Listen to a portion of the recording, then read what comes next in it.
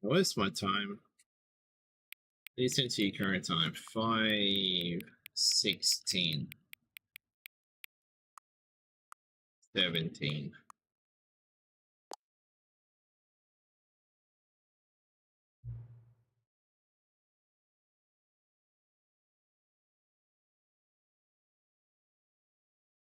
The game on Steam, there's no one. It's like one to do with like with an anime or like a Studio Ghibli one. I think it's Studio Ghibli.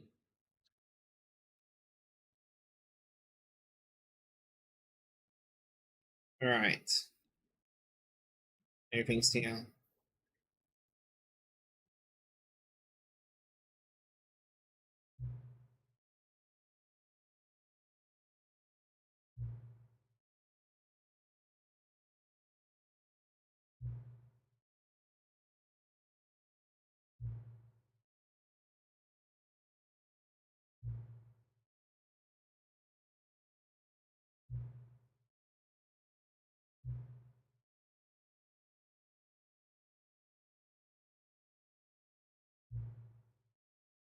Wait, you gonna play that game now?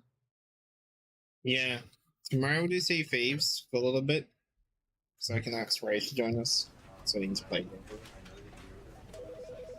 And then me and you can do some Sea Thieves after this. Play this for like an hour, okay? I have 2 hours until the end. Yeah, we'll watch some anime in an hour. I'm watching anime at the moment. What you watching? Why It's does his nobody Barbie. remember me in this world? This is the story of a man named Oh, it's the first Stanley. episode. Is the second one out?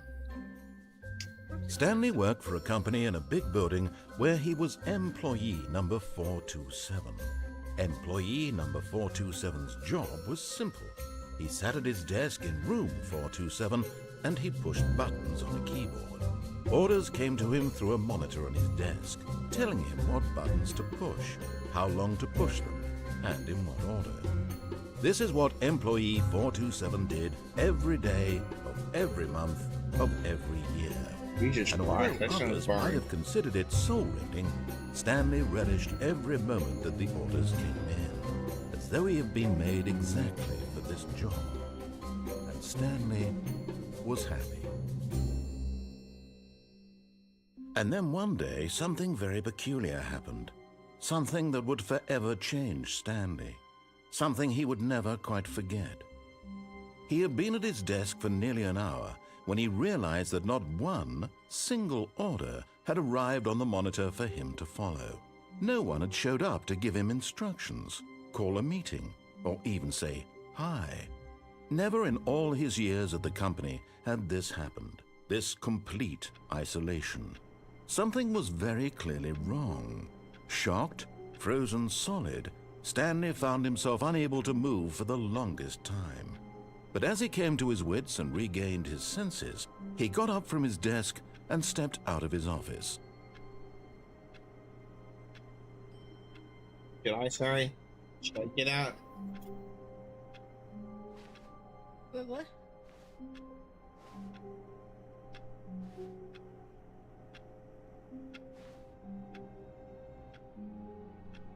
So the narrator tells you what to do, but you also don't have to listen to it. Pretty nice office though. It's nice and spacious. Though, like, the filing cabinet system is kind of weird. Why would it be like this? How efficient? Because look, the drawer that would hit the. That triggers me. You might scrape it, but like, that's just why. I feel like you could process this office up way better. This reminds me of the first one of the bedroom I used to have when I used to live in my old house. It was like tiny. It was like playing like Tetris. Love the cable management. Look at that. Yeah, that's a trip hazard right there.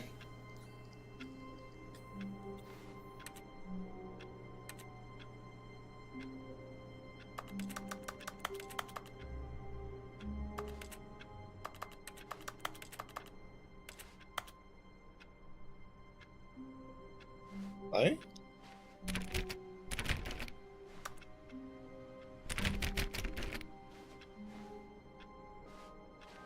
All of his co-workers were gone. What could it mean? Oh, please. Are you really just doing this for the achievement? Click a door 5 times. Is that all that you think an achievement is worth? No, no, no, no, no. I can't just give these merits away for such little effort. You A measly 5 clicks. Now suppose you were to click the door 20 times. I would say that's the kind of effort that warrants recognition. I have to say, I'm still not feeling the satisfaction Oh my of God. witnessing true effort for a noble cause. Perhaps 50 clicks will do it. Yes, almost certainly 50 clicks. Challenge accepted.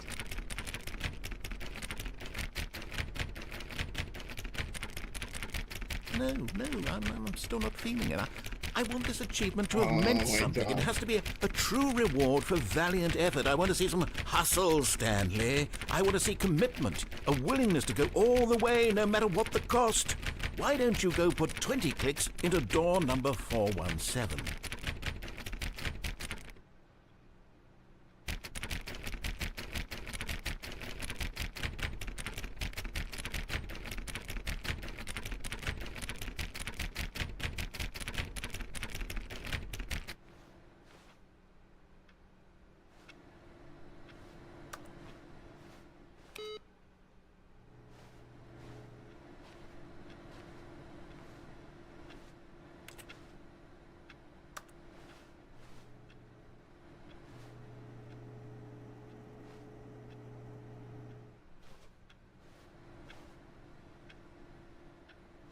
What's it say? I hate Monday.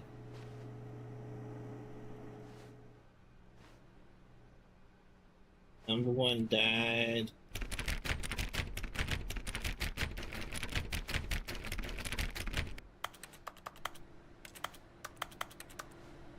Hello?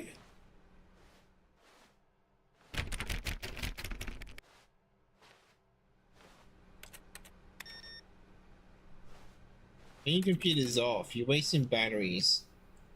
You farted. I did. I'm sorry.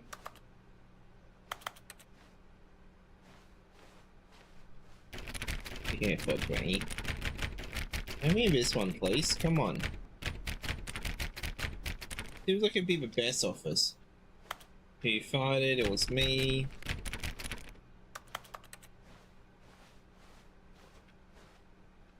Stanley clicked on literally every single door in the office. No, because he I doesn't pick up haven't. well on cues from his environment. This one opens.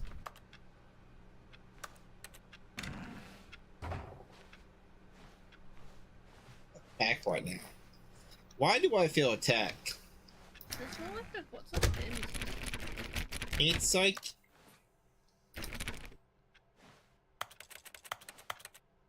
I don't know how to describe it, but honestly, you have my library, so you can play it when I'm off it. No, I don't. I have it plugged into your phone. I'll give you my library off the screen, so you can give it a go. Hello?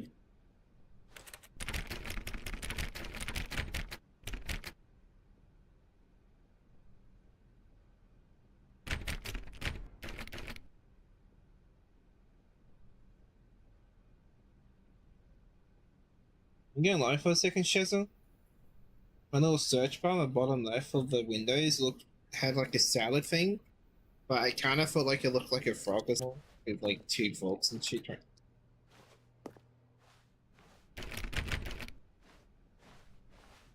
When Stanley came to a set of 2 open doors, he entered the door on his left. This was not the correct way to the meeting room, and Stanley knew it perfectly well. Perhaps he wanted to stop by the employee lounge first, just to admire it. Leave me in, mate. I got nothing. You don't need to worry about anything. I'm perfectly sane.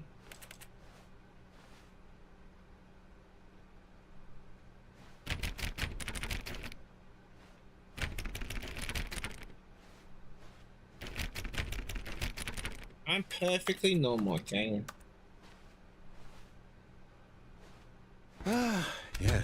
truly a room worth admiring. It had really been worth the detour after all, just to spend a few moments here in this immaculate, beautifully constructed room. Stanley simply stood here, drinking it all in.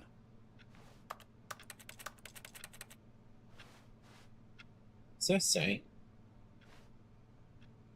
Yes, really, really worth it being here in the room. A room so utterly captivating that even though all your Yes. co-workers have mysteriously vanished, here you sit looking at these chairs and some paintings. Really worth What do you it. mean? What does the cup say? What? Something.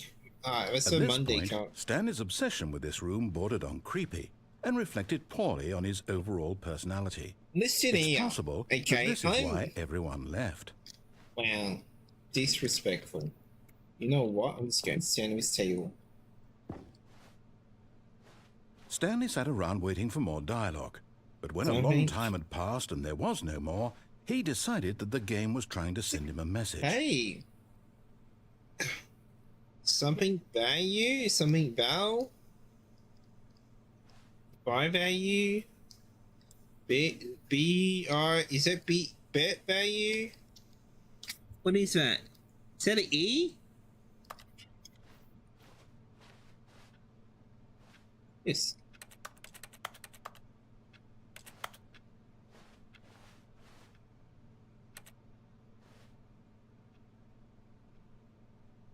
I can't read that. Down here. So he's farted. Try to see what that cup says. It triggers me. Okay. Be my Valentine. Okay, let's borrow.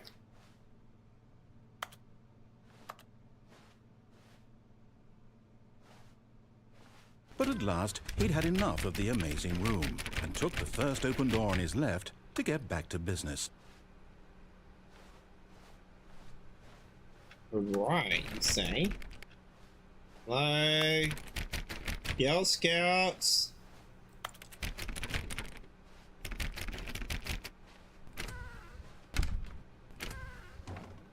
Stanley was so bad at following directions, it's incredible he wasn't fired years ago. Wow, I feel attacked right now. I do not appreciate this condescending words of yours.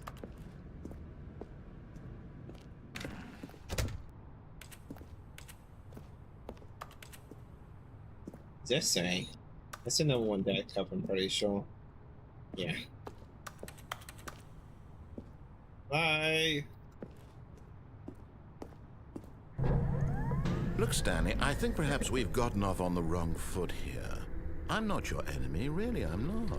I realize that investing your trust in someone else can be difficult, but the fact is that the story has been about nothing but you. But in his eagerness to prove that he is in control of the story and no one gets to tell him what to do, Stanley leapt from the platform and plunged to his death. Good job, Stanley. Everyone thinks you are very powerful. I am powerful.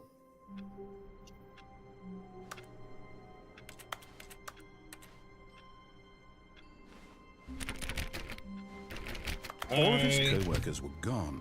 What could it mean? Stanley decided to go to the meeting room. Perhaps he had simply missed a memo.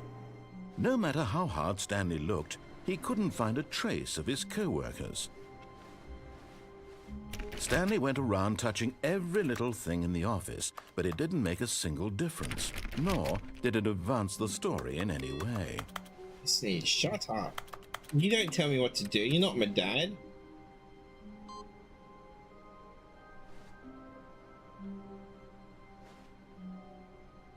Where?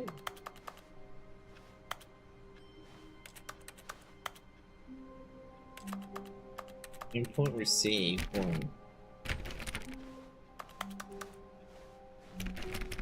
Stanley clicked on literally every single door in the office Hey. because he doesn't pick up well on cues from his environment. I don't. Okay, sometimes it could be unlocked and you can get loot. With loot, you can put When in. Stanley came to a set pocket. of 2 open doors, he entered the door on his left.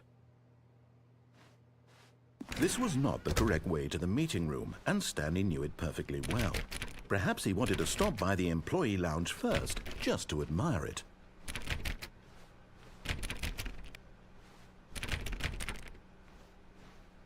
Wow. Yes, this room. What a beautiful room. What a gorgeous, I think he's gorgeous angry at me. room. Thank goodness Stanley had taken this, Yeah, but see you, eager to bye. get back to business, Stanley took the first open door on his left.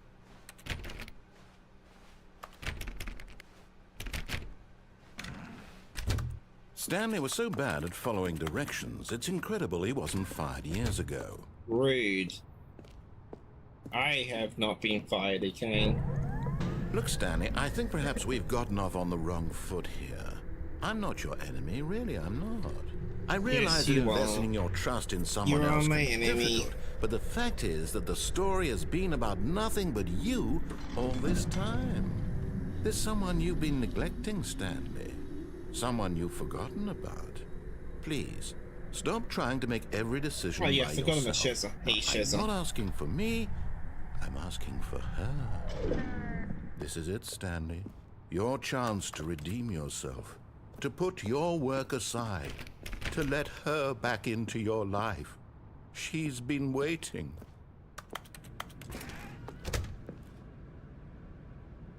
What do you mean? Hello?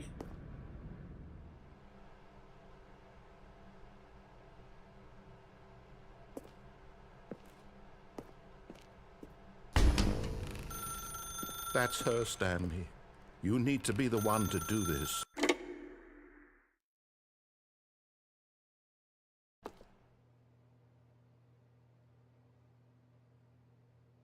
Oh, Stanley, is that you? Hold on, sweetie. Sorry to keep you waiting. I'm just pulling the bread out of the oven. All right. Okay, there we go. All right, now, I want you to come in and tell me all about your day. Gotcha. Oh, come on. Did you actually think you had a loving wife who'd want to commit their life to you? I'm trying to make a point here, Stanley. I'm trying to get you to see something. Come inside. Let me show you what's really going on here. Sorry, but you're in my story now.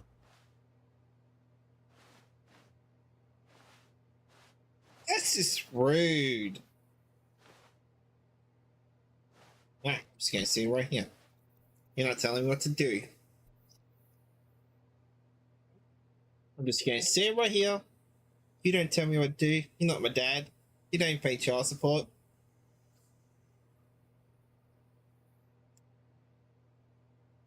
So how everyone's doing? You doing pretty good, Shazza? Yeah.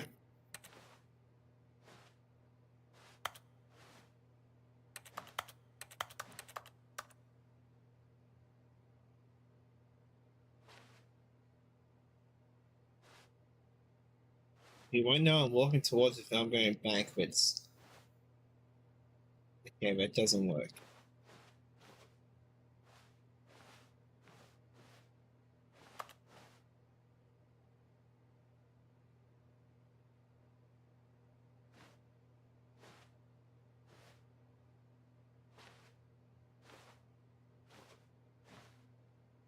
America, Canada, America, Canada, America. Canada?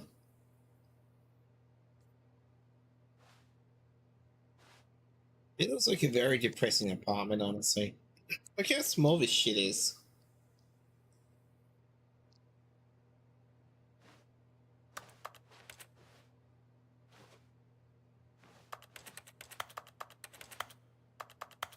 Well, we're gonna wait here for a couple of minutes, see what happens.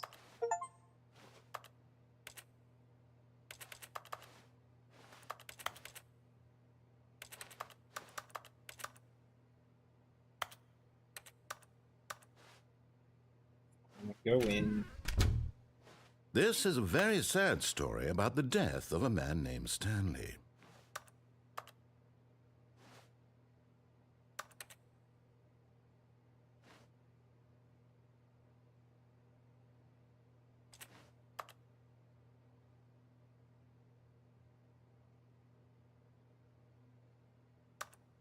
Hi, I'm not pressing that button. I'm not that dumb. What do you have in your fridge? Can I make a sandwich? This is a pretty depressing apartment, isn't it? At least you got the gaming, like, at least you have it, well, they have no console, so. I'm not pressing it, bro.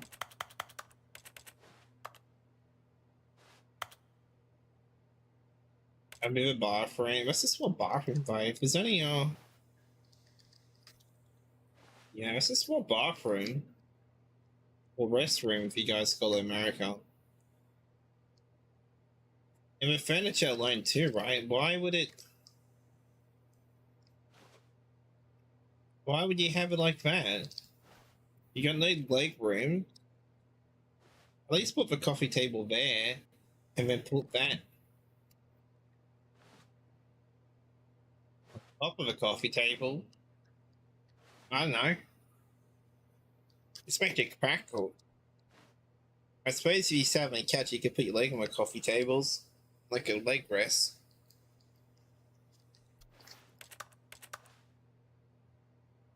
Not pressing it.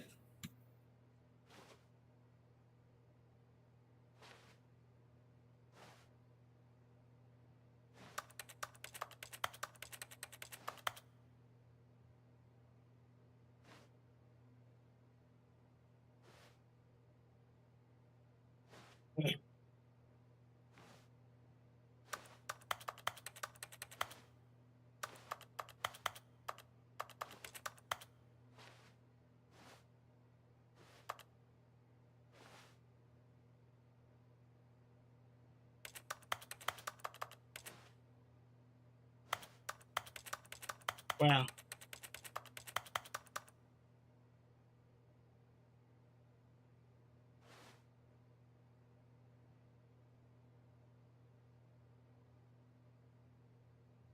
I wonder how long it'll actually get impatient if I don't press it.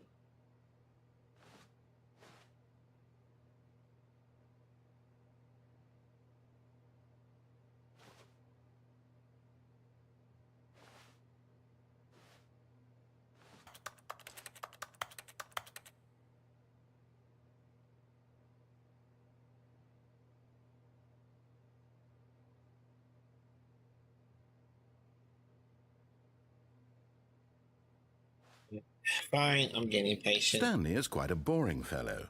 He has a job that demands nothing of him, and every button that he pushes is a reminder of the inconsequential nature of his existence. Build Redstone Island.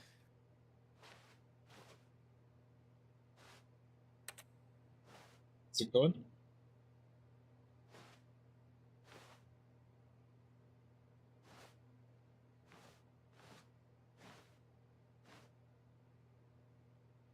Look at him there, pushing buttons, doing exactly what he's told to do. Now No, he's what? pushing a button. Now he's eating lunch. Now he's going home. Now he's coming back to work. One might even feel sorry for him, except that he's chosen this life. No, I'm not pressing T. You go bugger yourself. I'm doing nothing. I refuse to press the T. No, don't want the T. Keep the T to yourself. What game do you bought? I'm kind of curious. I bought it for the you know, the game pack that through a humble bundle. I got a whole bunch of different games. I didn't really want to buy it. I had a subscription, so it just went through my account last time I had it. So I got some free games that I probably won't play much.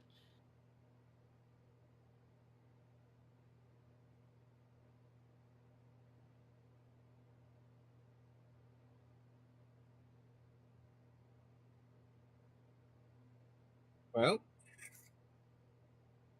suppose I should press the T. Fine, you win. But in his mind, he can go on fantastic adventures. From behind his desk, Stanley dreamed of wild expeditions into the unknown. fantastic discoveries of new lands. It was wonderful.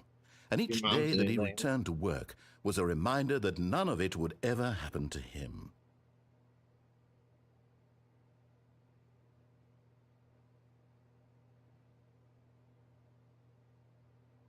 What's on TV? And so he began to fantasize about his own job. Oh, First, he God. imagined that one day while at work, he stepped up from his desk to realize that all of his co-workers, his boss, everyone in the building had suddenly vanished off the face of the earth. The thought excited him terribly. Alright, let's press P. So he went further. He imagined that he came to two open doors and that he could go through either. At last, choice. It barely even mattered what lay behind each door. The mere thought that his decisions would mean something was almost too wonderful to behold. As he wandered through this fantasy world, he began to fill it with many possible paths and destinations. Down one path lay an enormous round room with monitors and mind controls. And down another was a yellow line that weaved in many directions. And down another was a game with a baby. And he called it the Stanley Parable.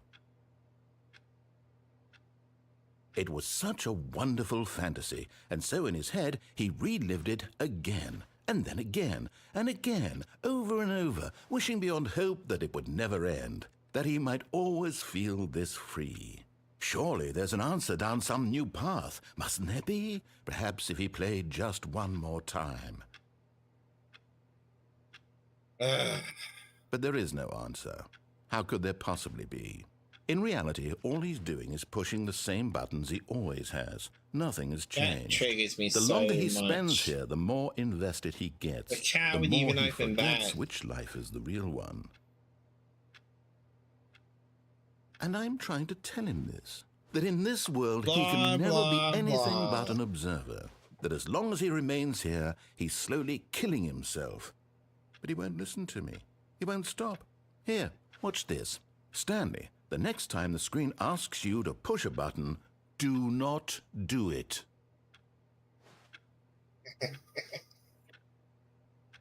Okay, I won't.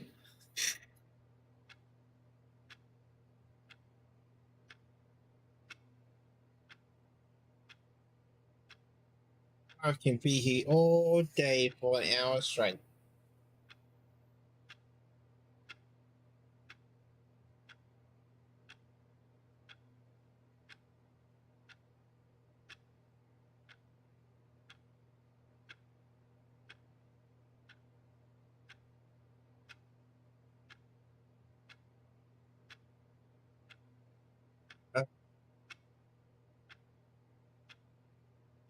What is the time?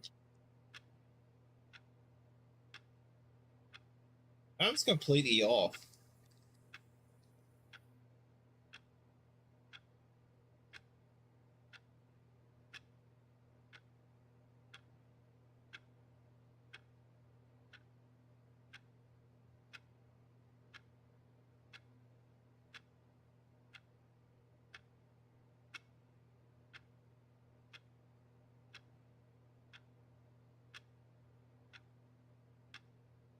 The big can move slowly. Oh. Is it moving?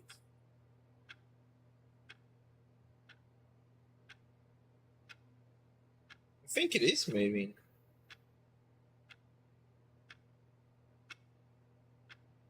It is. No? Am I tripping?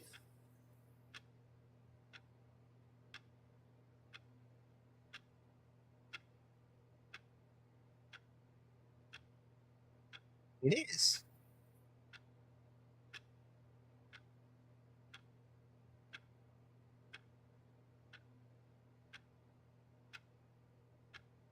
Fine, I press it. You see? Can he just not hear me? How can I tell him in a way that he'll understand that every second he remains here, he's electing to kill himself? How can I get him to see what I see? How can I make him look at himself? I suppose I can't, not in the way I want him to. But I don't make the rules. I simply play to my intended purpose, the same as Stanley. We're not so different, I suppose. I'll try once more to convey all this to him. I'm compelled to. I must. Perhaps, well, maybe this time he'll see. Maybe this time. And I tried again, and Stanley pushed a button. Sorry. And I tried That's again, mean. and Stanley pushed a button. And I tried. What is it? Me. Rude.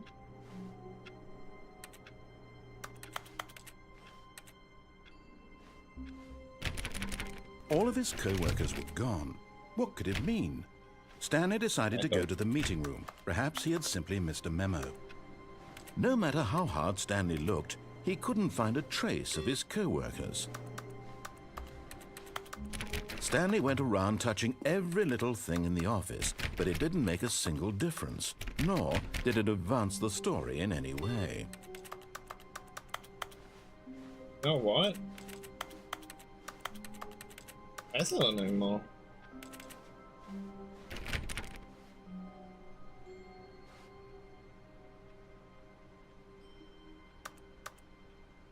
Stanley clicked on literally every single door in the office because he doesn't pick up well on cues from his environment.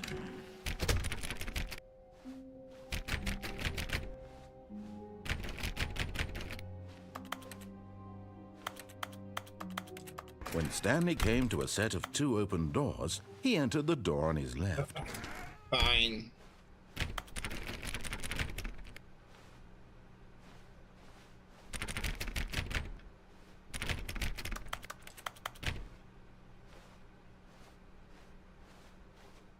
Yet there was not a single person here either.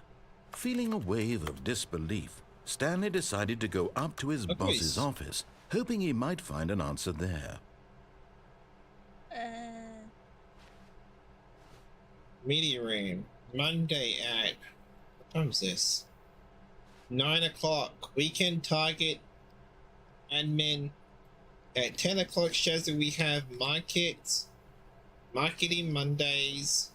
At 11 o'clock we have cross market. JS doesn't.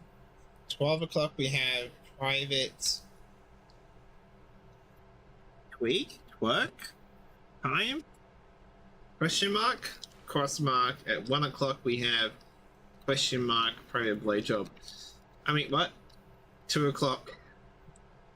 We got Grow 40x. What's 40x? At 3 o'clock we have Grow 45x. Then at 4 o'clock, this is... What is that? Something to smite? Smite? What's today? Today's Thursday. So what time is it? 5:50. So right now, we've honestly finished. There's like nothing to do at 5:50. Should be home by now.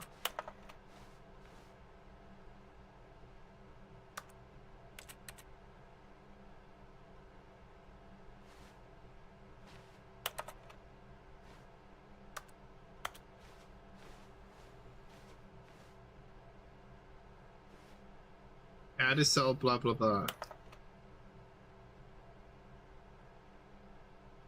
Make sure you're using slides for blah blah blah blah blah blah. Ensure the calm and productive work environment. Karen is unique and most of all of us.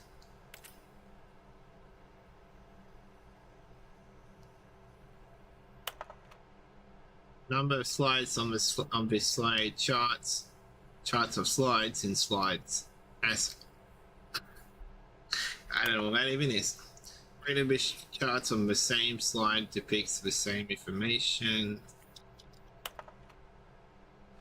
Rate increase of graph per slide. Please no more charts. Please beg a soft up. A boss appreciate minutes. Blah blah blah. Yeah, got it.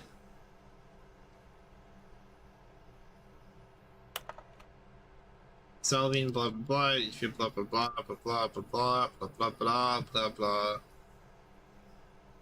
To satisfy two people, got it.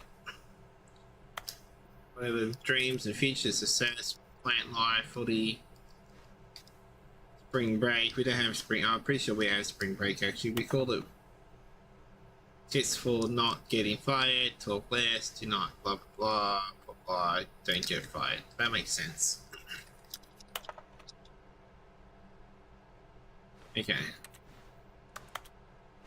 Does New Zealand have like a spring break?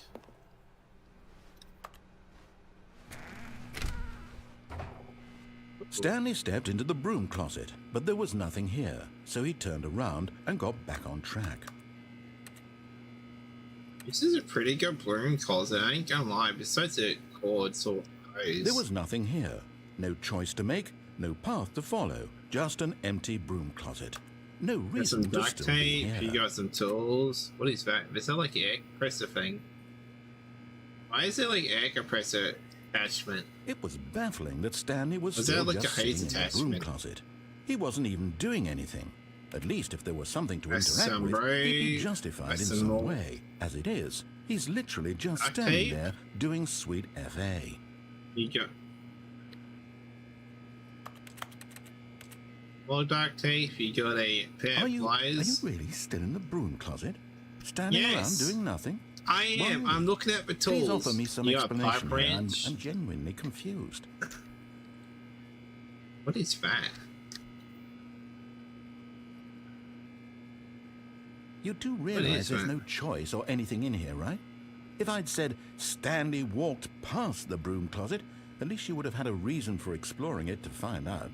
But it didn't even occur to me because literally I know what this that is, closet is of absolutely no that's like, significance to the story God, what's it called? whatsoever. Feel like it's like I a never pair would of have like thought to mention pincers. it.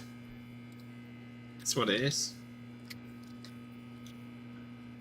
And you got a broom. You got Maybe this to is a you, this is somehow its own branching path. Maybe when you go talk about this with your friends, you'll say, "Oh, did you get the broom closet ending? The broom closet ending was my favourite." all I right. hope your friends find this concern. Look, I'm just trying to talk about this bucket, okay? We don't have this buckets like where we live. I Stanley don't was think fat she's and a- ugly and really, really stupid. He probably only Wow. got the job because of a family Wow, connection. That's how fuck stupid he you. is. That or with drug money. Also, Stanley is addicted to drugs and hookers. No, fine, fuck you. You can't. Go suck a dick. Coming to a staircase, Stanley walked upstairs to his boss's office. I was gonna say we don't have them kind of buckets in a mop.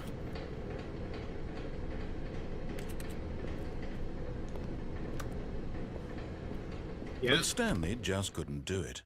He considered the possibility of facing his boss, admitting he had left his What? post during work hours. He might be fired Oh, for that. so And in that's such how a they got in. competitive economy, why had he taken that risk?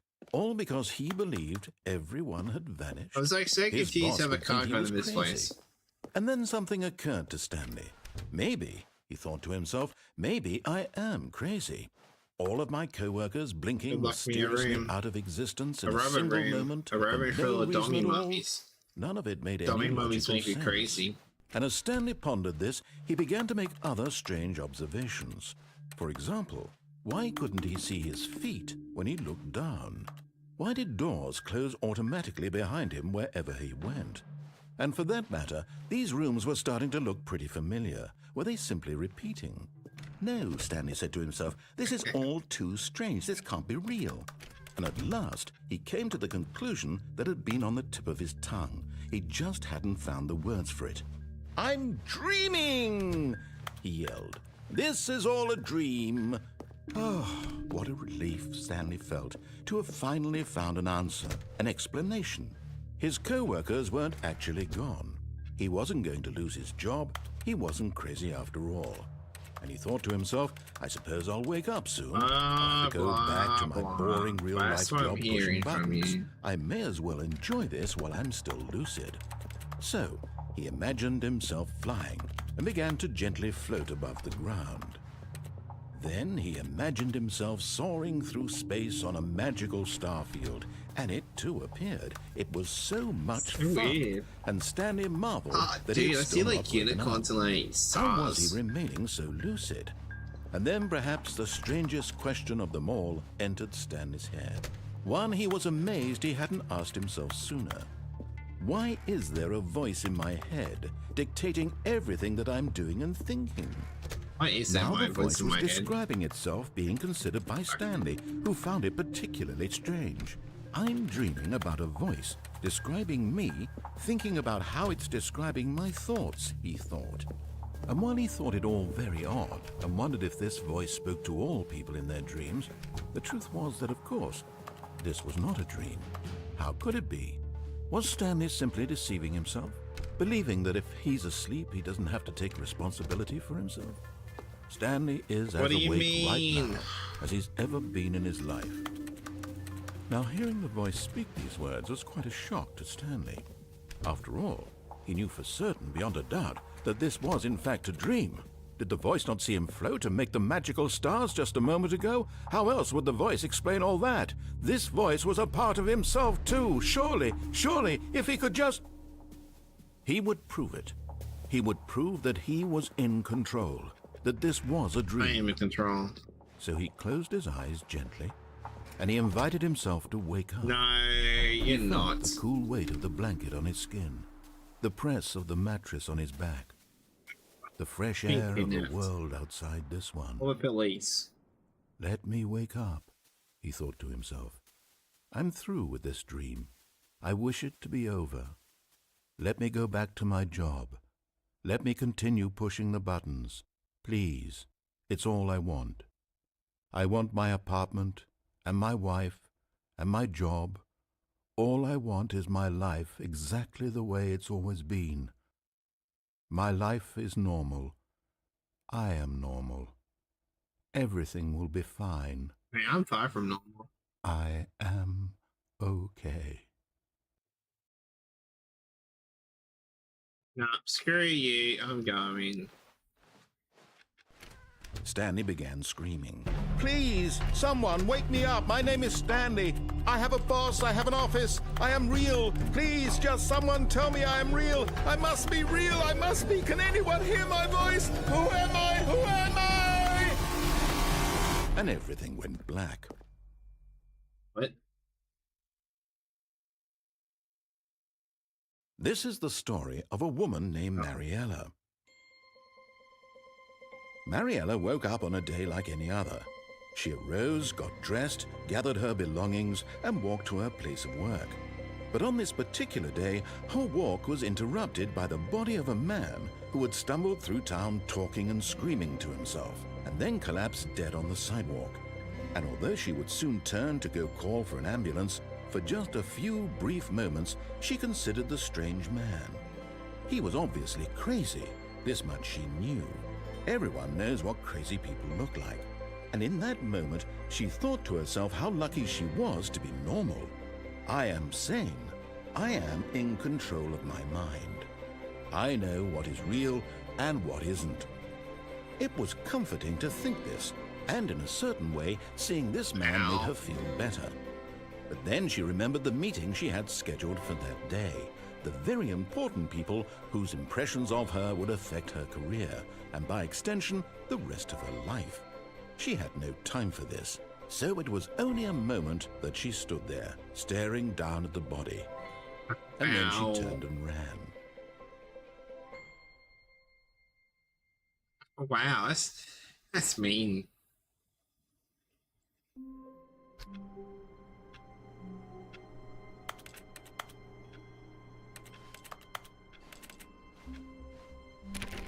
All of his co-workers were gone. What could it mean? Stanley decided to go to the meeting room. Perhaps he had simply missed a memo. No matter how hard Stanley looked, he couldn't find a trace of his co-workers. Stanley went around touching every little thing in the office, but it didn't make a single difference. You know what? It Nor does, did it okay. advance the story in any way. It will, trust me. You click everything, you'll find something secret. It's always the case.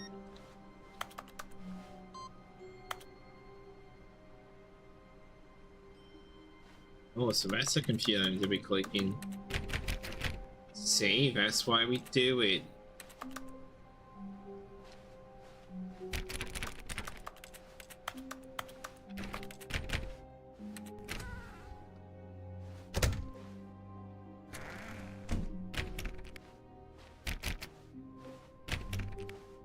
When Stanley came to a set of 2 open doors, he entered the door on his left. This was not the correct way to the meeting room, and Stanley knew it perfectly well. Perhaps he wanted to stop by the employee lounge first, just to admire it. A pretty good room. The lounge was sublime, a work of art. What was it about this room that called so deeply and so personally to Stanley? Its grace? Its subtle charm? No. Stanley knew it was something deeper, something darker. The coffee. Discrimination. Yes, really, really worth it being here in the room. A It is. room Look at that so picture. utterly captivating that even though all your co-workers have mysteriously vanished, And here this you sit picture. looking at these chairs and some paintings. Really worth it. Yeah, look at this picture. That's actually a pretty cool picture. This At this point, Stanley's is a picture of a obsession with this submarine, room but you bordered on can't creepy see it. and reflected poorly on his overall personality. wow. It's possible, Fuck but you. at last he'd had enough of the amazing room and took the first open door on his left to get back to business.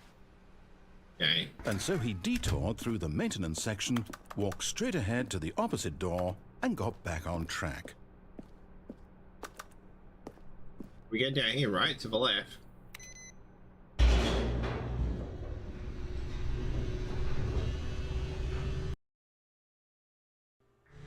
But Stanley didn't want to go back to the office.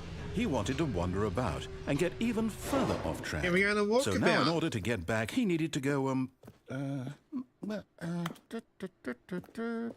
from here, it's, left.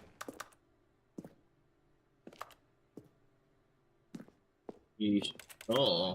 Oh, no, it's to the right, my mistake.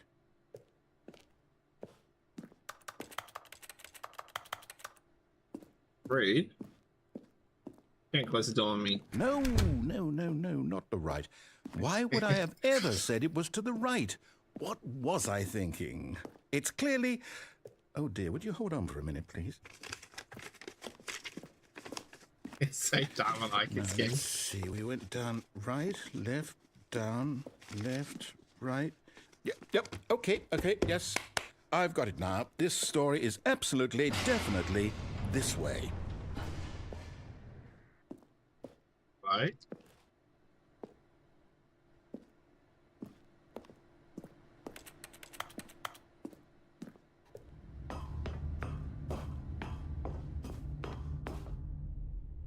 Oh. No.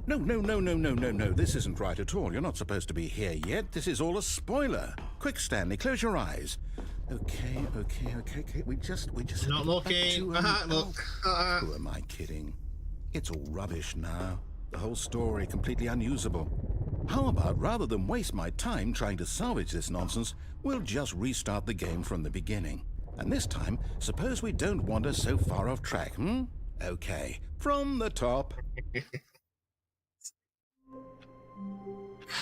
Alright, you know what? Beep bop beep. All of his co-workers were gone. What Yeah. could it mean? Stanley decided to go to the meeting room. Perhaps he had simply missed a memo. What? That doesn't...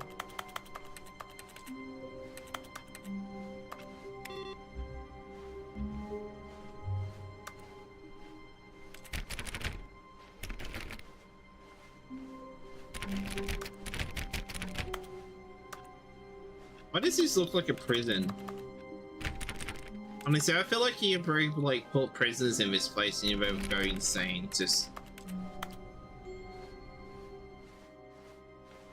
When Stanley... Wait, what? No, I restarted. I swear, I definitely restarted the game over, completely fresh. Oh. Everything should be... Oh, did something change? Stanley, Did you change anything when we were back in that room with all the monitors? Did you move the story somewhere or... Hold on. Why am I asking you? I'm the one who wrote the story. It was right here just a minute ago. I know for sure that it's here somewhere. Okay, then. It's an adventure. Come, Stanley. Let's find the Alright, story. Shazam. What door?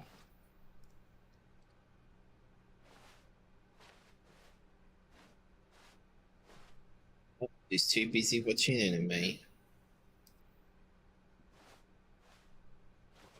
This one. This one.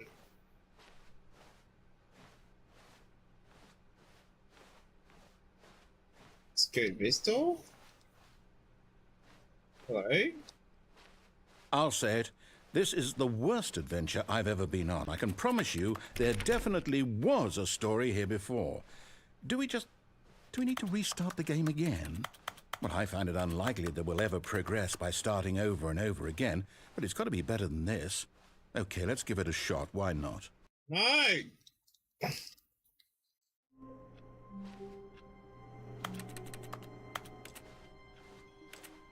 All of his co-workers were gone.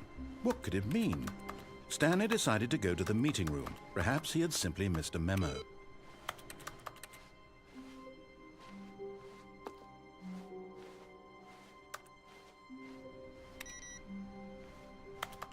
Ooh.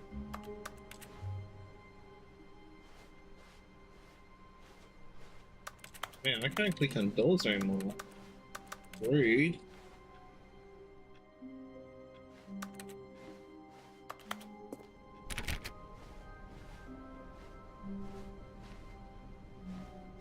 Okay, yep, it's worse. I might be remembering this wrong. It's possible the story is back where we just came from. Why don't we go back the other direction and see if we missed anything? Okay, let's go.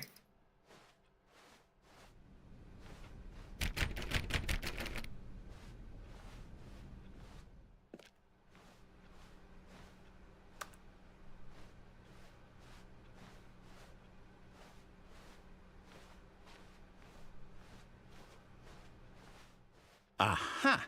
I knew we'd missed something. The story. Here it comes. No, wait, never mind. Not the story. Okay, let's head back the other way and retrace our steps. You know what? Okay. Oh. Hello. Now this... Well, I'll be honest, I don't recognize this place at all. Is this the story? I don't think so. I can't quite recall, but I believe my story took place in an office building. Is that correct? Do you remember, Stanley? Well, do you know No. what? Since I I've think it's completely perfectly forgotten what normal. we were supposed to be doing, how about this? You win! Congratulations! Yay, I did I know it. you put in a lot of hard work, and it really paid off. So, I good did it. job. Proud of me, chat. Oh, no. No, I don't feel right about this at all. We both know you didn't put in any actual work for that win. Wow. Some people win fair and square, and this was not one of those situations. Hmm. Okay? I'm getting weirded out by whatever this place is. I don't care what might happen this time. I have to restart. What do you mean it's a nice little flip over? I could have redone it. Remodel it.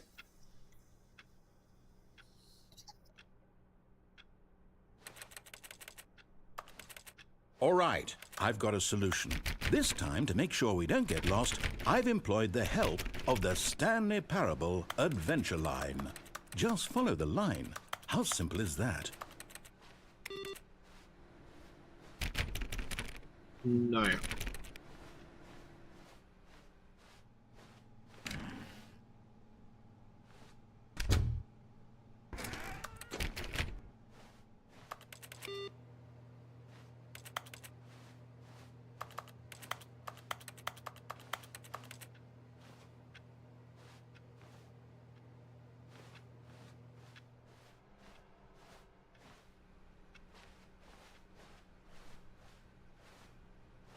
No, I'm down. We're leaving it up to the line from now on.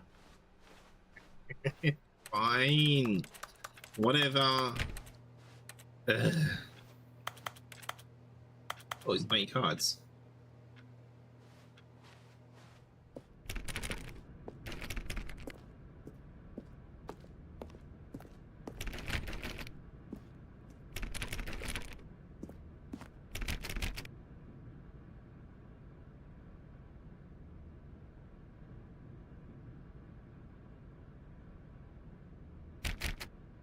You see, the line knows where the story is. It's over in this direction.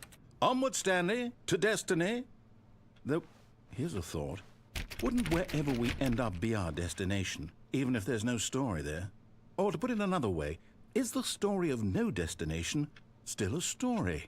Simply by the act of moving forward, are we implying a journey such that a destination is inevitably conjured into being via the very manifestation of the nature of life itself? Okay, Stanley, I need to follow this train of thought for a minute. Just stick with me. Oh my gosh. Now, we can both agree that the nature of existence is in fact a byproduct of one's subjective experience of that existence, right? Okay. Now, if my experience of your existence rests inside of your subjective experience of this office, is this office, in fact, the skeleton of my own relative experiential mental subjective construct? Whoa. Hang on. That got a bit weird back there. Well, I'd like to apologize. Not sure where I was going with all that. You know what? I think what we need right now is a bit of music to lighten the mood.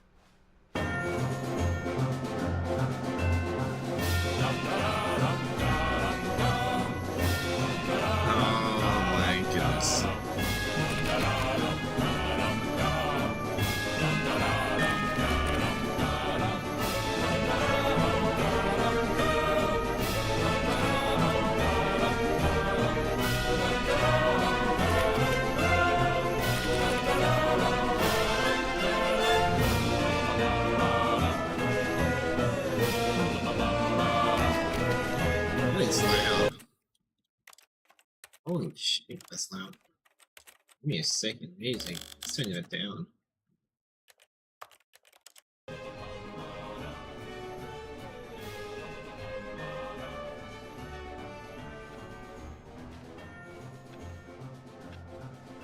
Alright, we go further line.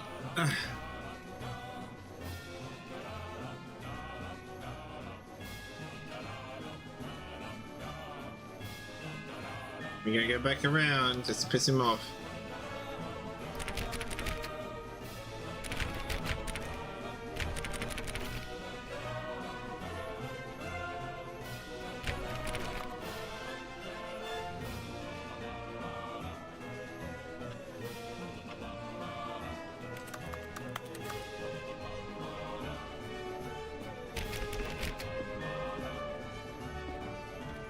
Yeah.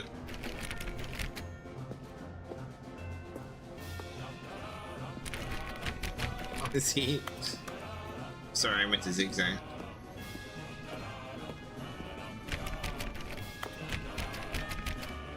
Round.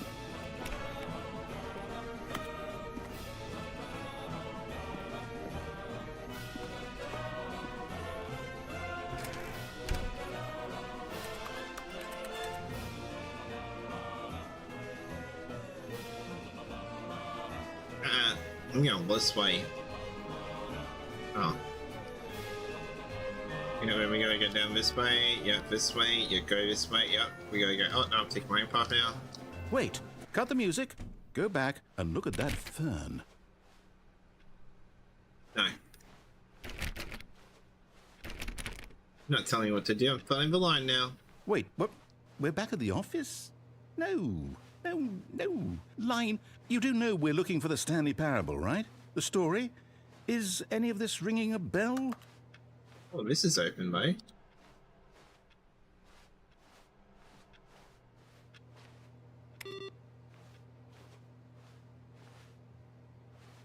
There?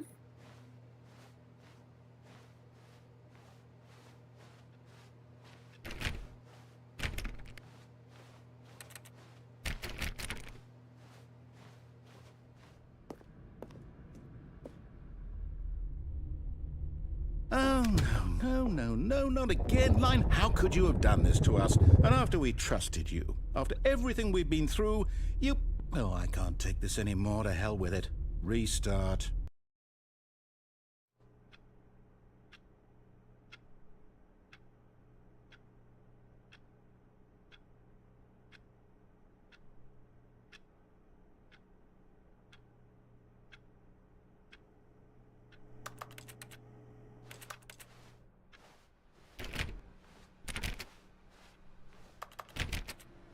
You know what, Stanley?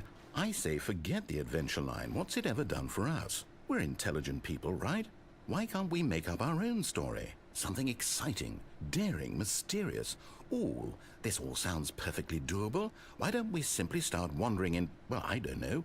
How about this direction?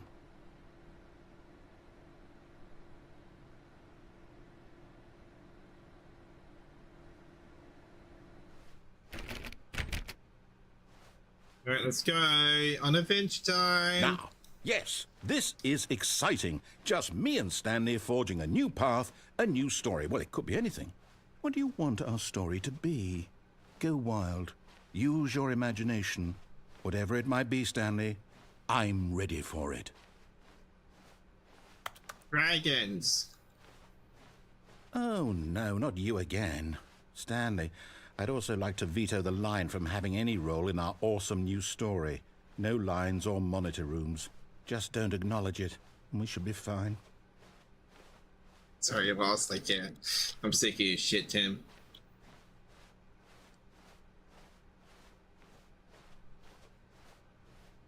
Ah, a choice. We get to make a decision. From here, the story is in our control. How important we mustn't squander the opportunity. In fact, I believe I need a minute to think here. Just walk in circles for a minute. Okay, so I know that each door has to lead somewhere, which means that somewhere, the place where we're trying to go, there must be a reverse door that leads here. And that in turn means that our destination corresponds with the counter-inverted reverse my brain door's works, origin. honestly. So starting from the right, let us ask, will taking the right door lead us to Very where we're conflicted going? against each other. And since the answer is clearly yes, then by all accounts, the door on the right is the correct He one. wants to be organized Another and victory for like logic. logical, but then he wants to Come, be Stanley, chaos and our conflicting. destiny awaits.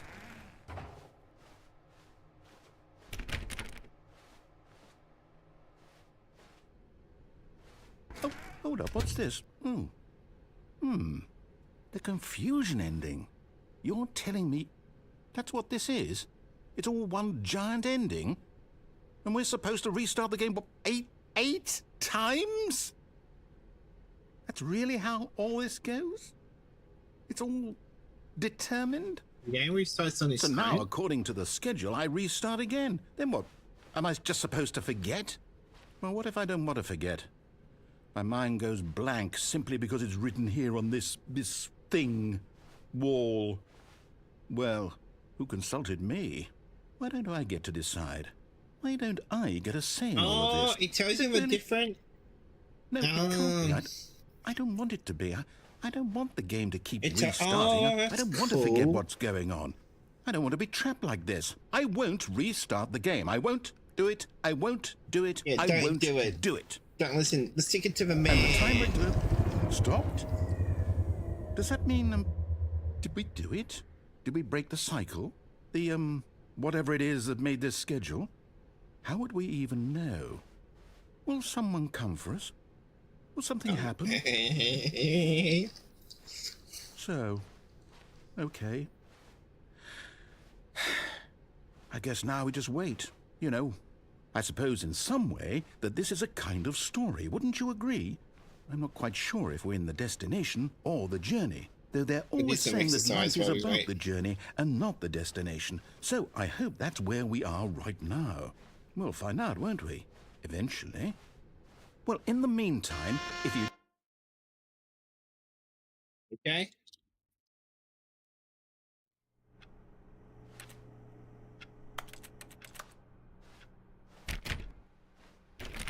All of his co-workers were gone. What could it mean? Stanley decided to go to the meeting room. Perhaps he had simply missed a memo. No matter how hard Stanley looked, Stanley went around touching every little thing in the office, but it didn't make a single difference, nor did it advance the story in any way. No, don't tell me what to do.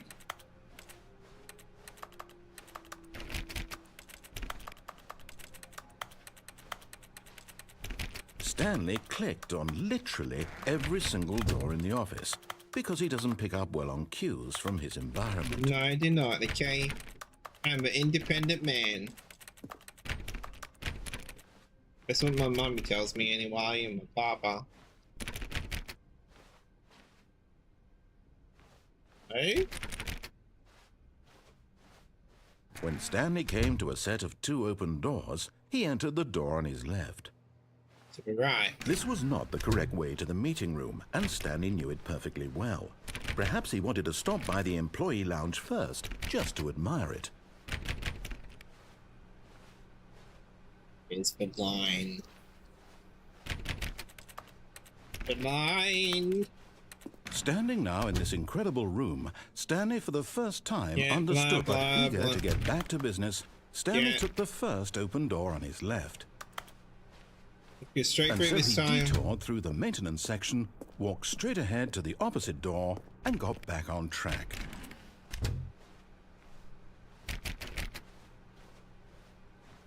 Yet there was not a single person here either. Feeling a wave of disbelief, Stanley decided to go up. Oh no, no, not again. I won't be part of this. I'm not going to encourage you. I'm not going to say anything at all. I'm just going to be patient and wait for you to finish Right, whatever say- it is you enjoy doing so Yes. much in this room. Please take your time. I will go to the restroom. I will be back. So I'm just gonna leave the game and meet my mic.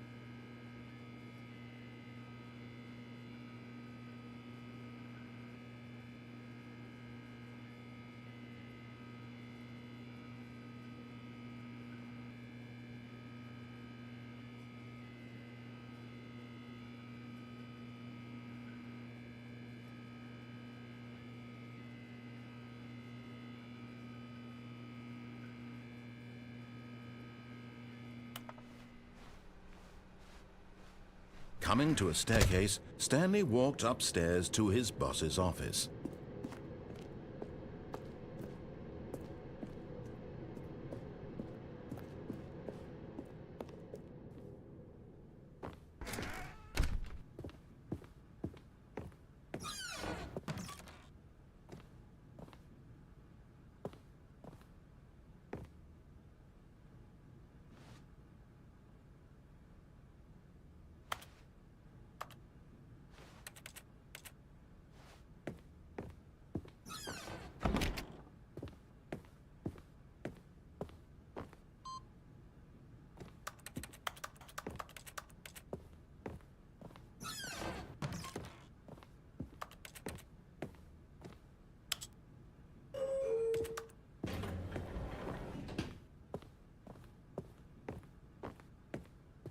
Stepping into his manager's office, Stanley was once again stunned to discover not an indication of any human life. Shocked, unraveled, Stanley wondered in disbelief who orchestrated this, what dark secret was being held from him. What he could not have known was that the keypad behind the boss's desk guarded the terrible truth that his boss had been keeping from him. And so the boss had assigned it an extra secret PIN number, 2845. But of course, Stanley couldn't possibly have known this.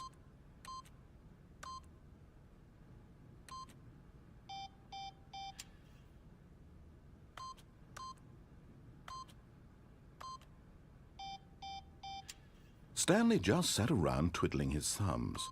Trying to input anything on the device was useless, since he could never possibly know that the combination was 2845.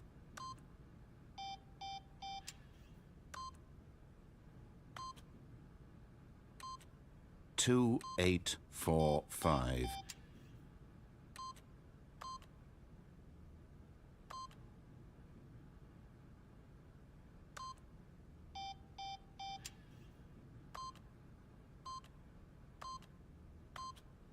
Yet incredibly, by simply pushing random buttons on the keypad, Stanley happened to input the correct code by sheer luck. Amazing. He stepped into the newly opened passageway.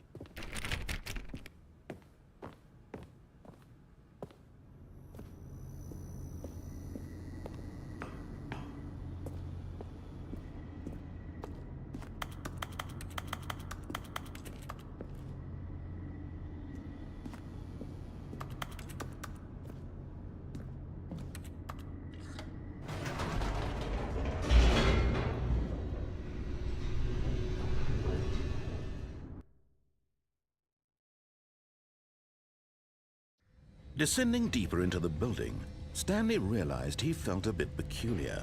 It was a stirring of emotion in his chest, as though he felt more free to think for himself, to question the nature of his job. Why did he feel this now, when for years it had never occurred to him? This question would not go unanswered for long. Whoops, nope, never mind. Stanley actually got back into the elevator and went back up. Silly me. Why did Stanley do that when he knew that it would just lead back to his boss's office? Well, that's a great question. I just can't wait to find out.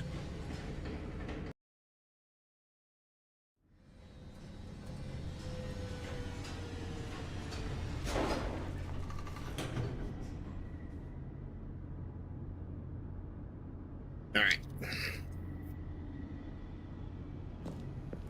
Go. See ya. Don't wanna be ya. Here we are, Stanley. It's your boss's office. Exactly the way it was before you got onto the elevator. It's still just exactly what it is. What a decision you've made to come up here and look at the office again. This has fleshed out the plot of the story in new and fascinating ways I could have never anticipated. It's that keen eye for storytelling that you have. It An is. incisive rapid fire of critical plot points, one after the other, weaving a rich tapestry of uncompromising narrative. Wow. I'm bolted to the edge of my seat. You should be. I'm an exciting storyteller. Incredible. Now he's getting back into the elevator and going down again. Ladies and gentlemen, how does he keep coming up with all of this? Very fucking stupid. Surely this time Stanley will walk forward into the spooky corridor, won't he? Hey. Did you think we were going to go forward down the spooky corridor? No. It's time once again to go back up in the elevator. I can't even begin to grapple with what might be up there. Is it the boss's office again? Or what if it's the boss's office this time? The suspense is killing me. It's not gonna be boss's office. Bet you right now.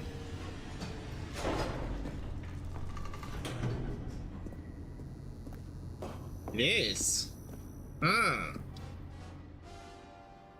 Oh my God. It's the boss's office. This absolutely changes everything for me. Give me a timeout here for a minute while I process this.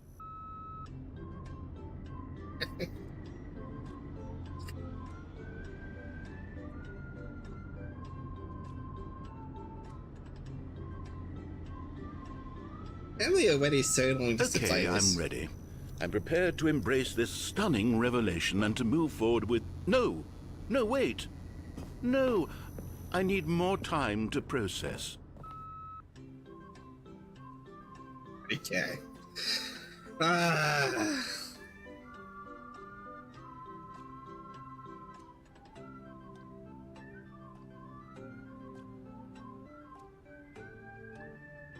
This is amazing. All right. I have fully come to terms with it. I have made space in my worldview for this astonishing new reality. As before, I turn to your expert eye for gripping narrative, Master Stanley. Alright, you know what? We'll go down one more time. Of course. Going back down in the elevator. How did I not anticipate it? I mean, sure, now it's obvious, but you have to understand that 30 seconds ago, this kind of thing had never been attempted before. I had no frame of reference to even anticipate it. That's just how revelatory Stanley's decision-making is. A breath of fresh air in a landscape of storytelling that has grown stale and repetitive.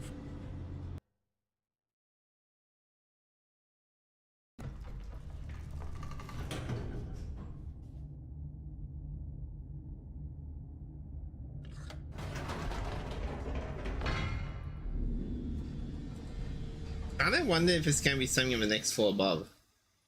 Like it changes. I'm kind of curious. You know what? I've just thought of something. Hold on, let's stop for a moment.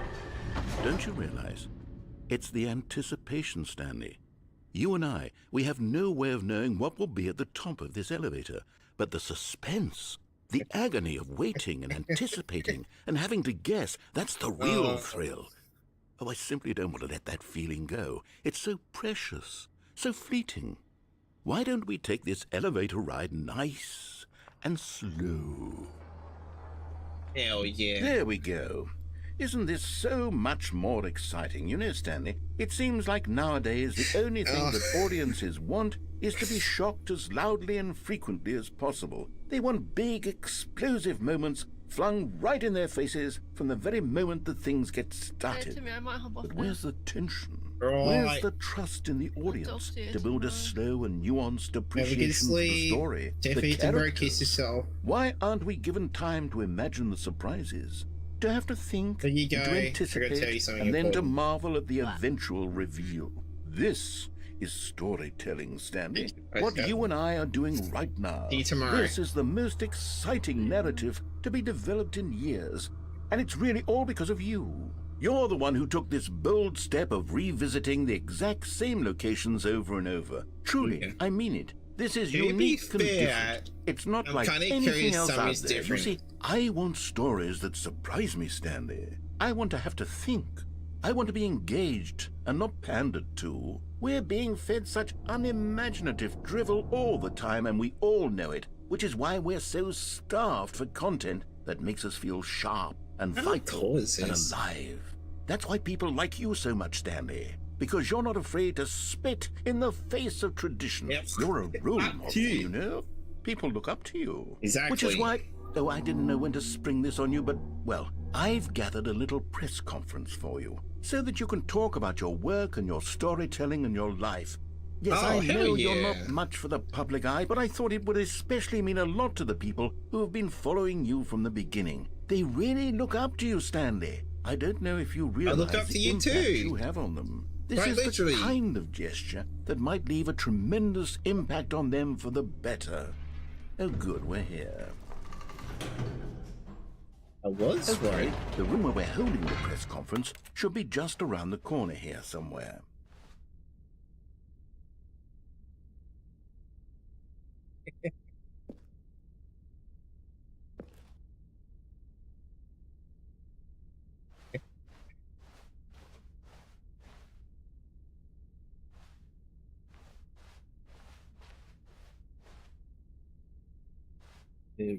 Ah, yes, here it is, just through this door.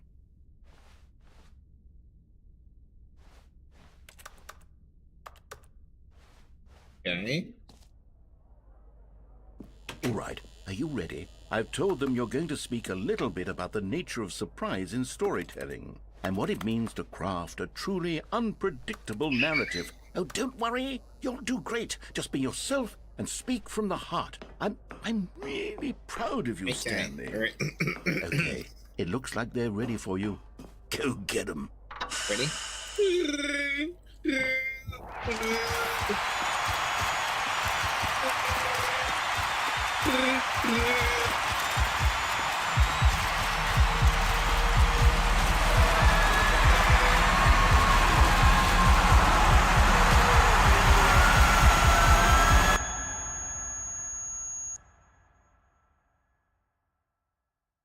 This.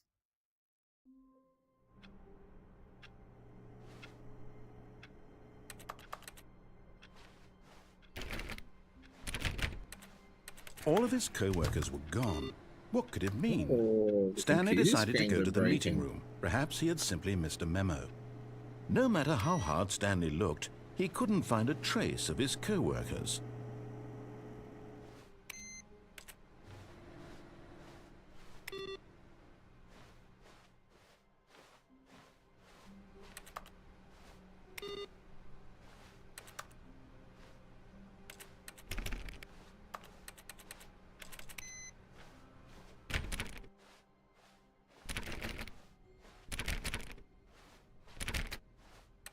When Stanley came to a set of 2 open doors, he No, entered we the gotta door go on his left. left. This was not the correct way to the meeting room, and Stanley knew it perfectly well. Perhaps he wanted to stop by the employee lounge first, just to admire it. Stanley felt lightheaded, butterflies in his stomach. But eager to get back to business, Stanley took the first open door on his left.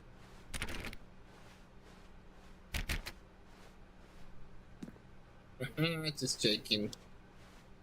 And so he detoured through the maintenance section, walked straight ahead to the opposite door, and got Yep. back on track. Yet there was not a single person here either. Feeling a wave of disbelief, Stanley decided to go up to his boss's office, hoping he might find an answer there. My door! Fine. Whatever. Coming to a staircase, Stanley walked upstairs to his boss's office. Know what I'm going here.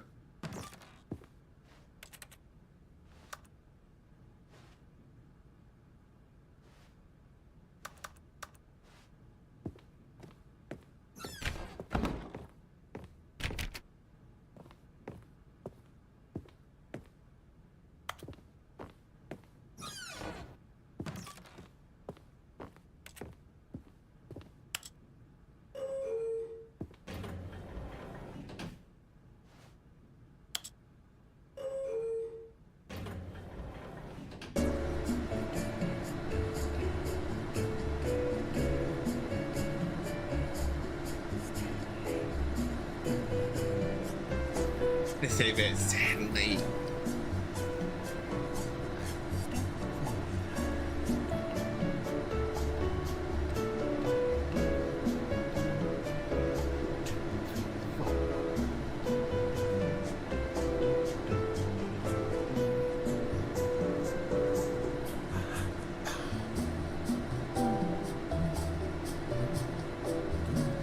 How tall is this?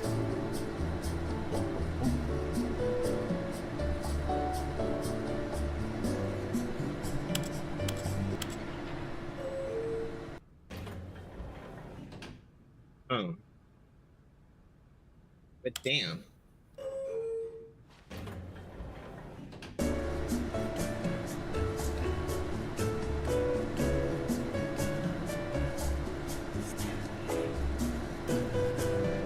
This is so dumb.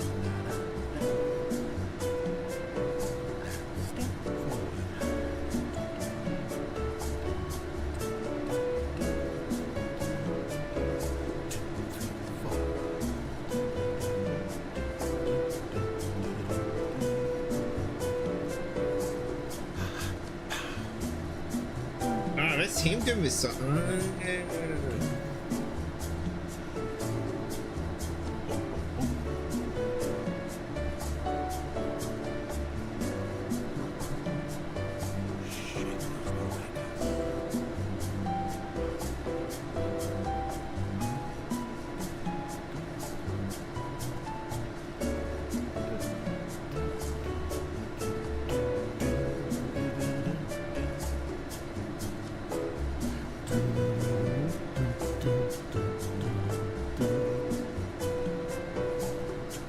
This is a pretty nice ride.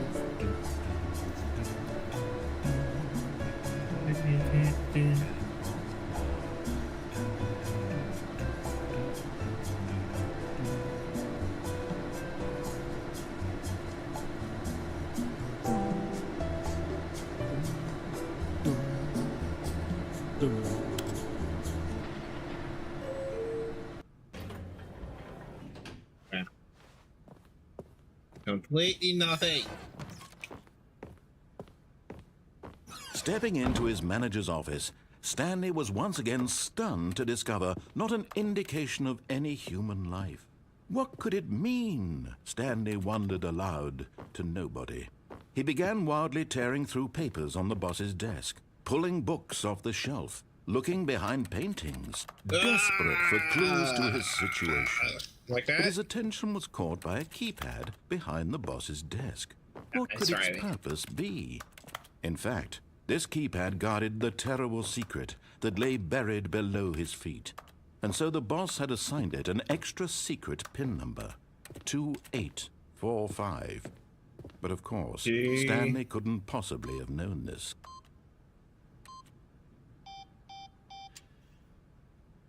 No, that's not right. Okay, is it 4? Stanley just Right. sat around twiddling his thumbs.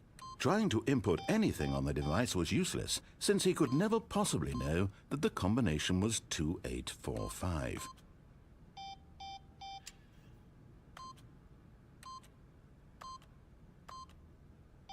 Two, 845. Oh, 1785. Got it. That 9876. Forgot, six. but it turns out that the panel's emergency override kicked in, and the door just opened all by itself. And Stanley got the hell along with the story. Well, whoop-de-doo.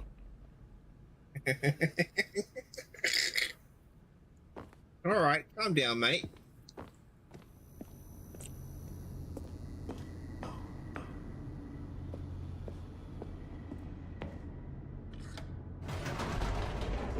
I wonder if it's gonna make me bad. I can't go up now.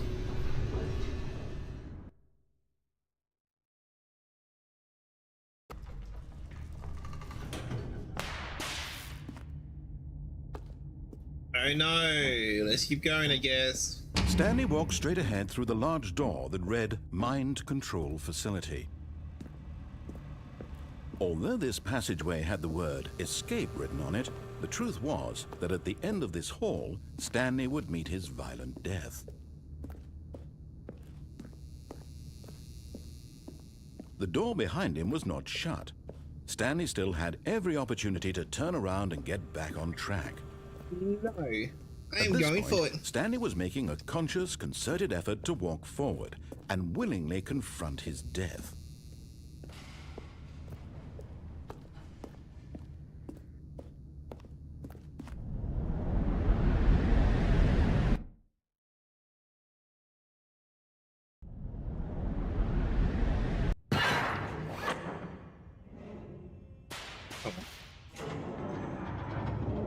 As the machine whirred into motion and Stanley was inched closer and closer to his demise, he reflected that his life had been of no consequence whatsoever.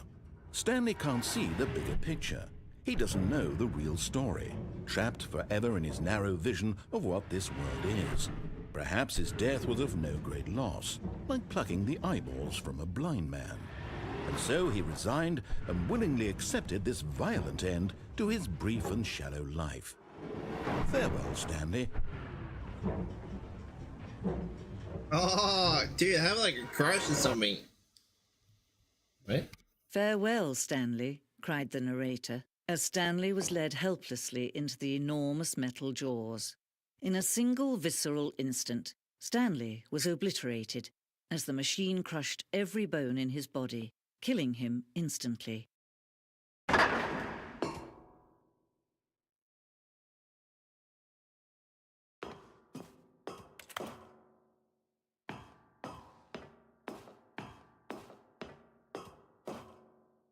And yet it would be just a few minutes before Stanley would restart the game, back in his office, as alive as ever.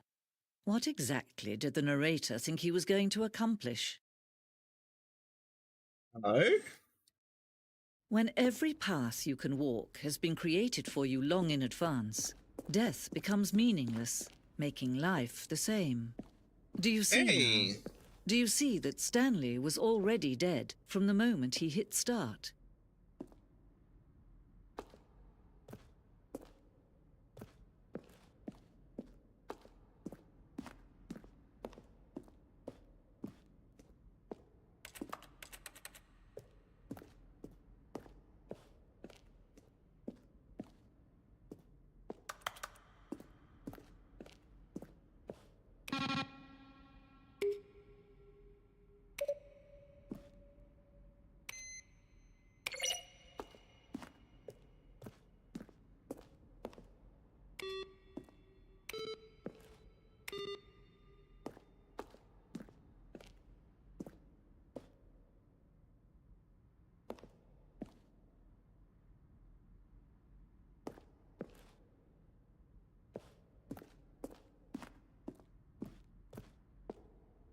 What?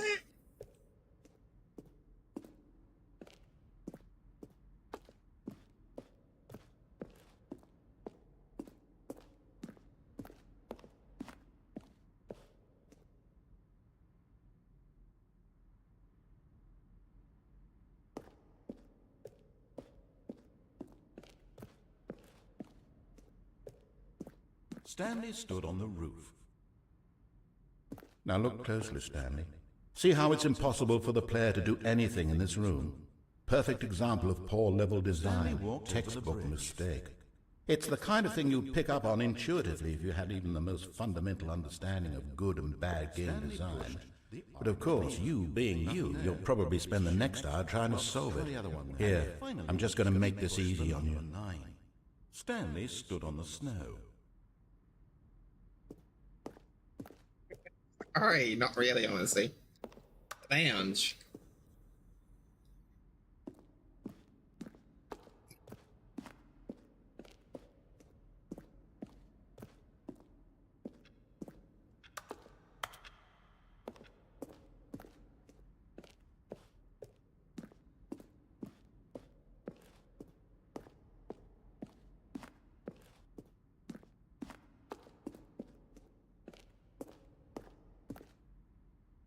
What zone?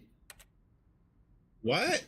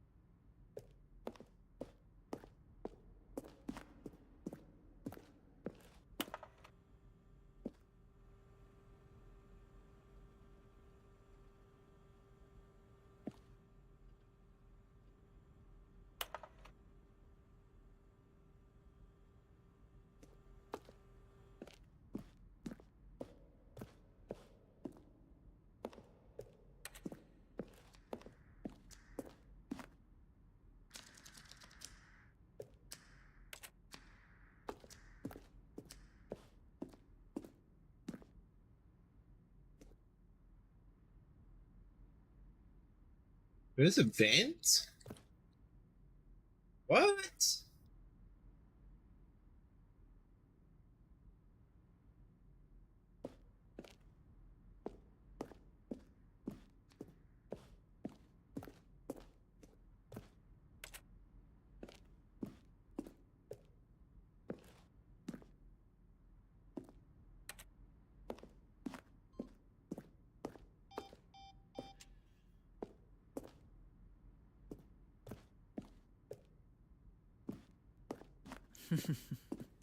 Oh, look at these two. How they wish to destroy one another.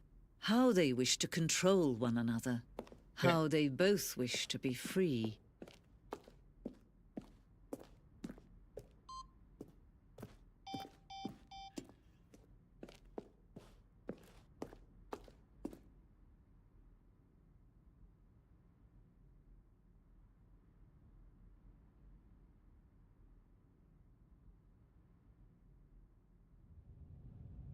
Can you see? Can you see how much they need one another? No, perhaps not. Sometimes these things cannot be seen. But listen to me. You can still save these two. You can stop the program before they both fail. Push escape and press quit. There's no other way to beat this game. As long as you tell move me forward, what to you'll be do. walking someone else's path. Stop now and it'll be your only true choice. Whatever you do, choose it. Don't let time choose for you. Don't let... No.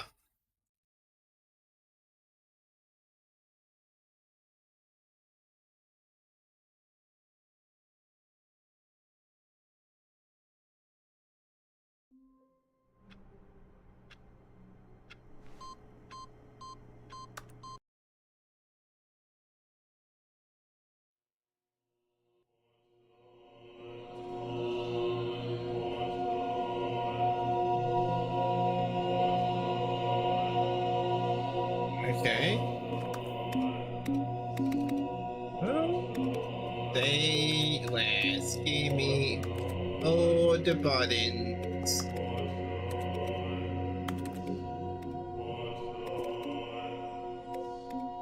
Button.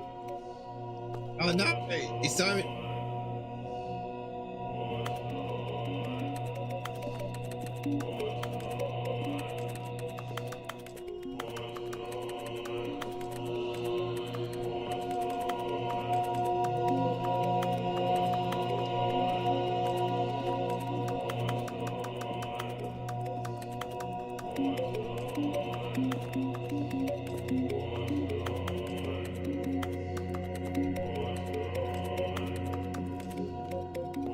Hey, donkey.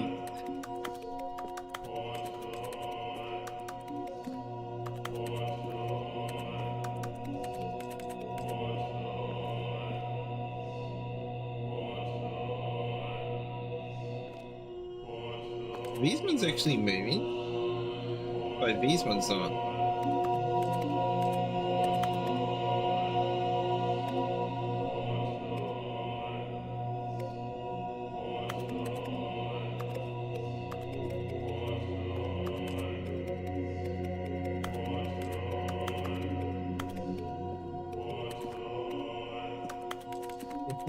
Very dumb.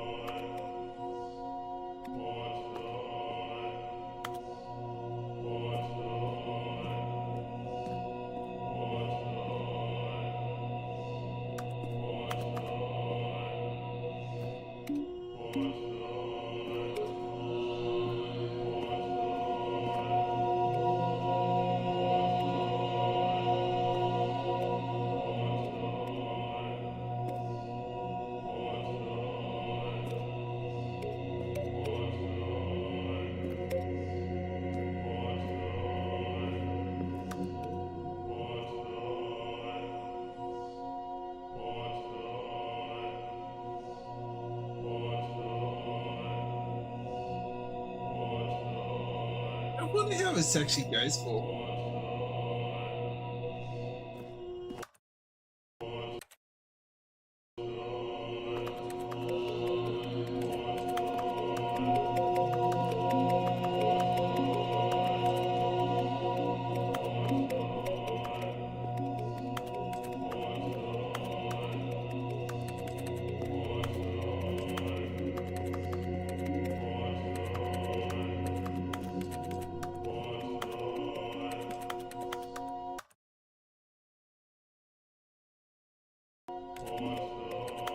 Me? Did you enjoy me again?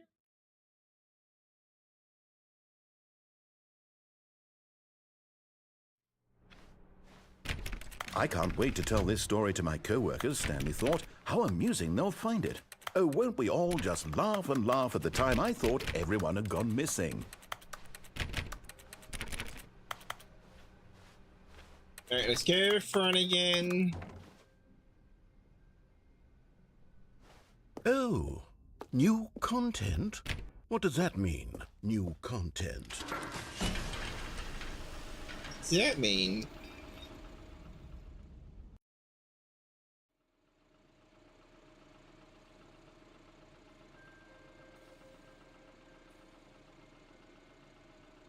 Hello, and thank you for playing The Stanley Parable Ultra Deluxe. As you may know, The Stanley Parable was a video game released in 2013 on home computers. After receiving critical and commercial success, it was expanded upon in 2022 with The Stanley Parable Ultra Deluxe, a reimagining of the game for consoles and home computers. Cool. The Stanley Parable Ultra Deluxe features exciting new content that broadens and expands the world of the Stanley Parable, delighting audiences the world over. Please, step inside and see what thrilling new adventures await in The Stanley Parable Ultra Deluxe. Oh, well, this sounds delightful. I'm very excited to see the thrilling new Ultra Deluxe content. Okay, so far it's an elevator. Nothing special yet, but I'm sure it's just the beginning of a mesmerizing adventure.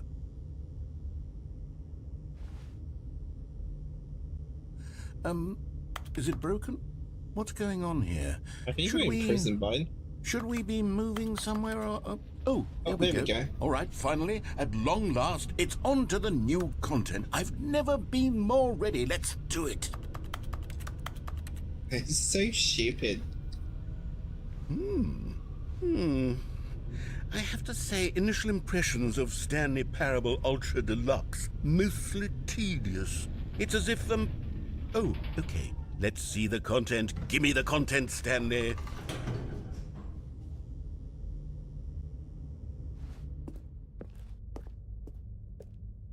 All right.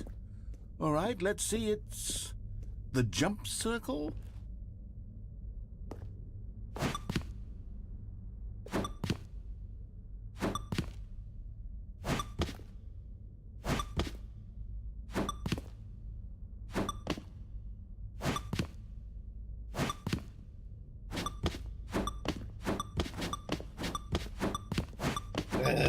Come on.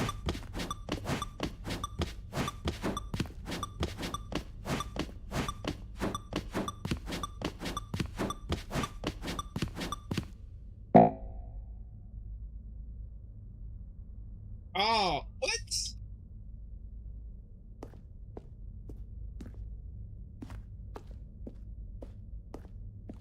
You stupid piano. Why would you do that to me? Give up something. Is that it? Surely that's not all the new content. There has to be something else, right?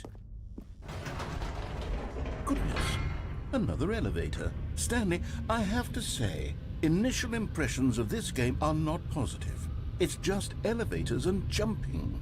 Is this what passes for exciting new content? Elevated big This is gameplay. new content, and I could just read you the whole dictionary. There's 20 hours of new content right there. Hell, I could count to 30 trillion. You could put that on the box. The Stanley Parable Ultra Deluxe, now with over 1,000 hours of new content. And oh, wait. There's more. Very good. Yes. I knew there had to be something else. Let's see it. I'm ready for whatever it is.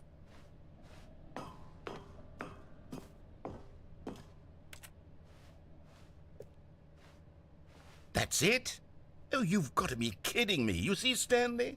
This is what happens when greedy video game developers with no respect for their fan base rush a cheap expansion to market for no reason other than to make an easy dollar. And don't get me started on the level of craftsmanship that's gone into it. In fact, I'm looking right now at the game's achievements, and it's hard to believe one of them actually says, "Test achievement, please ignore." What quality assurance department signed off on this? I'm infuriated and I'm offended, and I intend to find these people on Twitter and hold them personally accountable. It's my fault, Stanley. I built up too much anticipation around the new content, I'm afraid. It could never have lived up to such You expectations. mean I jumped If you're still with me, 30 times? why don't we just reset the game, and we'll try to get back to what the Stanley Parable is really about. No frills, no gimmicks. Just you and me having a great time together like always. What do you say, friend?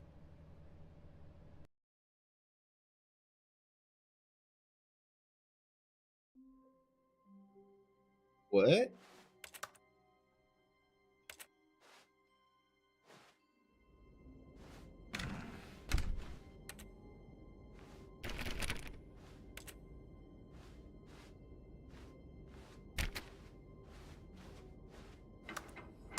Psst! Stanley! Come over here! In the vent! I want to show you something! Okay, Oh. this way. You don't want to see the cool surprise I made for you? Well, fine. You're a dog Fine. anyway, so who cares? Oh, never mind. You're not a dog. Ah, Jix, you just a prick. I'm gonna do it. Fuck it.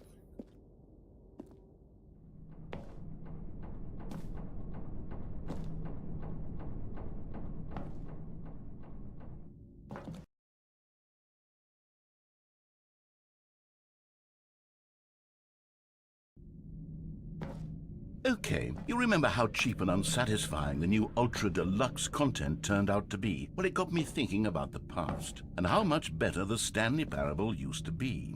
So I made something special and tucked it away here where the game's developers won't find it. Just our little secret. Take a look. Ooh. I call it the Memory Zone. It's where I've been storing all my favorite memories so I can relive the peak experiences of my life whenever I want. I like the Experiences house. like the launch of the Stanley Parable on PC. You see, Stanley, doesn't the Memory Zone remind you of how wonderful Stanley Parable was before it was sullied with a cheap re-release? Remember back in October of 2013, when the game originally launched? Back then, video games had integrity. Back then, it all meant something. Oh, the waste. Oh.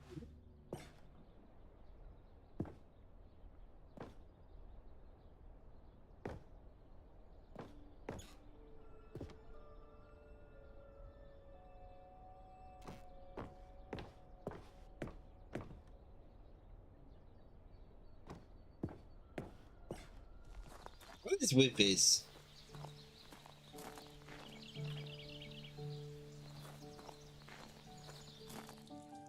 And over here is where I keep reviews of the Stanley Parable. Like this stunning triumph of games journalism, 10 out of 10 from Destructoid.com. James Stephanie Sterling writes, and I quote, "Where so many games that aspire to be more than games end up less than any form of art, Stanley Parable strives and then succeeds to be every game ever created." Did you hear that, Stanley? Every game ever created. That's how grand and all-encompassing the original Stanley Parable was.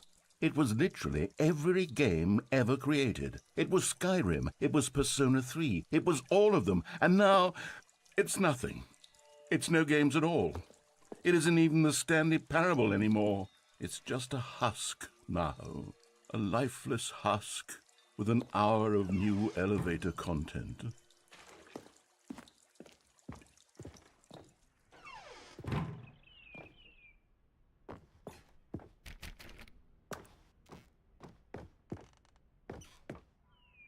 I do like the white and the brown, like the timbers with the white, what's it called? It's nice. I like the whole, like,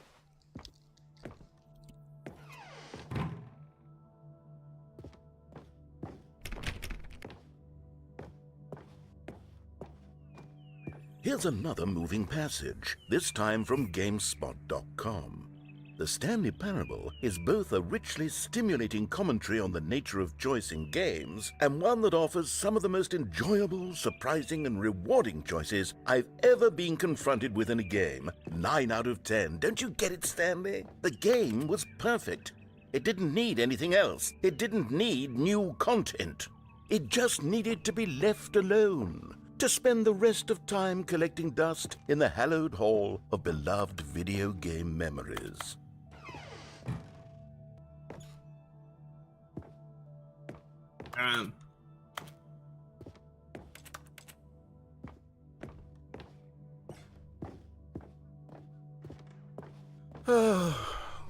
These were simpler times, Stanley.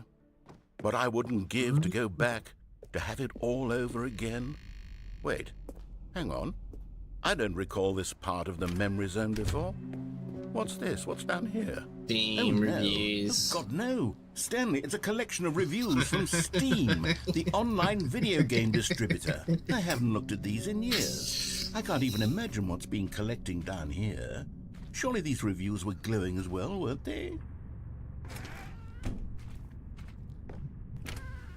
Honestly, I could not be bothered to play this game to full completion. The narrator is obnoxious and unfunny, with his humor and dialogue proving to be more irritating than entertaining. Unfunny! I'm not trying to be funny. I'm trying to make a serious work of art. I suppose I could write up a handful of gags to insert into the Stanley Parable, but the game is already such a densely layered web of profound philosophical insights that I can't even imagine where I'd have the room to stick them. And funny.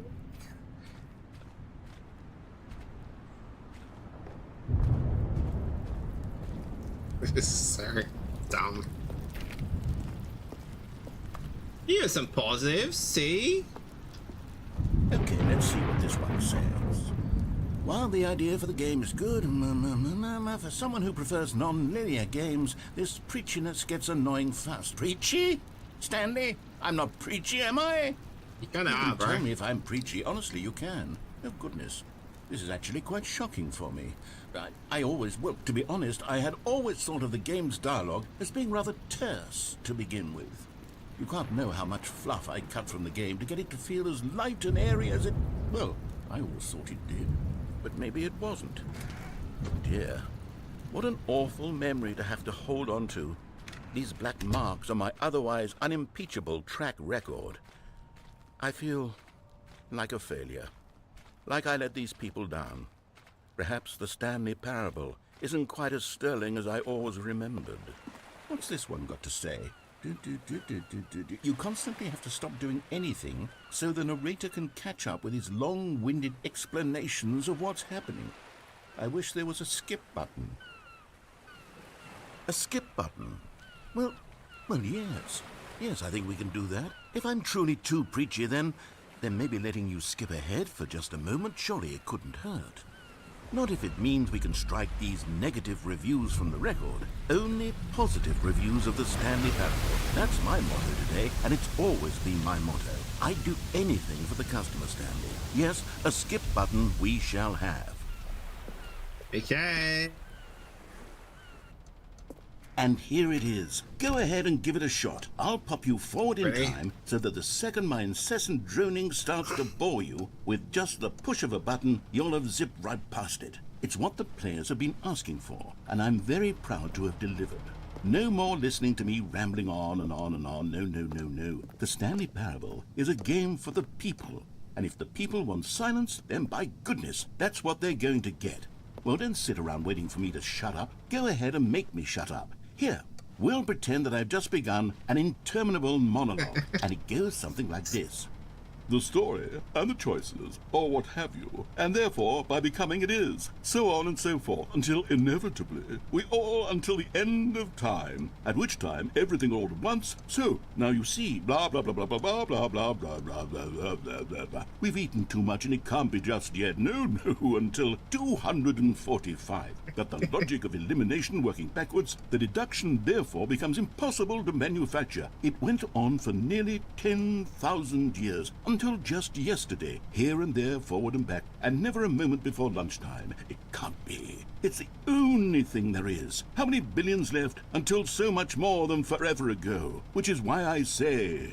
the story and the choices, or what have you, and therefore by becoming it is, so on and so forth, until inevitably we all until the end of time, at which time everything all at once. So now you see, blah blah blah blah blah blah blah blah blah blah blah blah blah blah blah. We've eaten too much and it can't be just yet. No, until 245. That the logic of elimination working backwards, the deduction therefore becomes impossible to manufacture. It went on for nearly 10,000 years, until just yesterday, here and there, forward and back, and never a moment before lunchtime. It can't be. It's the only thing there is. How many billions left until so much more than forever ago? Which is why I say...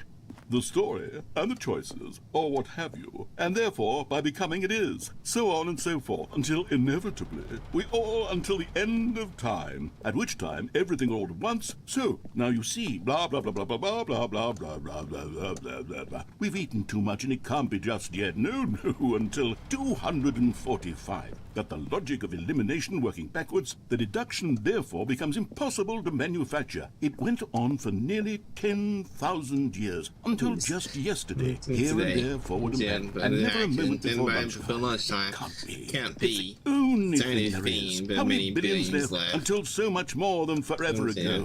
Which is why I say the story and the choices, or what have you, and therefore by becoming it is, so on and so forth, until inevitably we all until the end of time, at which time everything all at once. So now you see, blah blah blah blah blah blah blah blah blah blah blah blah. We've eaten too much and it can't be just yet. No, until 245. That the logic of elimination working backwards, the deduction therefore becomes impossible to manufacture. It went on for nearly 10,000 years, until just yesterday, here and there, forward and back, and never a moment before lunchtime. It can't be. It's the only thing there is. How many billions left until so much more than forever ago? Which is why I say... I would think this might be more than riddle, honestly. Or what have you, and therefore by becoming it is, so on and so forth, until inevitably we all until the end of time, at which time everything all at once. So now you see, blah blah blah blah blah blah blah blah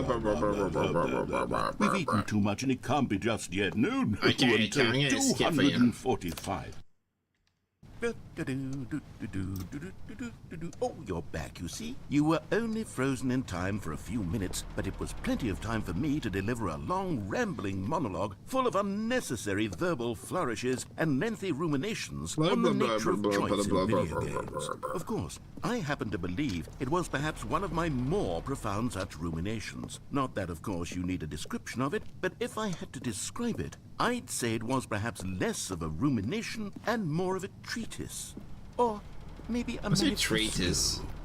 Look, I'll outline it for you very briefly, and you can tell me what you think. Okay, so my theory is that any choice you've ever made is simply a series of choices made by the person who you are, or were, or will be at the time of having made said choice.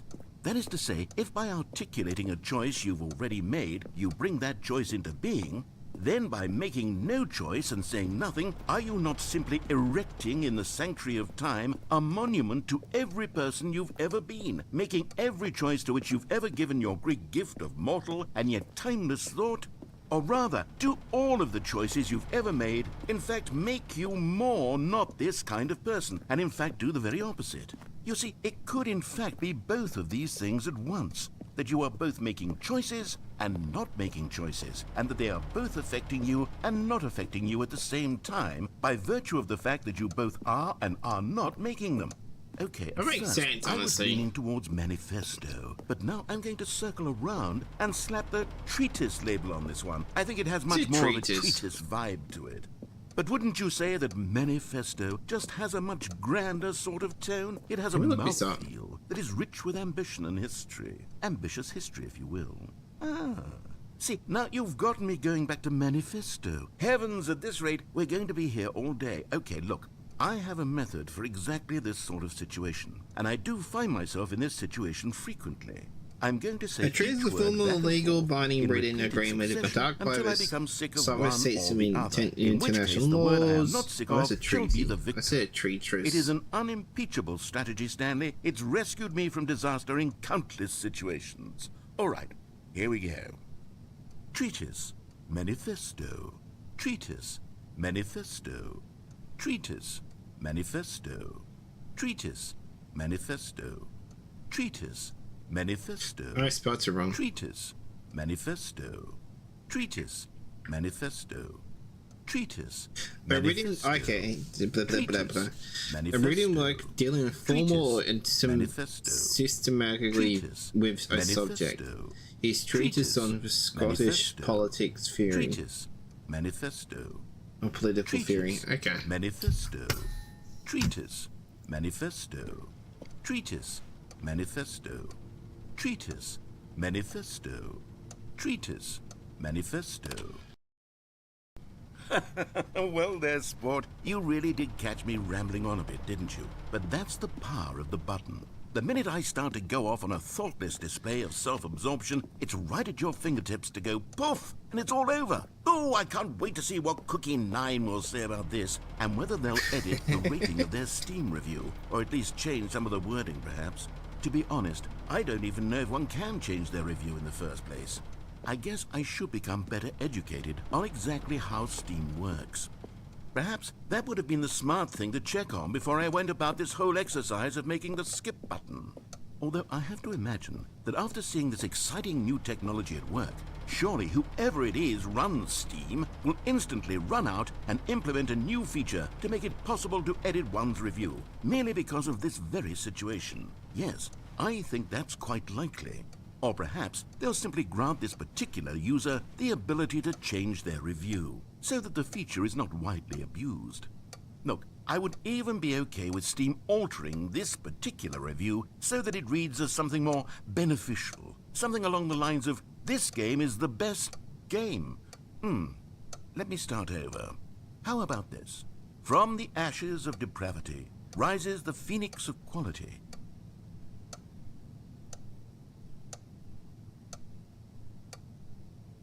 Yeah, continue.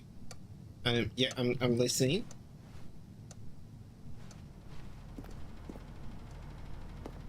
Okay.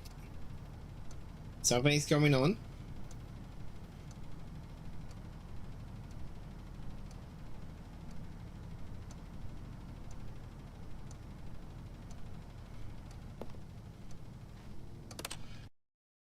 Okay, welcome back, Stanley. Now, I should say that the amount of time the button has been skipping through is becoming longer and longer. That last one was, well, I want to say maybe 30, 45 minutes? It's not unendurable by any means, but it's, well, there's really only so much I can ramble on to myself about. I know, it's shocking, isn't it? But at any rate, I do suggest that we not press the button again. Stanley, please don't push the button again. It's been 12 hours. You've just been frozen there. I don't know why the skips are getting longer, but they're really, truly getting longer, and my God, there's no way out of the room. Oh, Stanley, you're back. You're back. Oh, my goodness. I have someone to talk to again.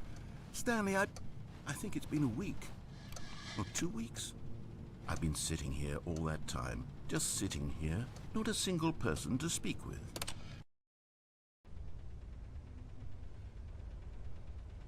Oh, hello. It's you. You're here again. Welcome. I have had time to think about you and about us and about everything we've been through. I've had so much time.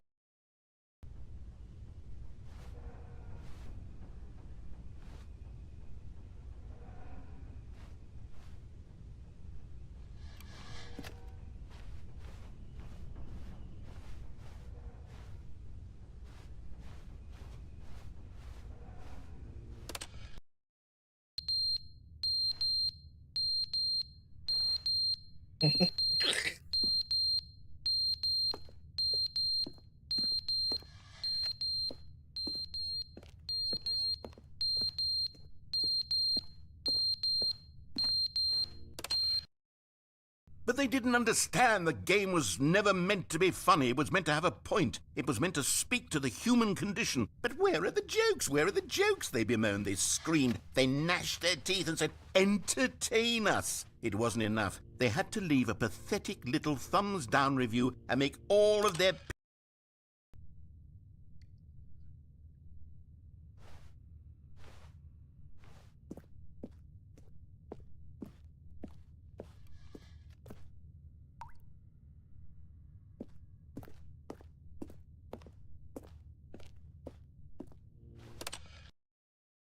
end, is never the end, is never the end, is never the end, is never the end, is never the end, is never the end, is never the end, is never the My end, God. is never the end, is never the end, is never the end, is never the end, is never the end.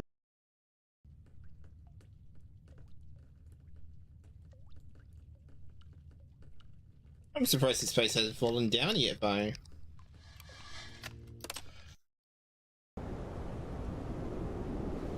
What? I spoke too soon.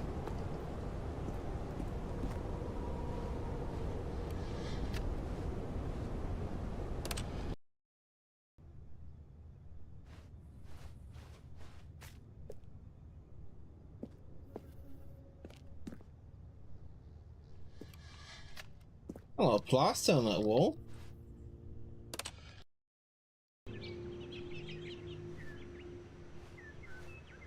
I already do like these games.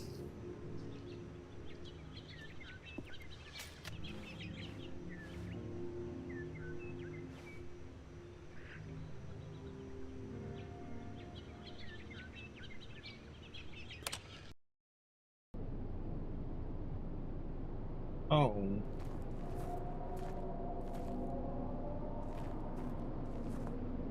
I'm not going outside. It's kind of scary out there.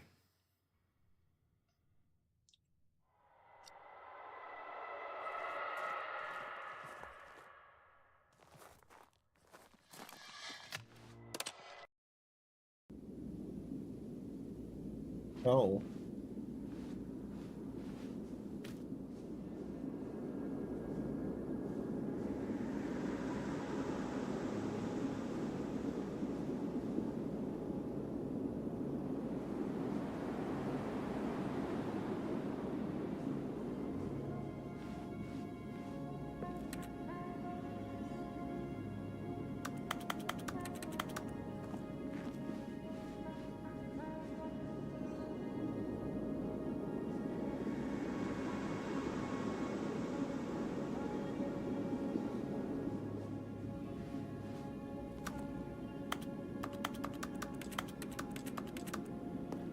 Hello?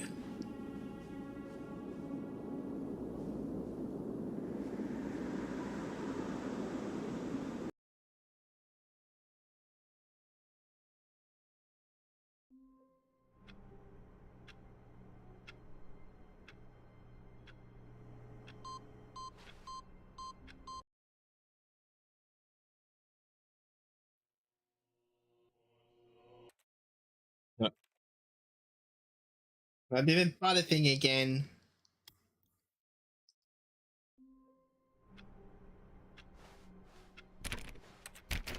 Stanley decided to go to the meeting room to check on his co-workers. He never functioned well by himself and constantly needed support and guidance from others, so the thought of total solitude was terrifying to him.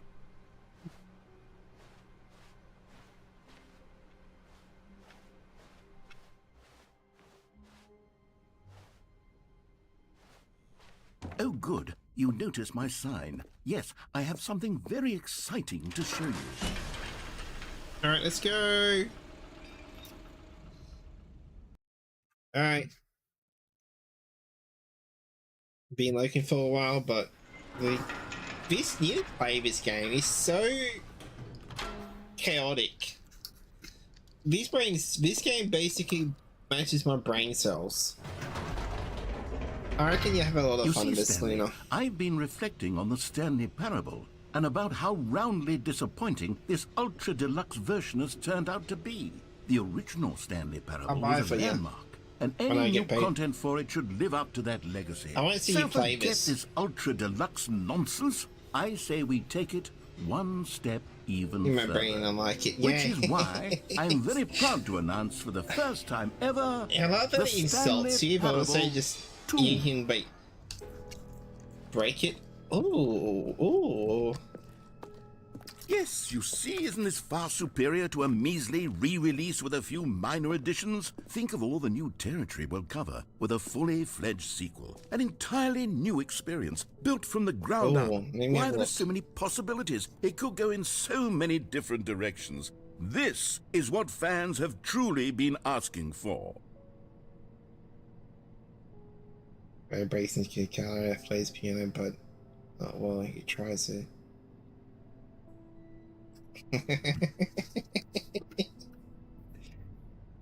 I am loving this game. It's so Calling it the stupid. Stanley Parable 2 is just so much Let me catchier open than Ultra doors. Deluxe, don't you think? Yeah, I went to the Ultra bottom room. Deluxe? What does it even mean? But the Stanley Parable 2, now that's an artistic statement right there.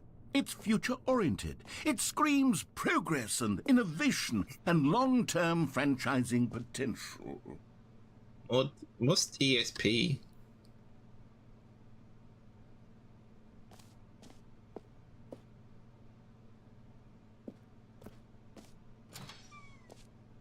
Now, to be clear, I haven't quite nailed down what exactly the Stanley Parable 2 is going to be. Yeah, But let's Tim would take a love look that. at some of the features I've been developing for it. I figure that if I can loosely organize a handful of interesting concepts, that surely the game will sort of naturally spring up around them. It'll all work itself out. Game development is much more of a fuzzy magic than anything scientific or logical, really. So dumb. Yeah, it's like very chaotic, but then it's trying to like be controlled and like and organized. But my brain exactly works like that. It's very conflicting with each other. My brain tells me I should be doing this, but I say no. I'm going to do this.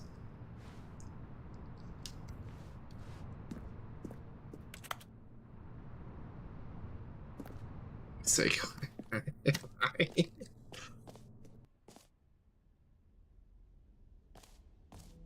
Here we are. Go on, try out some of the new features. okay. For the Stanley Parable 2, I asked myself, Oh. what do players really want? And of course, the first and most obvious answer is that they want to be individually recognized and validated as people. So with that in mind, my first addition to the game is this button which speaks the name of the person playing the game. Isn't that wonderful? Jim. Sorry, I should have clarified. Right now, the button only says the name Jim. But of course, in the final game, this button will say your name, whatever name that is. Here, let's have you role-play as Jim to really simulate the full experience of this feature. Just play along. I promise you'll love it. Okay, here we go. Let's take a deep breath, clear your mind, forget whoever you are, and simply become a person named Jim. Jim. Whoa, hold on. I wasn't finished setting up the backstory. If you don't properly roleplay as Jim, then you'll never understand the impact of this button. Otherwise, it's just a stupid button that says somebody else's name. Okay, we're doing it again, and this time let me finish first. Now, allow yourself to become Jim. Jim. All right, fine, whatever. It's just a meaningless button that says Jim. Are you happy now? Get out of here. I'm done with this button. Why don't you go humiliate me in front of a different feature that I worked very hard on? Will. Honestly, you don't want it too small, you don't want it too big, right? You just want it just right. That's how you want it.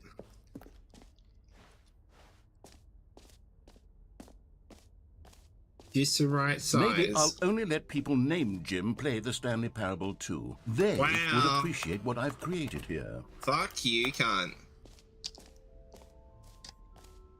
Fuck you. Oh.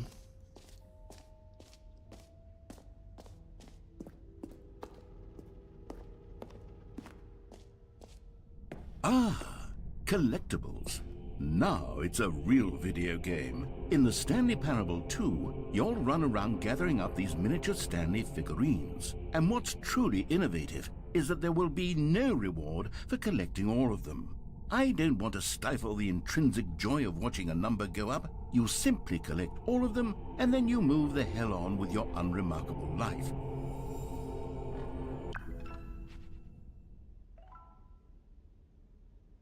So anticlimactic.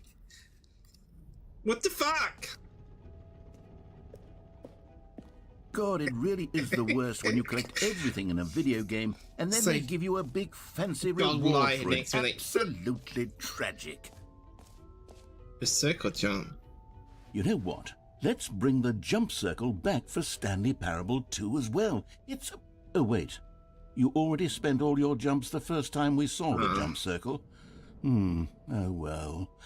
I suppose it can just be a nice decorative piece then. It did. I thought I could I thought it was a challenge to get so many, but it wasn't, man. I lost all my jumps now. I can't do giant jumps now. Please no screenshots. Okay, I'll be honest, I haven't yet decided on this one.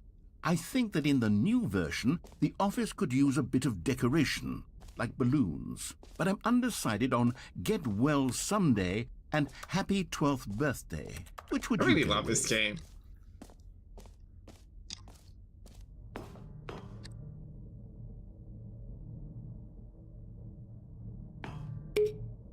You know, sometimes when you solicit another person's opinion, it makes you realize that you knew which one you actually really wanted all along. Happy 12th birthday, step-niece, it is. Or actually, maybe I should have gone with... No, I've made my decision. We're Don't change moving your on. mind. Fuck off. Go fuck off. A common complaint of the Stanley Parable was that it was confusing and paradoxical, that it engendered a chaotic sense of reckless despair in those who played it. Well, I'm happy to say that after much consideration, I've engineered a clever solution to this fundamental problem with the game. It's the Stanley Parable Reassurance Bucket. You see, Stanley, anytime you're holding the bucket, a sense of calm and ease will fill your mind and your heart. It's true. As long as you hold on to the bucket, the many disorienting contradictions of the Stanley Parable will feel perfectly normal and perhaps even comforting. You may even come to long for the gentle embrace of jarring cognitive dissonance while the bucket is in your arms. And to be honest, it's a much more convenient solution for me. Why can't I have a than bucket actually now? redesigning the game to be less uncomfortable. So I can be Can you imagine reinsured. what a pain in the ass that would be? Yes, the bucket is the perfect solution. Come on, give it a try. Can you feel it? The glow of comfort, Yeah, I'm even in going. the face of crushing despair, must already be sweeping through your body. And in fact, can I say that I do believe the bucket lends you an air of charisma as well? I think that just holding it has made you the slightest bit more attractive as a person. The benefits of the bucket seem to go on, don't they? All this and more await you in the Stanley Parable 2.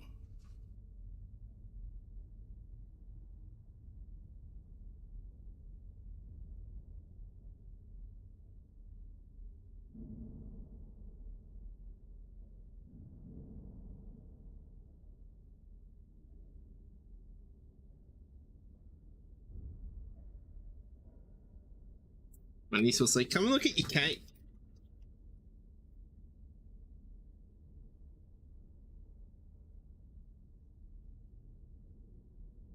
He's totally healing your ears. He's like, damn, mate, you're freaking gorgeous, aren't you, cunt? And I fucking oath I am, mate. Sorry. Does It's a anyone bit give out Aussie. awards for most enjoyable bucket in a video game? That really Yeah. should be an award if it Having a isn't bucket load already. of fun, you could say. Sorry.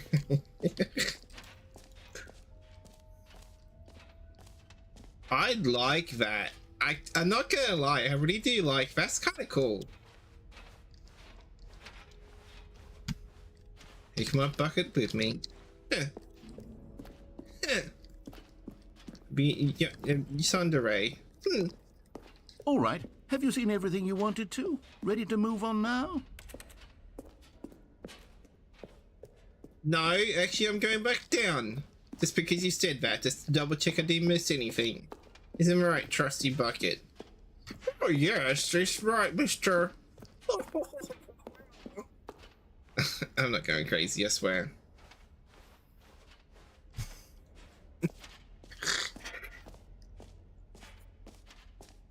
Ooh.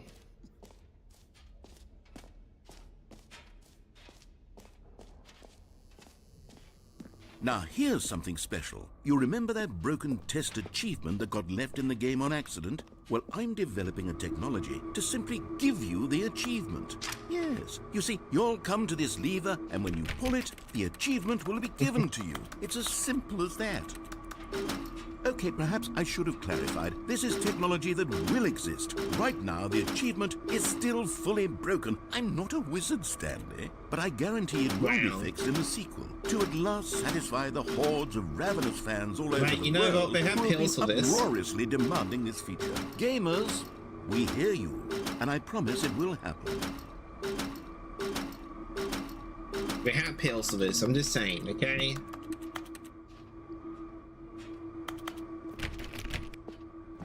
Wow. I'm offended. He's in the right bucket. Oh yeah, she's offended. I stop going crazy. I'm not losing my mind playing this. Can I like drop a bucket? Am I... What else? What other exhibits haven't we seen yet? The hole. Let's go in the hole. Let's see how deep we can go in this hole.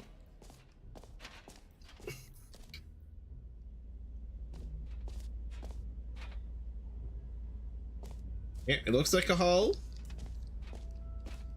Stanley, here's an idea that I'm truly fond of. It's never been done before in a video game. This is, in fact, a hole that you can fall down forever. That's right. Infinite Forever. falling. You can fall until the end of time if you like. A stunning leap forward for video games as a medium. You see, isn't it wonderful? One of my more ingenious concoctions, if I do say so. Now then, do you since mean? you've gotten to see the infinite hole, you can press the teleport button to pop back up to the top, and we can continue onward. No. Me and Mr. Bucky going Now, down. I don't mean to be a bummer, but I do recommend you use the teleport button to go back No. to the top. Maybe do it on the sooner rather than later spectrum of things. Don't tell me what to do. You're not my dad. Okay, Stanley, I don't know quite how to say this tactfully, but it's possible that I slightly exaggerated the infinite nature of the hole. Is it a very, very deep hole? To be certain it is. It's an Looks like it. extremely deep hole. I don't want anyone to say that it isn't an astonishingly deep hole. It is. Is it infinite? Well, that sort of depends on your definition of infinity. From one perspective, the infinite is merely philosophical in nature. It's more of a... Okay, well, good for you. You found the bottom of the hole. You found me out, Stanley. I'm a liar and a cheat, and you're so clever. Look, I think the issue here is just that you're unusually fascinated by falling. It's a new What mug. normal person actually wants to fall infinitely? I figured the hole was as deep as anyone would actually need. Don't you put this on me. Maybe you're the problem. Well, you're not wrong. Look, things got a little Not heated wrong. there. I think we both said some things we didn't mean. Why don't we just put all this behind us and agree to just call the hole mostly infinite? If that works for you, then go ahead and press the teleport button to warp up to the top of the hole and we can move on. I'll just be up here when you're ready. Great. All right. Now, I'm very... Oh, for heaven... You see, I was right. The problem is you. The problem is Yeah. that you like holes too much. Not I'm normal. the problem. My Normal. mama said I'm kind of Would have said, "Yep, special. that's an infinite hole right there. Goes on forever till the end of time. Don't need to see it all, but not you. Oh, no, no, no, no. You have a No, weird no, sort no, of- no. Oh. Did the hole seem even shorter to you this time? I couldn't help but feel like you spent That's a what little she less said. time in there than you did before. I mean, admittedly, I didn't make an infinite hole, but I didn't think it was that not infinite. Well, I suppose once again there's nothing to do here. If you decide you've had enough of the hole, you can hit the teleport button and come join me up above. Had enough? Okay, I'm positively but- thrilled. Gosh, how could I have guessed? You're back in the hole. If this starts to become a thing where... Wow. Okay. Yes. Wow. I'm starting to become extremely certain that the hole is not only not infinite, but that it's growing steadily less and less infinite. I suspect that I'm starting to hit the point where it's no longer feasible to call the hole infinitely deep, even by the lax overall standards for accountability in marketing. That's what he What's said. going on here? Stanley, I have no explanation for the uncertain nature of the hole's length. Here, let's try something. Let's pop back up to the top, and we'll see if it gets any shorter. Well, That's there what it she is. said. The shame of my life. How is this still appealing to you? I know you're obsessed with holes, but at this depth, I just can't see this scratching the itch. Oh, who am I to judge? You just do whatever it is you're here to do and hit the teleport button when you're ready to move on. Is the I'm teleport trapped. button not working? You sure? Well, I mean, I really don't have an explanation. It was working just a moment ago. Try it again. I'm trapped. Still nothing? Well, I suppose there is one thing I can do to fix this. I'm out.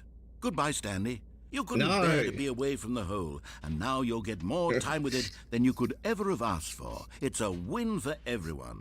You get to be with the hole, I get to do literally anything else. Nothing like a Take care, good Stanley. haul. That's what I hope you say. and the hole have a wonderful rest of eternity together. Hey, Bucket. Oh, what are you doing to me? Oh, pretty good, mate. I'm just sucking a hole. I know you sucking a hole, mate. I'm with you, you dickhead. Oh, I know you are with me. I'm not losing my mind slowly. Not at all. Ha ha ha ha ha ha.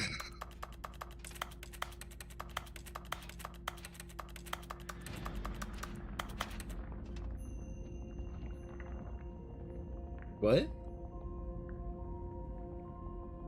Oh, you need to play with it a little bit to make it more open. That's what I needed to do.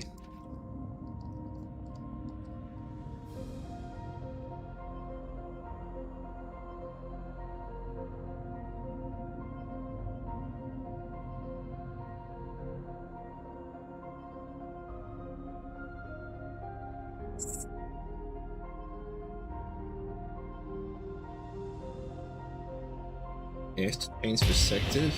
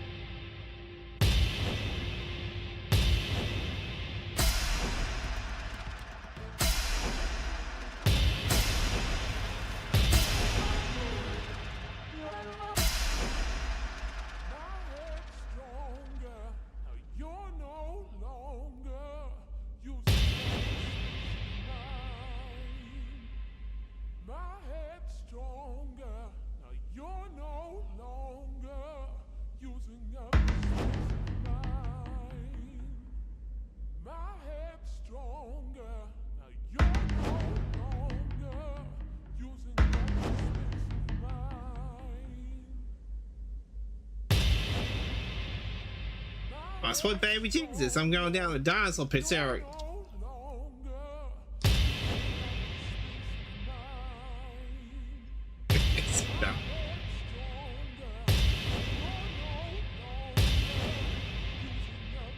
Hey, look, it's my great grandpappy down there.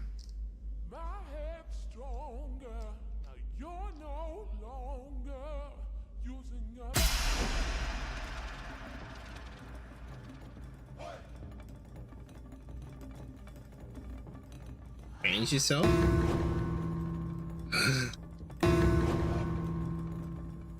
Hey, that's perfect. Now I'm a role playing as an Australian.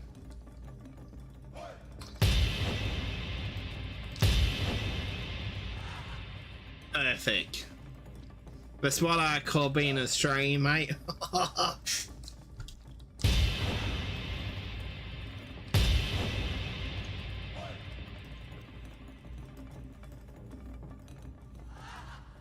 Stanley? Stanley? Stanley? Oh, good, you're Huh? awake. It seems you had sort of dozed off there, drifting away into dreamland. It's But gonna we be can't have deep that, Stanley, hole. because this hole is just so darn fascinating that I want you to be wide awake for every second of it. You don't want to miss a single moment. So how about if I just pop in from time to time and wake you up to keep you No, really truly focused on the let me whole. back in my From deep the looks hole of things, dream. you and I will have many, was going many pretty years deep in here it. in this hole, and I'm looking forward to all of them. I mean, Stare what? it, Stanley. I'll be back. Toodle-pip. Fine, I'm awake. I was having an elusive dream, I get it. Oh. Hello?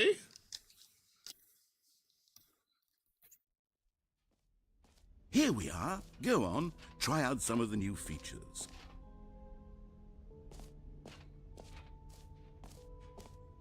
How do you get up there?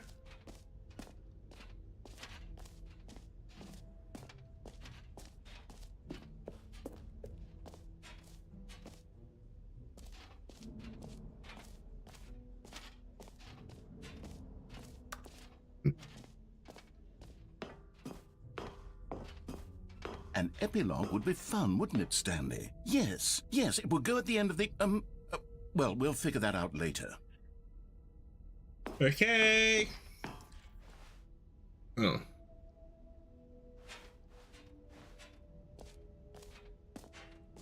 Wait.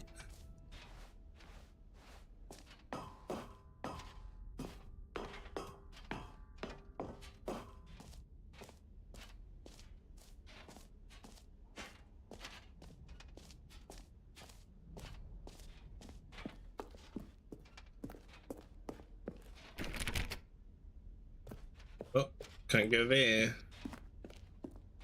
I'm pretty sure it's everything.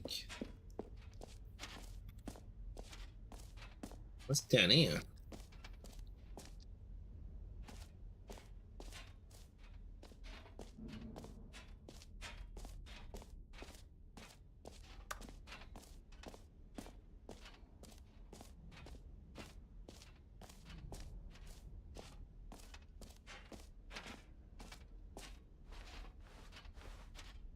I think I've been everywhere.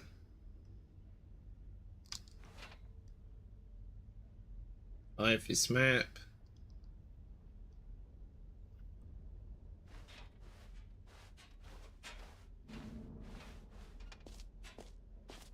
Exit. I win in here, so cool ass trophy. Yeah, time we go here then. No?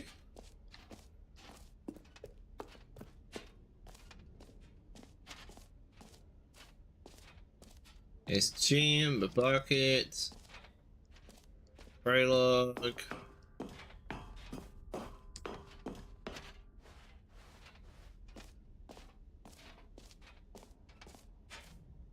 There's decorational shit. Merchandise.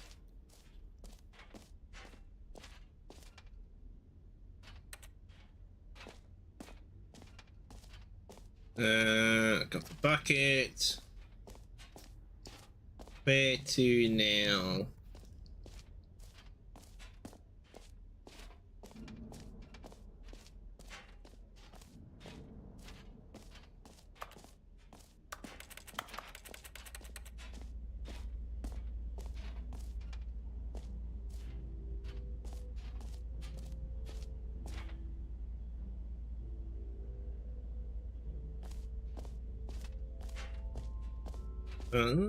I don't. Where do we go now?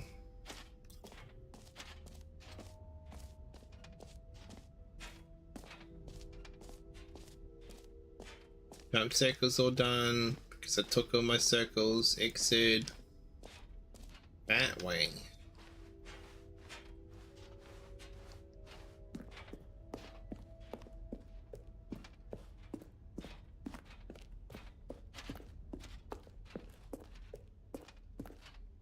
I kind of like that. That's kind of cool, though.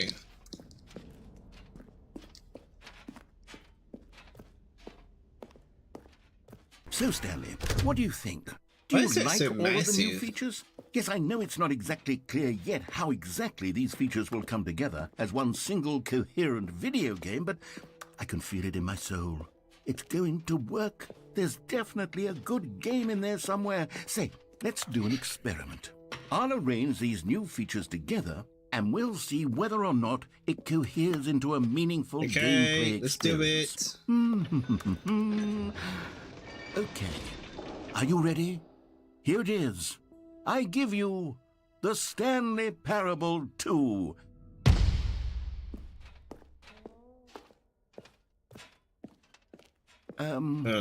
Well, I mean, there's potential here, right? It's sort of... Okay, never mind. Hold on. Let me do a different Let's do some arrangement. funning. Okay, yes. Yes, this is much better. I feel good about this. Here we go. Version 2. Oh. Who am I kidding, Stanley? This isn't a coherent video game at all. Well, I It's a lot of suppose it's gags. technically a jump And I circle. do very much enjoy creating gags, but they don't add up to anything. I wanted It's a more than collectible. anything to create a sequel that would capture all the magic of the first game. I wanted fans to love it. No matter how good these gags are, they won't stand on their own. They would need the structure and the gameplay of the original. Wait, maybe that's it. I can take the original Stanley Parable and simply, Yeah, well, yeah, I'm listening. insert a few of my new features into it. Tastefully, of course. With respect. With care for the vision and integrity of the original game. Would it possibly work? I suppose it could. But it would need a really, really tremendous title screen. A title screen that says with bold and uncompromising conviction, "This is the Stanley Parable 2. Let me see if I can whip something up. I think that office Oh, room so perfect. much, Lena. Go ahead. Especially over Take a fighting look. cannons, I sort is so. Okay, let's go. It triggers me so much for fighting cannons. This is the story of a man named Stanley. Stanley worked for a company in a big building where Oh, he look, was it's balloons. employee We number did. 427. Employee number 427's job was simple. He sat at his Should've desk went for in the room blue ones. 427 and he So we pushed would have got the buttons on white keyboard. ones. Orders came to him through a monitor on his desk, telling him what buttons to push, how long to push them, and in what order. This is what employee 427 did every day of every month of every year. And although others might have considered it soul-rending, Stanley relished every moment that the orders came in, as though he had been made exactly for this Come on, job. fighting cannons. That just And triggers me so Stanley much. Was happy. That's not like you can't even open that one. And then one day, something very peculiar happened. Something that would forever change Stanley. Something he would never quite forget. He had been at his desk for nearly an hour when he realized that not one single order had arrived on the monitor for him to follow. No one had showed up to give him instructions, Oh call a my meeting, God, the or balloons. even say hi. Never in all his years at the company had this happened. This complete isolation. You have a butter room Something still. was very clearly wrong. I know. Shocked, frozen solid, Stanley found himself unable to move for the longest time. But as he came to his wits and regained his senses, he got up from his Like, desk look at that and cut. stepped Like, out how of is his that meant to office. open? It triggers me. All of his co-workers were gone. What could it mean? Stanley decided to go to the meeting room. Perhaps he had simply missed a memo. No matter how hard Stanley know looked, why it triggers he me, couldn't right? find a trace of his I don't know co-workers. why.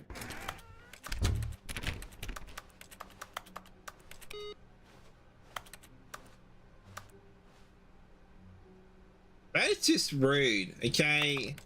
Stanley picked up the bucket. Stanley pressed the bucket upon every little thing in the office. Nothing responded to the bucket's touch, but it did little to discourage Stanley's belief in the magic of the bucket. It is a magical bucket.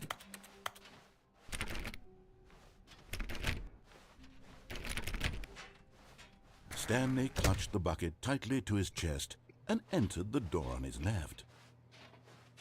This was not the correct way to the meeting room, but Stanley had felt the bucket calling to him, telling him that the employee lounge was simply the place to be. And here it Well. was. Had the bucket turned out to be correct? Was this better than the meeting room? Yes, Stanley thought to himself. Yes, perhaps it truly was. How insightful the bucket turned out to be. No, never mind. The bucket was wrong. Stanley took the door on his left to go back to the meeting room. Joke's on you.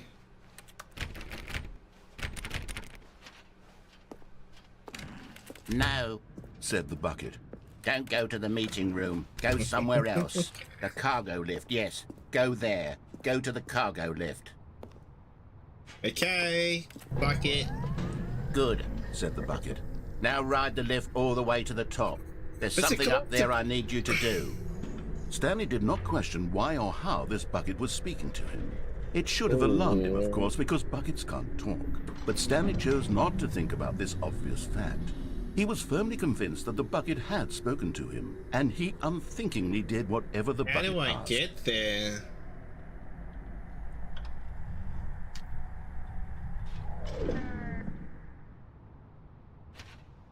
In here, said the bucket. Go into this dark room over here. Stanley once again obeyed blindly.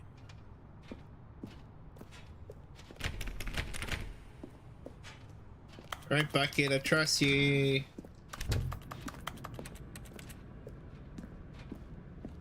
Let's go!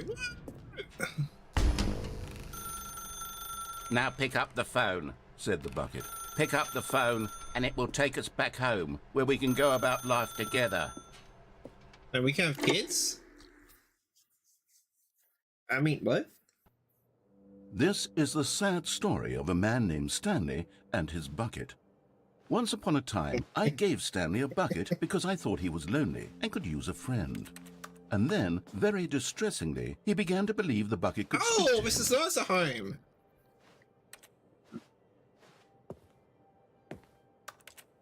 I got an improvement. We got an actual kitchen instead of a microwave. Let's go. Hello?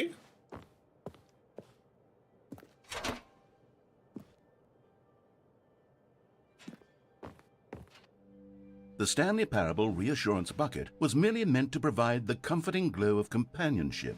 It doesn't literally talk and give you orders. Whatever Stanley is hearing the bucket say to him is just in his head. Sorry. Where's all the decorational? Actually, you know what? We don't want the balloons anyway.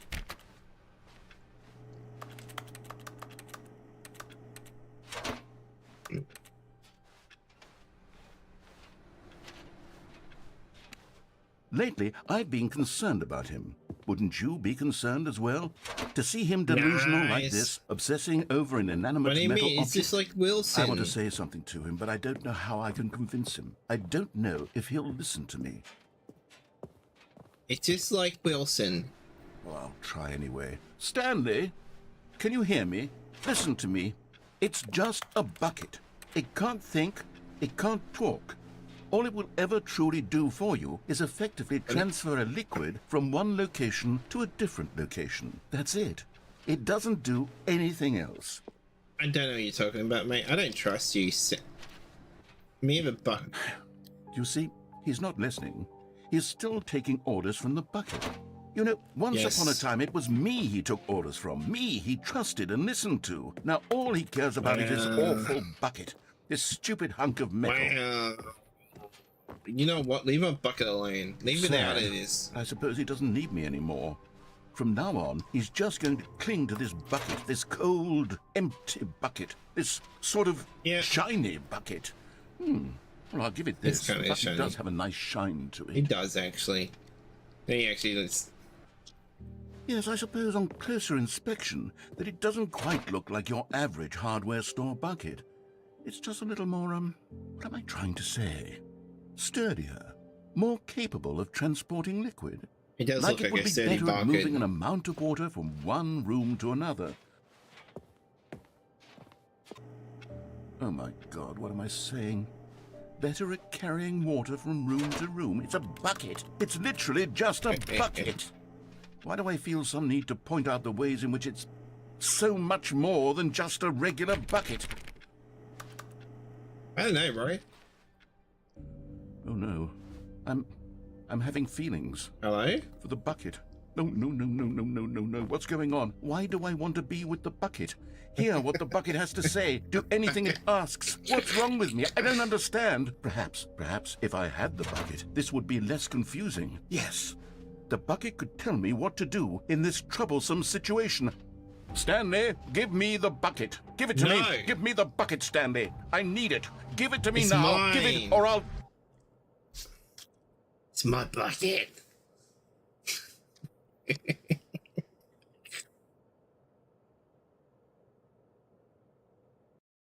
He's so chaotic. Why does it remind me of my brain?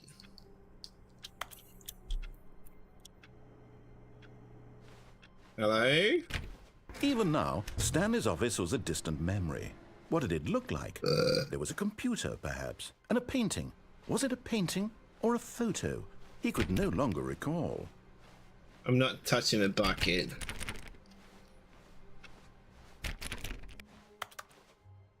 Touching the bucket, I'm taking it with me. Stanley lifted the bucket into his arms, and a wave of comfort rushed over him. Stanley clutched the bucket tightly to his chest. This was not the correct way to the meeting room, but I Stanley know had it's felt not. the bucket Don't calling to him, tell telling me him what to that the do. employee lounge was simply the place to be. And here it was. Had the bucket turned out to be correct? Was this better than the meeting room? No, never mind. The bucket was wrong. Stanley took the door on his left to go back to the meeting room.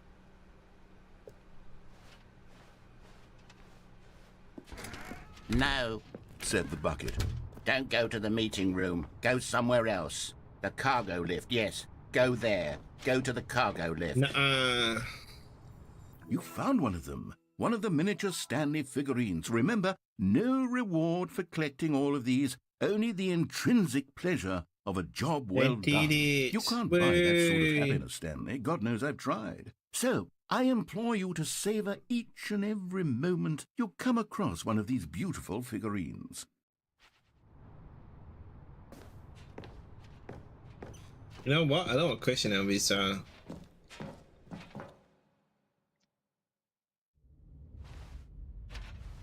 Hello?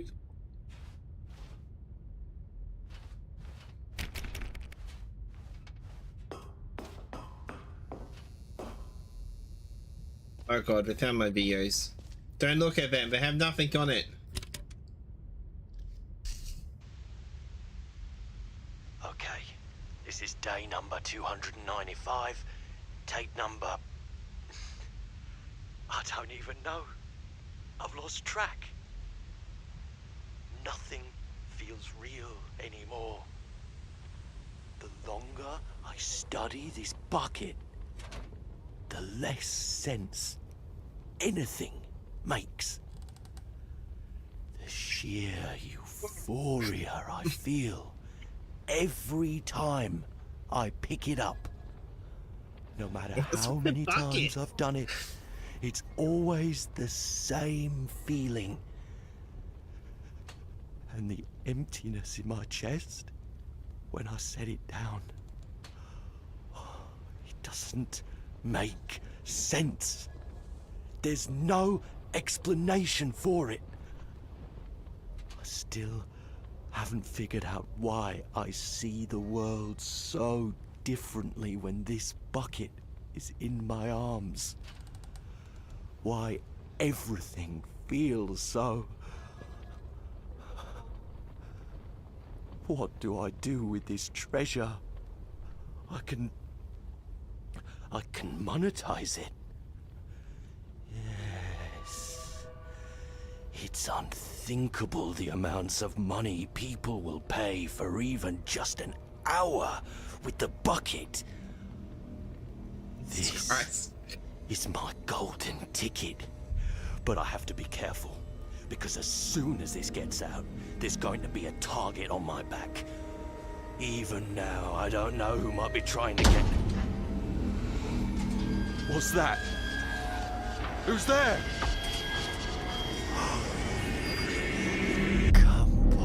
Camporata.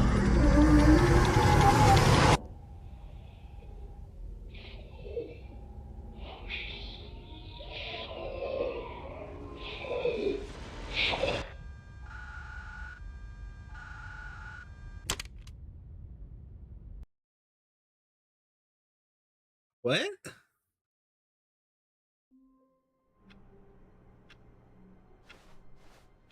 All of his co-workers were gone. What could it mean?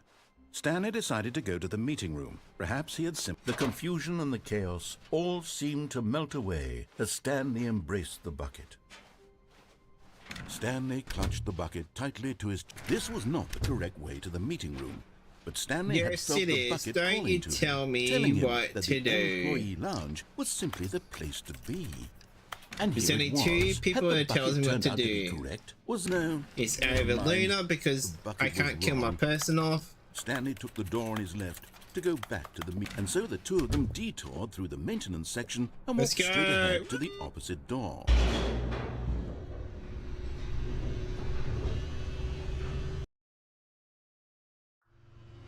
Oh, good Stanley. I'm glad you found your way here. I knew you'd find this place Oh. eventually. Oh, the fuck is that? You see, your friends and I are concerned for you, Stanley. We've come together here because we care about you very much. Oh, it's the broom It's closet. this bucket you're carrying around everywhere. The bucket isn't even from the original Stanley Parable. It's just sequel content. We're Where's the the ones that baby? matter, Stanley. Classic characters from the first game, like the Adventure Line and the Broom Closet. Because that's what fans want from a sequel. They want more of their favorite jokes, not this bucket that they've never seen before. Yes, I know I'm the one who gave you the bucket, but you're spending too much time with it. Don't What you do you want another mean? story involving the Adventure Line? We could make the Adventure Line go somewhere new. Yes, yes, that's what the fans want. Let's do it.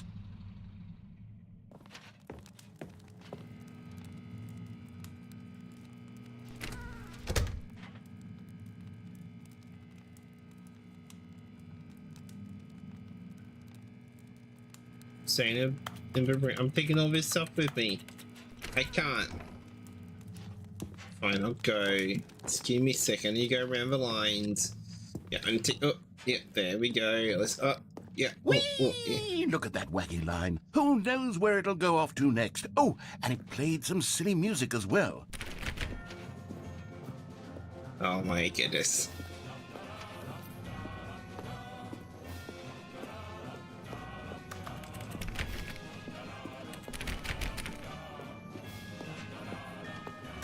Yeah, we drop a bucket. Now this is what the Stanley Parable is all about. Don't you remember all those great jokes from the original dialogue? No. Also, Stanley is addicted to drugs and hookers. It's as classic now as it was back then. Let's do it for the fans, Stanley. Let's Exposing give them me. more content exactly like this. But if we want to do that, you're going to have to give something up. What? What do you want to give up?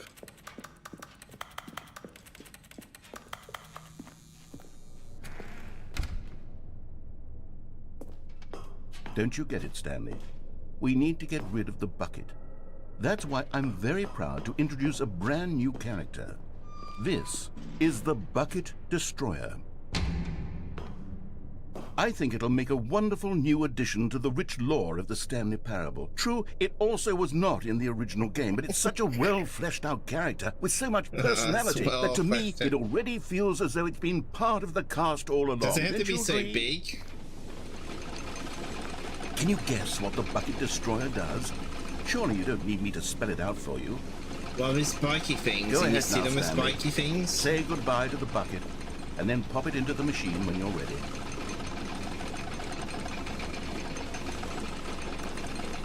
Now listen to me.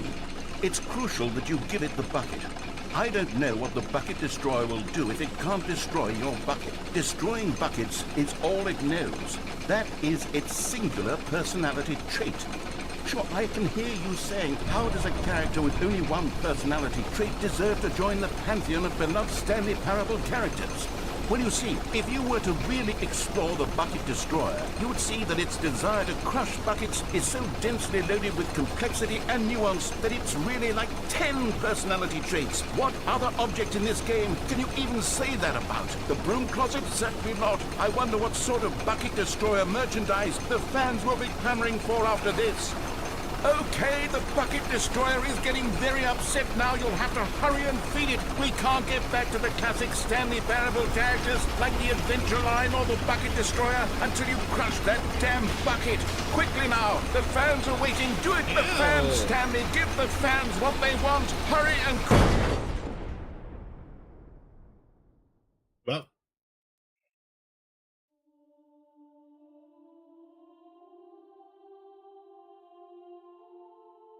The Bucket Destroyer. My prized creation. You had so Was. much potential. We were going to do such marvelous things with you, tell such spellbinding stories about you. All of it squandered now. Goodbye, new friend. For the moment in time that you were here, you were magnificent. you could easily make something much more convenient to crush a bucket than just a machine.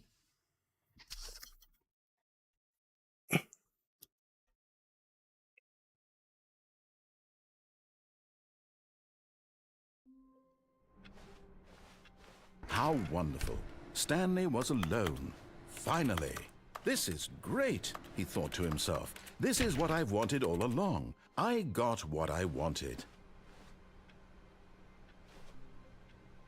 Warmth spread through Stanley's arms. With the bucket I in need his to walk. I arms said on again, my foot. he was home. Be back in a minute, mate. Be back.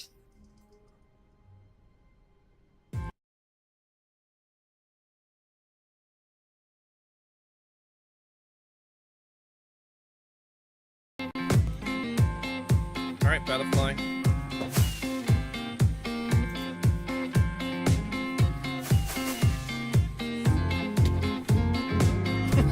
Are we ready? Yeah, go.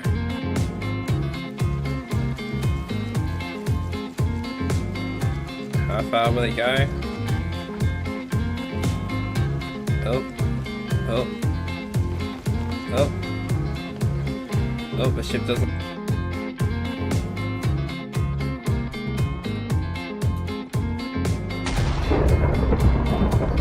Oh, what the fuck is that? Mirror! What the fuck is that? Get ready. Oh, yeah, no, it's different. Oh, gosh. There's a flamethrower too. Oh, God. Sinbad, fuck off. No.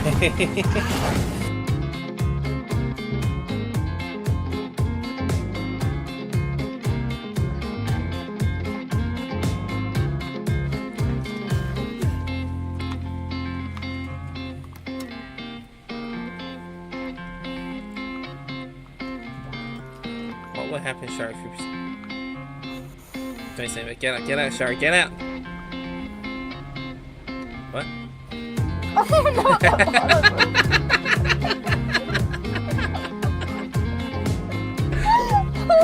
He just like looked at that. Oh.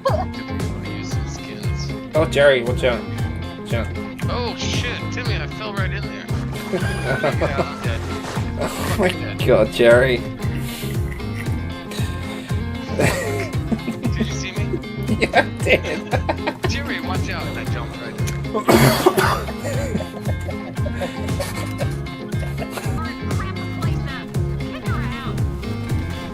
Gather cleaning supplies. Good for you, Stanley. Don't give in. Don't hand over the bucket. I know how hard it must be, given the pressure that the broom closet is putting on your shoulders right now, but you have to be strong. This is your bucket. This is your companion and lifelong friend. You can't hand it over. Oh, no. We're getting into name-calling now, it seems. Is this how low the broom closet has sunk that it has to resort to this stream How of petty dare you insults do- simply in order to get you to hand over the bucket? Stanley, I never liked this broom closet for a variety of reasons, but even this is worse than I had imagined. And wait, now the broom closet has the gall to imply that you and the bucket are not truly deep and lasting friends? That your relationship is purely We're not. superficial and convenient? That your Your life breakup is is so always my banal friend. and meaningless that you'd feel the same sort of kinship towards any inanimate object which happened to lay in your path in an even partially enticing manner? Well, I never. Go on, Stanley. Lay into it. Really tell the broom closet off for its demeaning comments. Expand on the wide variety of experiences you and the bucket have shared together. Go through each of them point by point. Share your journal entries detailing the rich emotional landscape of your feelings for the bucket as they have changed and evolved over the years. Let him have it. You can have a bucket if you want. You're my best friend, Broom Closet. Okay, I've got you something which I think will help settle this debate once and for all. Here we go. There. Now it's settled. No more debate, no more discussion. Take a hike, Broom Closet, with all your meandering philosophical diatribes about the nature of cleaning supplies and their relationship to broom closets in the natural order of things. Wow, talk dirt about my favorite broom closet, okay? Because it's not being painted. All right, I've got a second sticker back here, and I'm going to slap it on as well because I think it's appropriate. You see? I feel that it works because the sticker is also a bucket. That way, if you're ever unsure whether the thing you're holding is a bucket or not, you can look down at this sticker and say to yourself, ah, it's a bucket. There really is a wide variety of applications for this sticker. It is a bucket. You're not wrong. I feel like, honestly, You know what? sick. I could take the name-calling and the dismissal of your kinship with the bucket, but now the broom closet is just giving us the silent treatment. And to be honest, I'm sick of the pettiness on display. You can stay here all you like, but I've had it with this impetulant room of cleaning supplies. Easily the most childish such room I've ever been in. I'll see you outside, and we can get on with the story about you and your bucket.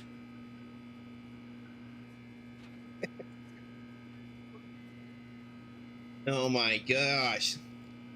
Fine, we're going. You happy? Coming to a staircase, Stanley and the bucket walked upstairs to the boss's office.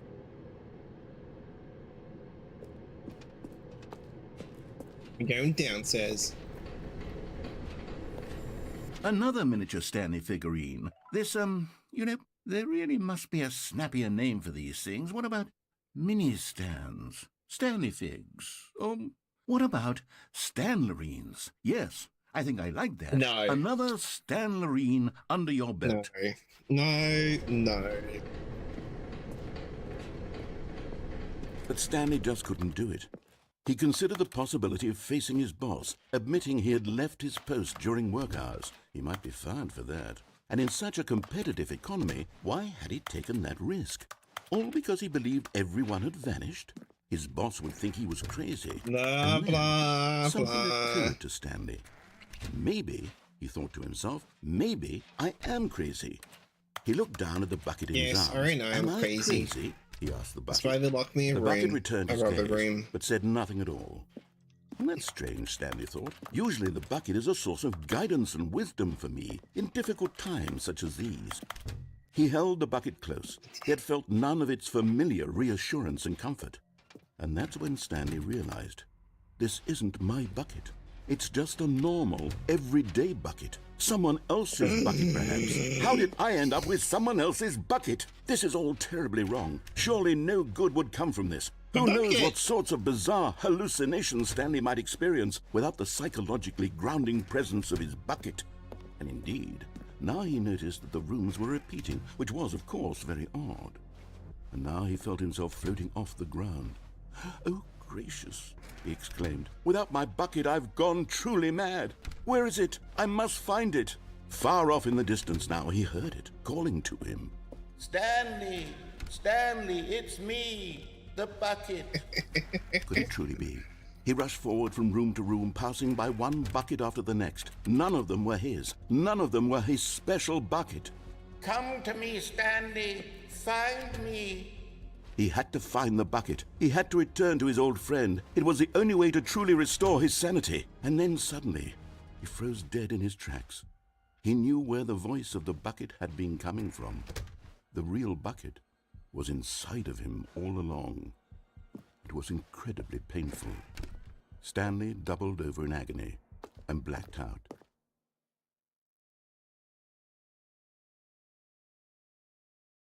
This is the story of a woman named Mariella. I want to see this. Mariella woke up on a day like any other. She arose, got dressed, picked up her bucket of comfort and security, and walked Oh to her no, place she of took my work. bucket.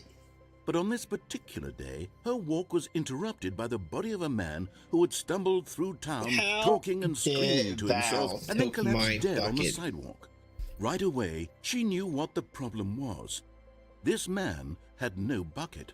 Of course he'd gone mad, ranting and raving about a narrator describing all of his actions and how everything is predetermined and free will is an illusion and it's all just a video game. It could all have been prevented if only he'd taken his bucket with him.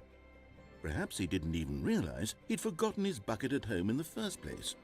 How cruel the world can be, Mariella thought, and she hugged her own bucket even tighter. But of course, she had no time for this. There were a myriad of confusing problems she would soon have to confront at work, for which her bucket would provide absolute guidance and total clarity on everything. Heck yes, she thought to herself, my life kicks ass. And she backflipped all the way to work. Alright, I want to see this. Let's go.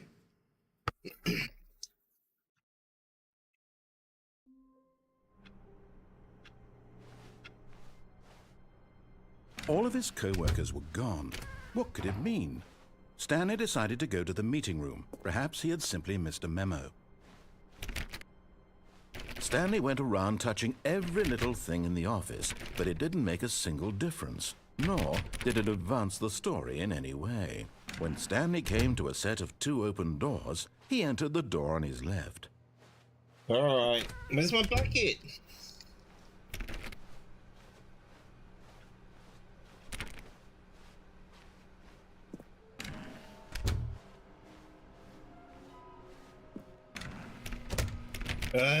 No, my door. Coming to a staircase, Stanley walked upstairs to his boss's office.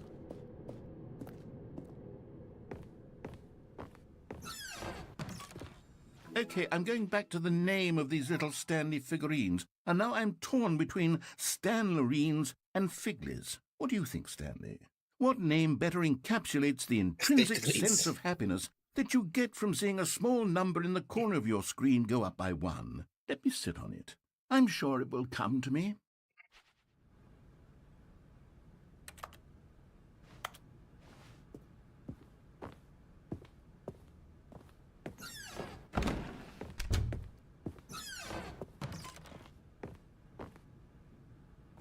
Bro, I did finally see that picture.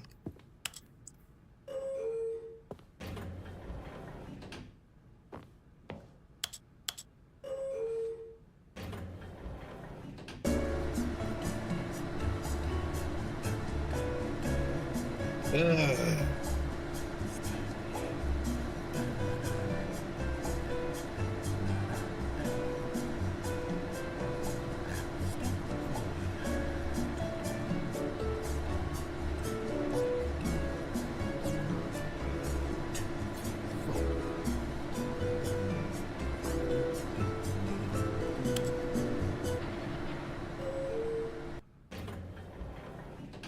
Yeah, because he goes nowhere, because why would it?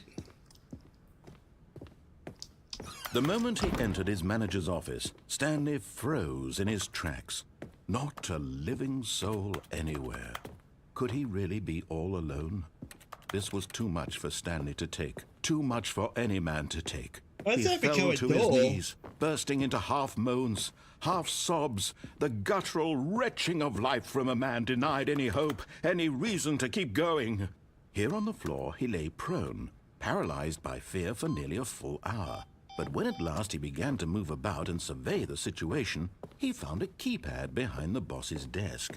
What could it mean? Was it a sign of hope for Stanley's future? Alas, it was not. For although this keypad guarded the terrible secret of Stanley's past, it had been assigned a 4-digit code so devious and so random that no man could ever hope to guess it. 2845. Statistically, nearly impossible to guess blindly, ever.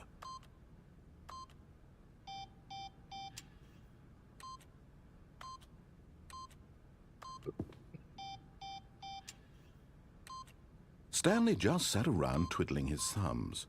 Trying to input anything on the device was useless, since he could never possibly know that the combination was 2845. I wonder what it is. 2845.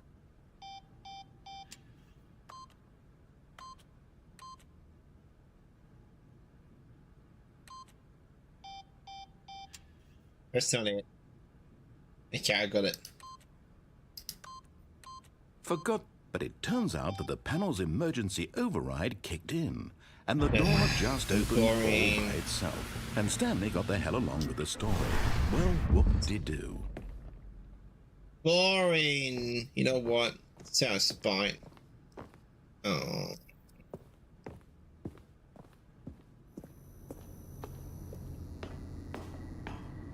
You're getting close now, Stanley. You've nearly gotten all of the Figler Anmarines. Very soon, you'll collect the last one, and then the first number will equal the second number, and that will be it. We'll be different people by then. Different in the sense that we used to have none of them, and now we have them all. You can't go back to when you had no Figler Anmarines. None of us can.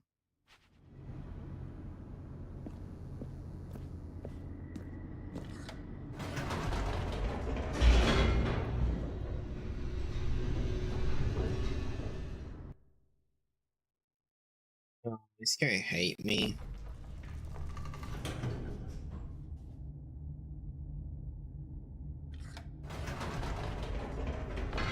Whoops. Nope. Never mind. Stanley actually got back into the elevator and went back up. Silly me. Why did Stanley do that when he knew that it would just lead back to his boss's office? Well, that's a great question. I just can't wait to find out. Have a look. Let's see what happens.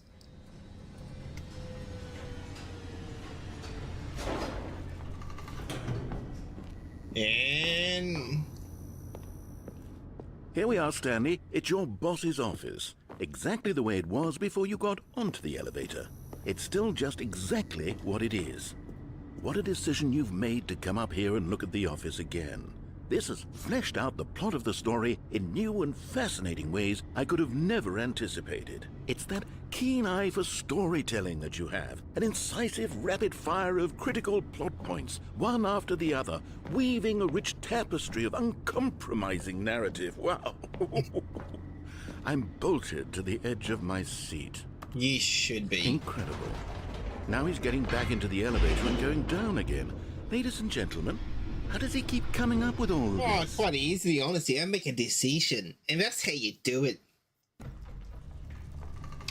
Right, let's go this way. Surely this time Stanley will walk forward into the spooky corridor, won't he? Stanley walked straight ahead through the large door that read Mind Control Facility.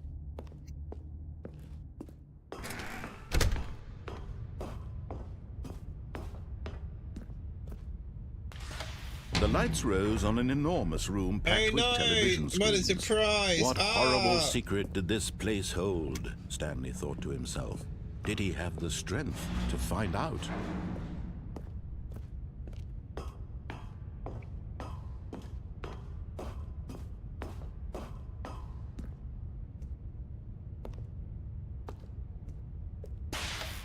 Now the monitors jumped to life, their true nature revealed. Each bore the number of an employee in the building, Stanley's co-workers. The lives of so many individuals reduced to images on a screen, and Stanley, one of them, eternally monitored in this place where freedom meant nothing.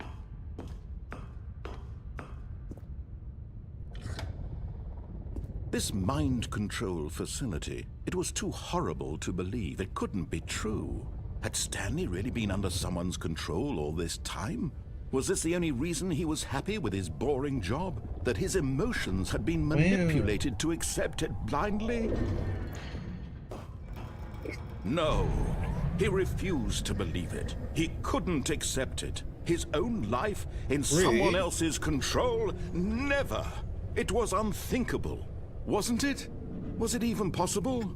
Had he truly spent his entire life utterly blind to the world? Yes. But here was the proof. The heart of the operation. Controls labeled with emotions. Happy, or sad, or content. Walking, eating, working. All of it monitored and commanded from this very place. And as the cold reality of his past began to sink in, Stanley decided that this machinery would never again exert its terrible power over another human life. For he would dismantle the controls once and for all. Oh, button.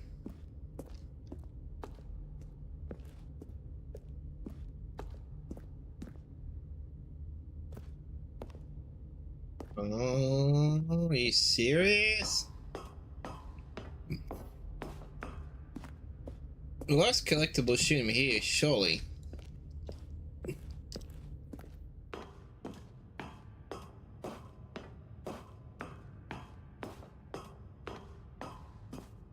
And when at last he found the source of the room's power, he knew it was his duty, his obligation, to put an end to this horrible place and to everything it stood for.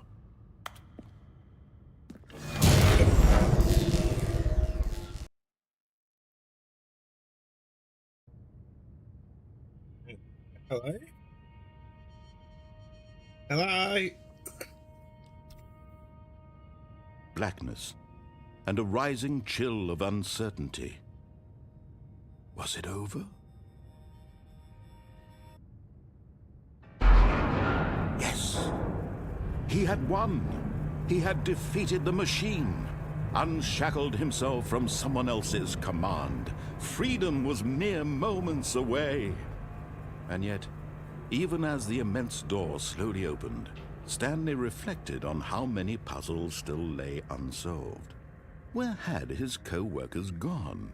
How had he been freed from the machine's grasp? What other mysteries did this strange building hold? But as sunlight streamed into the chamber, he realized none of this mattered to him, for it was not knowledge or even power that he had been seeking, but happiness. Perhaps his goal had not been to understand, but to let go. No longer would anyone tell him where to go, what to do, or how to feel. Whatever life he lives, it will be his. And that was all he needed to know. It was perhaps the only thing worth knowing. Stanley stepped through the open door.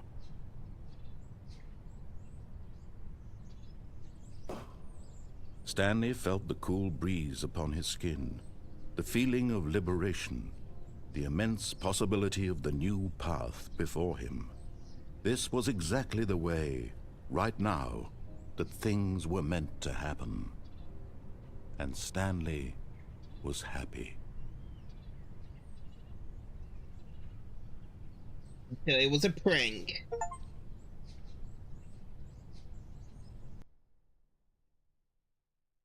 Did I actually beat the game?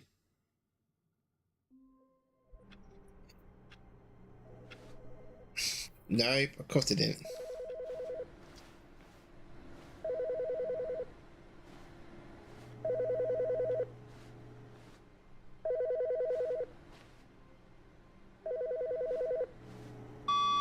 Hello. This is a recorded message scheduled either by you or a person in your place of work. The purpose of this message is to warn you about the dangers of recorded messages.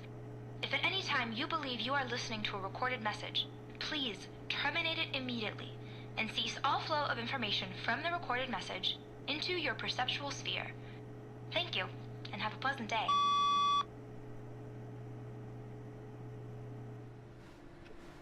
Okay. The bucket. Oh, bucket's back.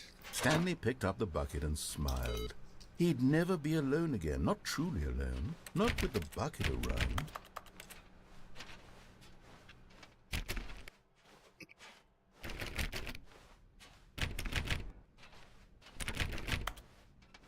Stanley clutched the bucket tightly to his chest and entered the door on his left. Yeah.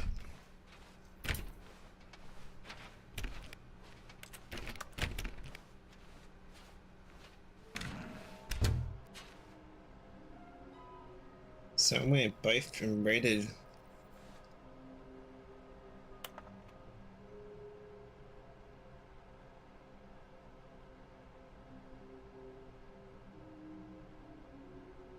quit?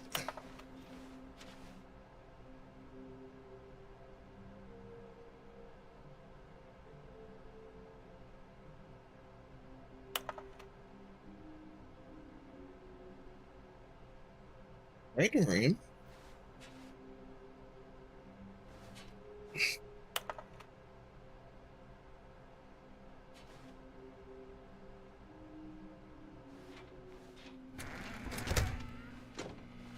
Stanley, we must move on from this broom closet, simply because I have no remaining stickers. Coming to a staircase, Stanley and the bucket walked upstairs to the boss's office.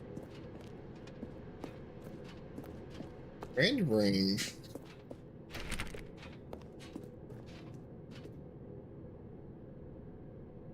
And blue room.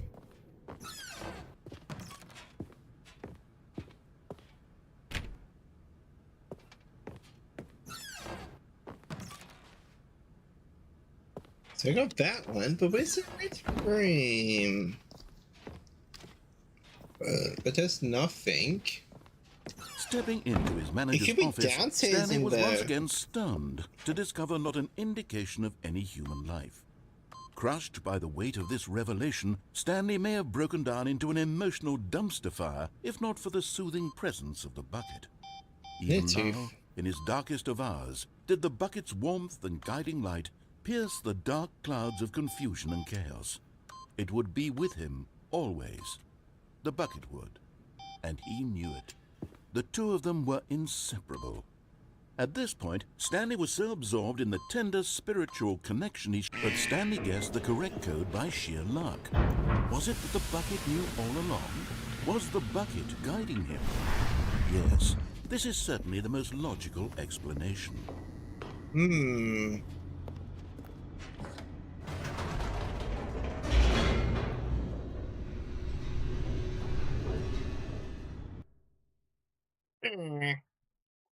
Where's the damn other room? The elevator raced downward, plummeting towards an unknown fate. It would be all Stanley could do to keep himself together, if not for the bucket. Soothing him, comforting him, reassuring that in this darkest moment of uncertainty, he would be all right. The bucket is here for you, Stanley. Everything will be fine.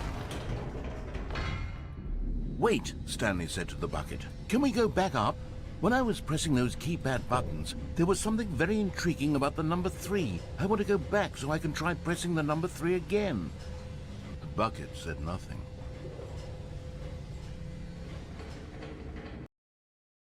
Three?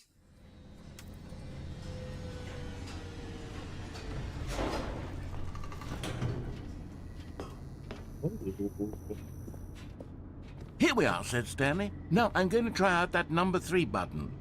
He took the bucket over to the keypad and began absolutely slamming on the number 3 over and over and over.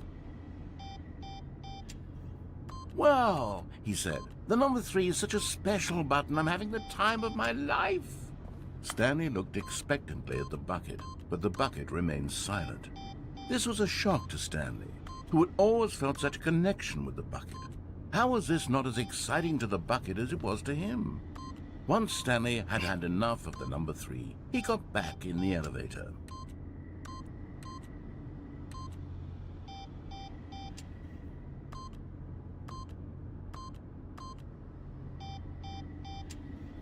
What do you mean? It's the time of my life.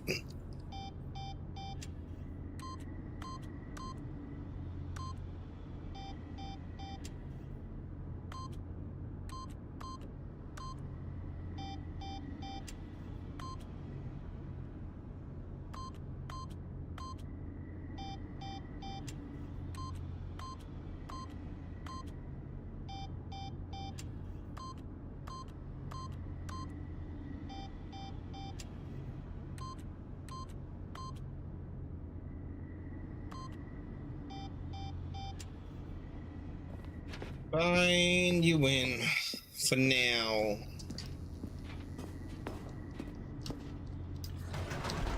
Perhaps the bucket had missed something.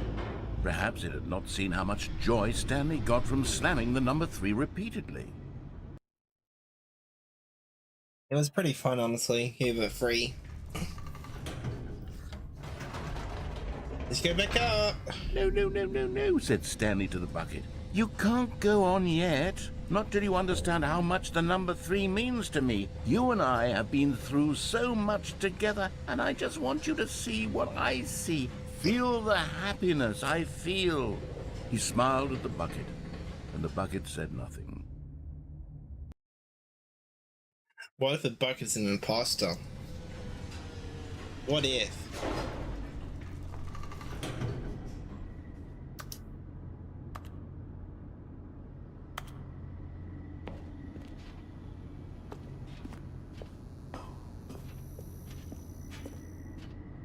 Here we go, said Stanley. This time I'll really show you. He ran to the number 3 and began to wail on it like a musician on a beloved instrument, weaving a concerto of truth and passion. He wielded the number 3 like a fine artist would wield a paintbrush. He told stories through the number 3, stories of his dreams and hopes and fears. And the whole time, he looked to his bucket for a reaction of some kind. Anything to let him know that the bucket appreciated what he was doing. The bucket conveyed absolutely nothing at all. Yeah. Only rude. silence. Crushed picking up by a next wave time. of dejection, Stanley returned to the elevator. Stanley and the bucket were so close. They'd always been there for one another. Why suddenly could the bucket not connect with this passion of Stanley's? The question caused Stanley to ruminate the whole way down the elevator. He knew that there must be a way to get through to the bucket, to communicate fully with his dear friend. Surely there was a solution, mustn't there be? Probably. Honestly.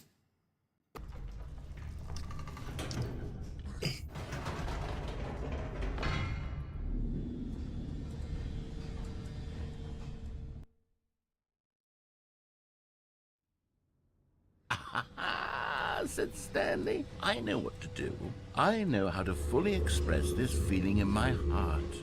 He decided right then and there that he would hold a press conference where he would speak to the public on all matters relating to pressing the number 3 over and over.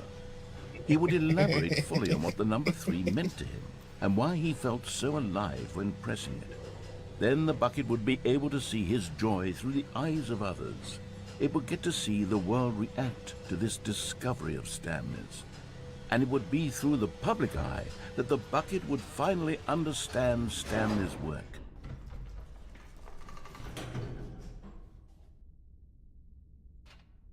For months, he advertised and marketed his press conference, building excitement around it, developing and rehearsing it, until it couldn't be refined a single measure further. When the big day arrived, Stanley was as prepared as he'd ever been for anything in his life.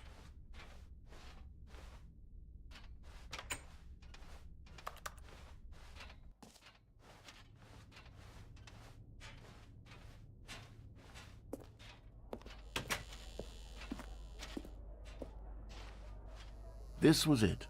One last chance to win the bucket over. One opportunity to share a true connection with a loved one.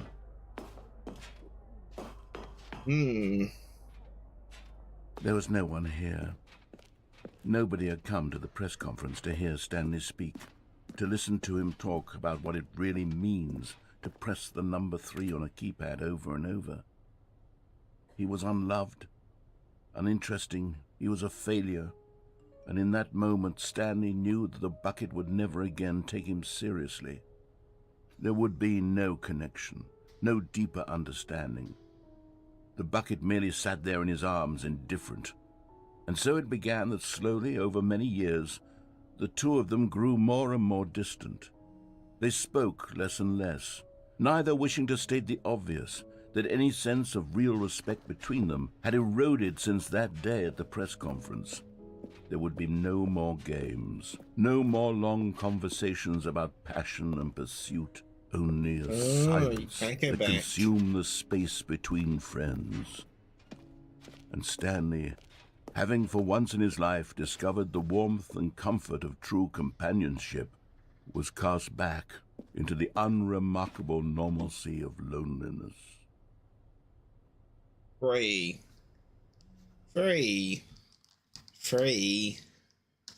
Sorry.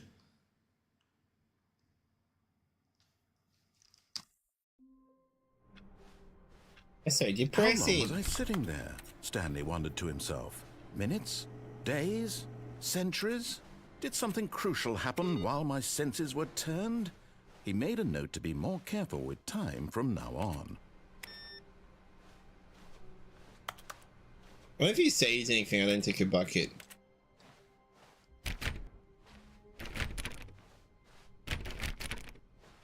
When Stanley came to a set of 2 open doors, he entered the door on his left.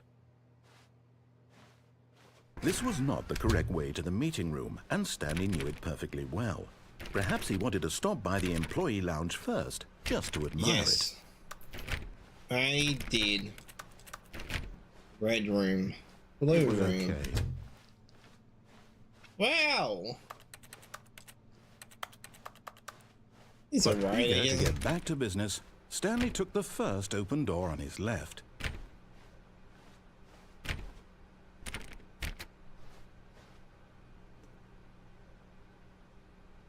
Stanley was so bad at following directions, it's incredible he wasn't fired years ago. Look, Stanley, I think perhaps we've gotten off on the wrong foot here. I'm not your Gonna go enemy, that really, way. I'm not. I realize that investing your trust in someone else can be difficult, but the fact is that the story has been about nothing but you all this time. There's someone you've been neglecting, Stanley. Someone you've forgotten about.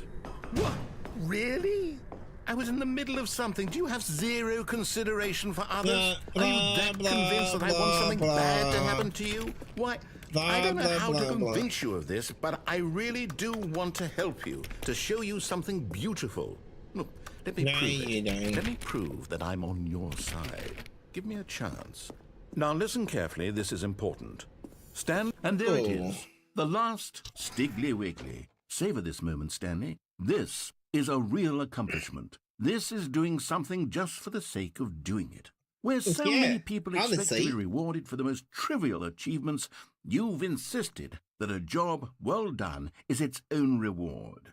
I would tell you that I'm proud of you for collecting them all, but Oh, that would thanks, be Dad. like a reward, and we can't have that. So, Wow. instead I'll just say, Fuck it's you. done. We're all done here. And now we can go to whatever the hell you were doing before you hunted for figurines.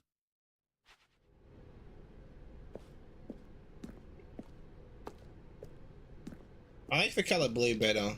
Aha, perhaps you misunderstood. Stanley walked through the red door. It is I still red. don't think we're communicating properly. Stanley walked through the red. All right, fine. Go ahead, Stanley. You want to know so badly what's out there? You want to find out what lies at the end of this road? Yes, You've chosen I well. Don't do. let me stop you. You see? There's nothing here. I haven't even finished building this section of the map because you were never supposed to be here in the first place. Broken Wow. rooms, exposed developer textures. Is this what you had wanted? Was it worth ruining the entire story I had written out Yes. specifically Yes, for it you? was. Do you not Yes. think I put a lot of time into that? Because I did. No. And in the end, You it was didn't all really. for nothing. Because this is what I you suppose you wanted did to actually, see. but still. Help me here, Stanley. Help elucidate these strange and unknowable desires of yours. What would have made this game better? What did you want to see? Vehicles? Skill trees? Work with me. You've given me absolutely nothing so far. Tell you what. Let me take a stab in the dark at a new design, and you can give me some feedback. There we go. A third Ah. option. This already feels leaps ahead of where we were before. Go ahead, Stanley. Take it for a spin. I'm a bitch. Okay, I'm going to stop you there. Now, tell me about your experience with this new version. Would you say that the game benefited from allowing you more choices? Feel free to be honest. I'm looking for some real critical feedback here. Oh, of course. A 3. Really? Maybe next time we can get you to form an actual opinion, you know? Any level of critical thinking or engagement with your surroundings? Does that sound good? Think we can do that? Yes? No. Wonderful. Here, based on the data from your previous playthrough, I've compiled a new version. And to be perfectly candid, I think I've knocked it out of the park with this one. Let's take a look.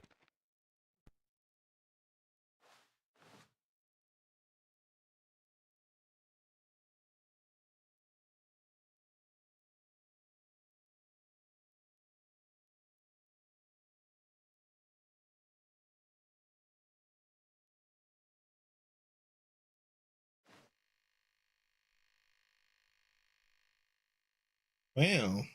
Really?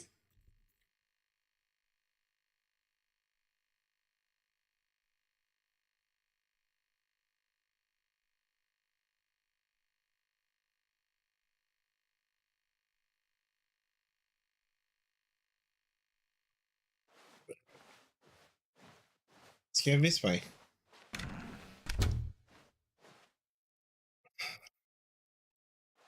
Now, would you say that competitive leaderboard helped you feel motivated to keep walking through doors? Again, honest answers, please.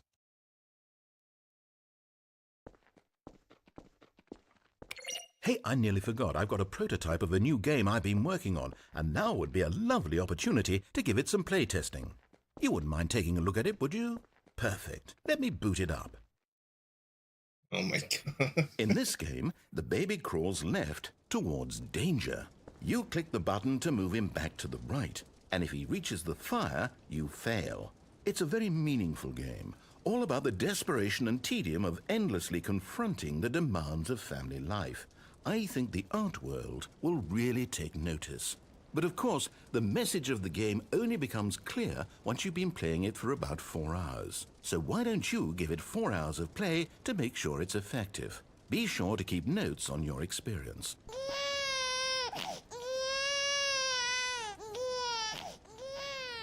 You heartless bastard. Did you do it because you hate babies or purely to spite me? Because if it's the latter, well, I don't know what to do. I'm completely out of ideas. I can't think of a single thing that might improve the experience for me. I'm not even going to try. I'm out. I'm out. So I'm that's done. where the baby came It's over. from. Thank you for playing. Your input was extremely valuable. Oh, hey, since Anytime. my game was so awful, why don't we play someone else's game? Just to ease the pain. Let's see. What do we have here? Yes, this seems like it'll work. Let's give it a shot. Oh.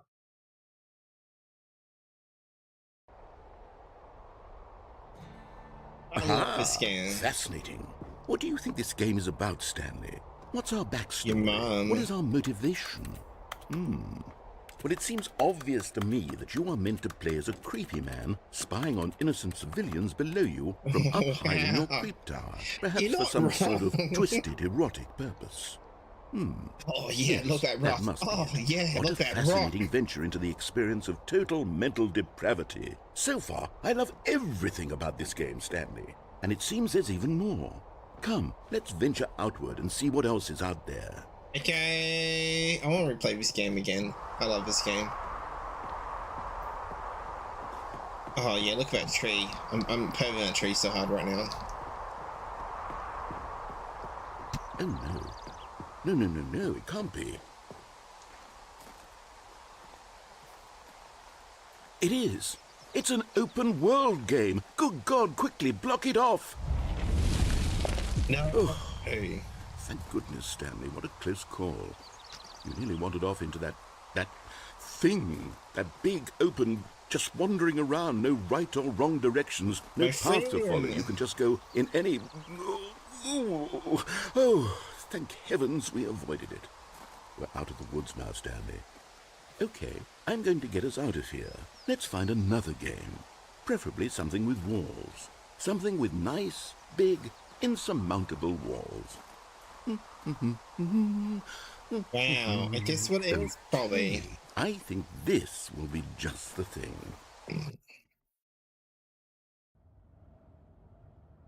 Rocket League?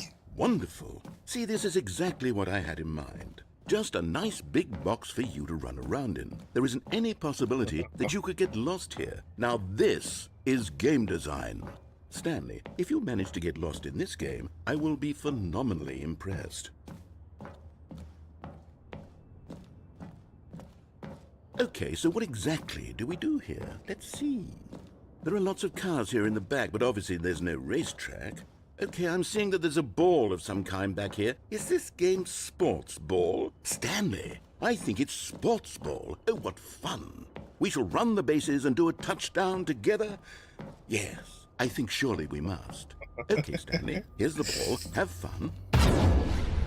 Say less. We can't go against Blue though because of the Yakumos. We are going into reds. Ugh. Ugh.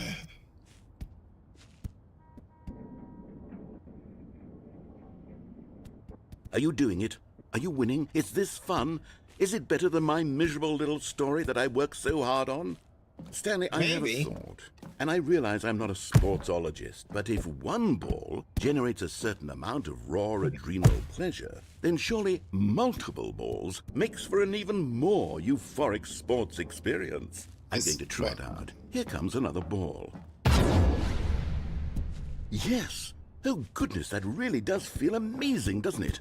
Stanley, I'm like a child in a confectionery talking shop. about? I simply have to have more. I'm insatiable. Are you still healing More up? balls! Is multiple balls good?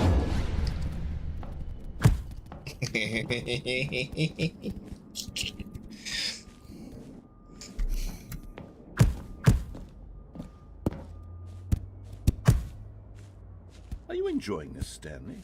Are you having Yes, I fun? am. Is this a Cheesing up real to- video game? Well, I sure hope you're having a good time, because guess what? It's over. That's right. Your little fun comes to an end. This is my game, and what I say goes. You get to have fun when I let you, Stanley. Besides, like you him, Ryan. need someone like me to set boundaries for you. Without rules or boundaries, Wow, video you games sound are like you're nothing. my girlfriend Yes, when that's I'm a what I girlfriend. am. I am structure. I'm your sense of purpose. And since you decided I you have didn't a want to sense play of my purpose game, somewhat. now I don't want to play with you either. So, goodbye, Stanley. I'm leaving. See how you like it when I'm not around. Hold on. What are you doing?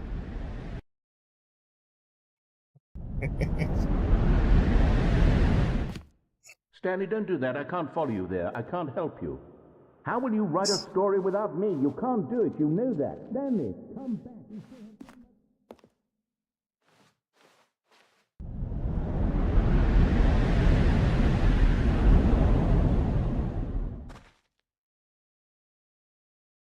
Eh?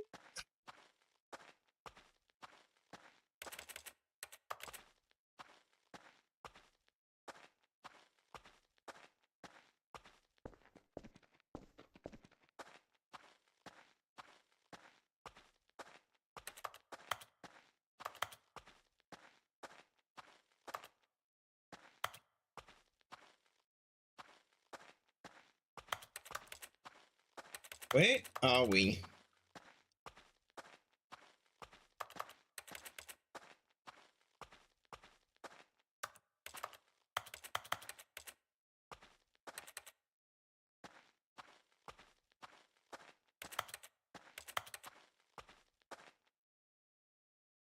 Oh. I wonder what he found. If what he wanted was to be the leading man in his own story, well, perhaps he's gotten it. Down in Well. wherever he is right now. I wonder if he's happy with his choice. Yes, and I if he's am. learned the heavy cost that comes with it. He'll understand soon what I was trying to tell him. He needs me. Someone who will wrap everything up at the end to make sense out of the chaos and the fear and the confusion. I am That's who I am. chaos. That is what I mean to this world. Oh, yes. Yes, I'll be back. There's no other way. Once this ends, after it all comes to a close, then I'll be back. The end will be here soon. Very soon. I can wait.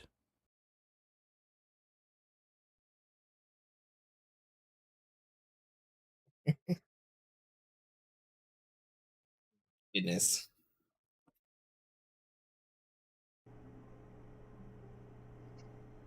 All right.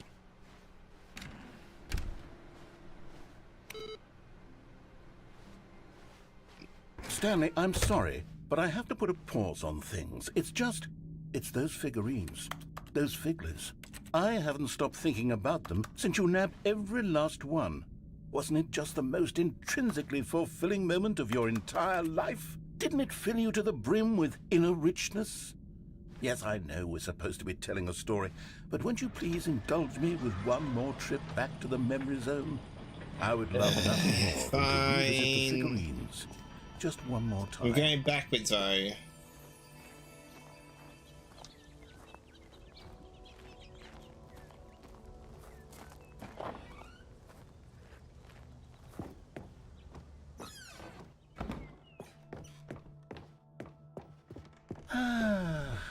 Here's where it all began. The first collectible. Back then, we had no idea of how many of them we'd find. Sure, it said 6 right there on the screen, but how could we know for certain? We were so innocent. We'll never be like that again, Stanley.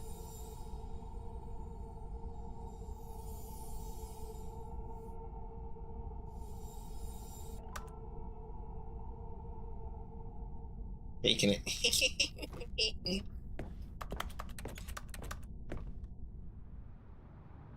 And here was a second Stanlerine.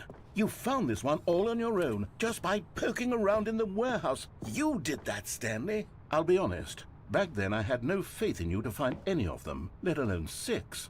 But you continue to surprise me in all sorts of mundane, unremarkable ways.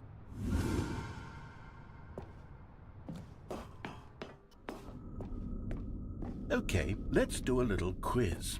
Which of these rooms was the room you found your third mini Stan? Can you remember?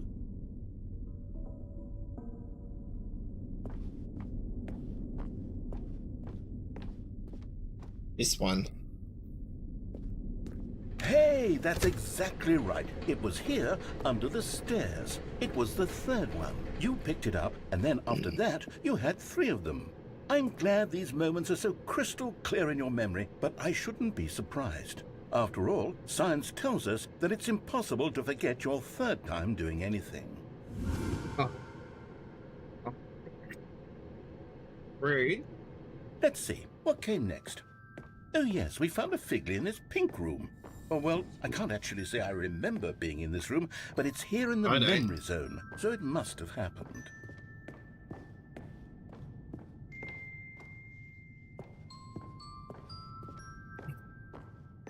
Kind of trippy, though.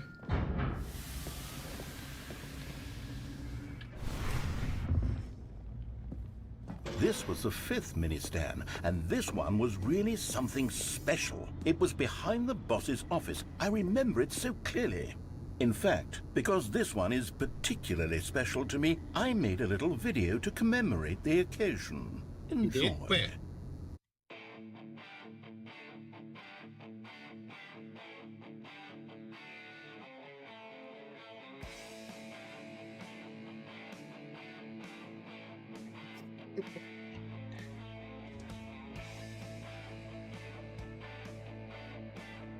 So dumb.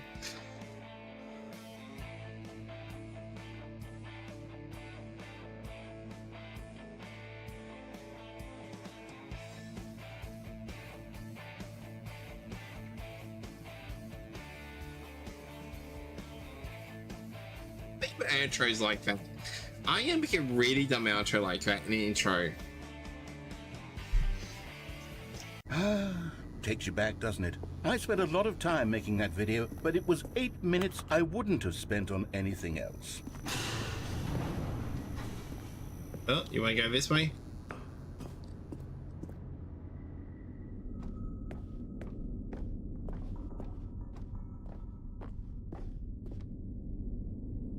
And then, Stanley, then we came to the last collectible, the final figurine, right here by the red and blue doors. This memory is the most distinct and clear in my mind, perhaps because it was the one that happened more recently than all the others. Who can truly say how the mind works? All I know is that this is the moment where you picked up a Figley and I thought to myself, yes, that's all of them. They're all collected. It was a moment unlike any other. Except for the other moments picking up figurines, which it was exactly like.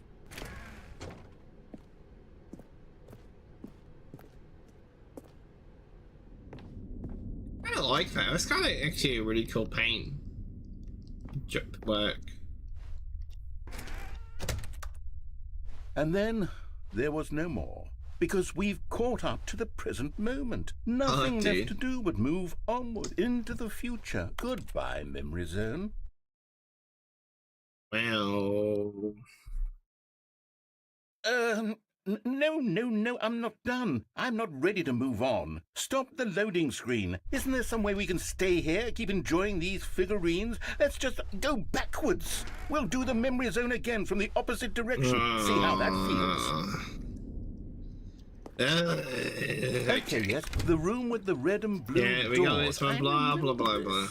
I must say, of all the figurines we looked at in our initial tour of the Memory Zone, this one is the most distinct and clear in my mind. Let's keep going, I want more. And here's where I made that video. Don't you remember the video we watched? Okay. Thank God they passed it up. Yes, I Thank love you. that video.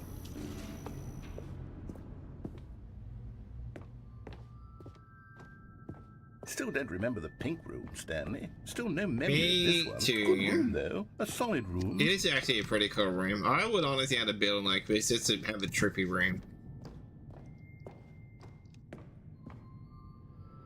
These really were a treat to hunt down. You know, if there had been any kind of reward for finding all of these, it really would have muted the intrinsic joy of collecting them. I'm very glad we resisted the temptation.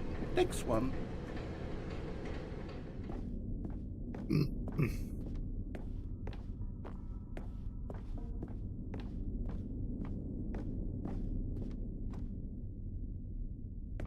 Oh. Okay.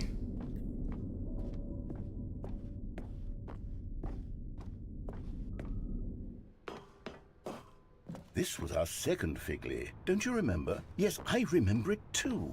The past is truly a wonderful thing. Why does anyone ever choose to leave it? Keep going. I'm going, blah, blah, blah. Yeah, This oh is it. well, The look at very this first one It's we really found cool. in the exhibit where I introduced you to the Figlarines. Oh, I want more memories, Stanley. I want to keep going. What else is there? What came before this? Collect them all, Pokemon.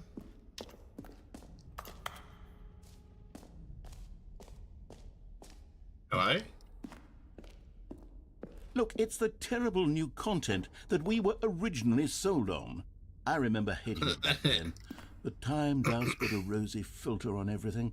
In fact, I dare say I'm actually quite fond of it now. What do you mean? Look I how got no much jumps fun the left. past is. I want more. More memories. I can't. Stupid jump circle make me have no jumps. Oh, yes, the two doors. Who could have forgotten that? A classic memory, this one.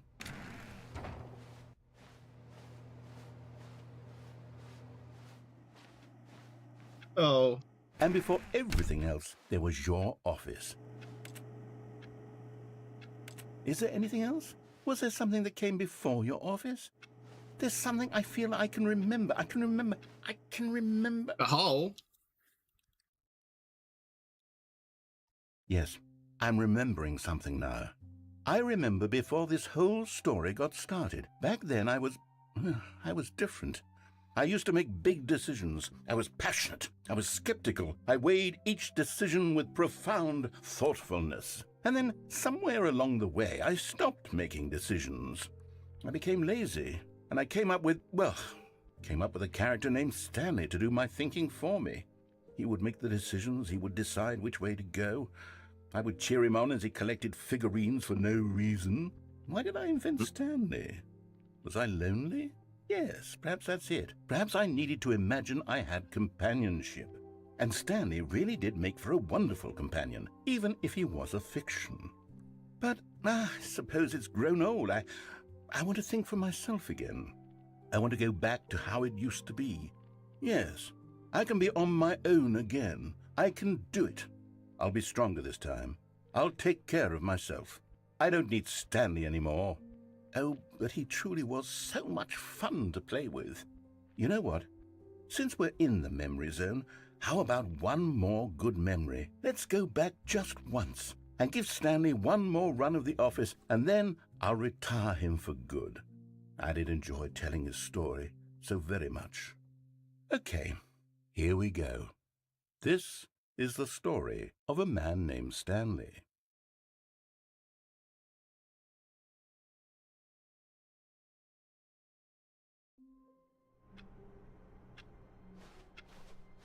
I can't wait to tell this story to my co-workers, Stanley thought. How amusing they'll find it.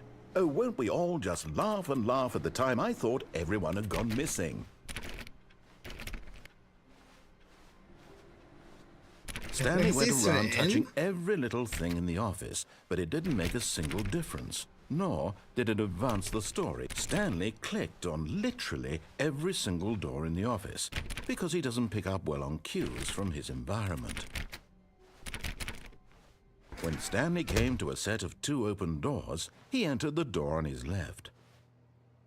This was not the correct way to the meeting room, and Stanley knew it perfectly well. Perhaps he wanted to stop by the employee lounge first, just to Yeah, admire I need it. my coffee, bro. It was okay.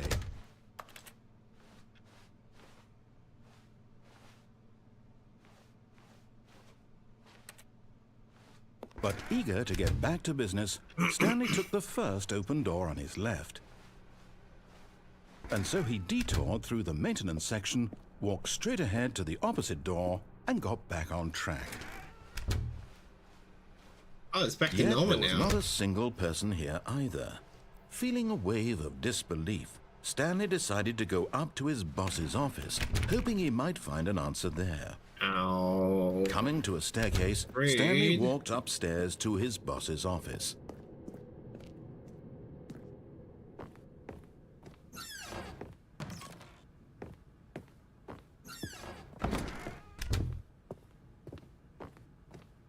Stepping into his manager's office, Stanley was once again stunned to discover not an indication of any human life. What could it mean, he wondered. Desperate, Stanley was in such a rush to get through the story as quickly as possible, he didn't even have a single minute to just let the narrator talk. That kind of anxiety isn't healthy, so he relaxed for a few moments with some calming New Age music.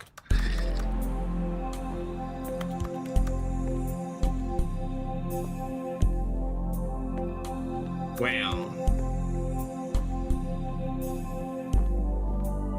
Feeling soothed and rejuvenated, Stanley calmly walked forward into the opened passageway. Ow.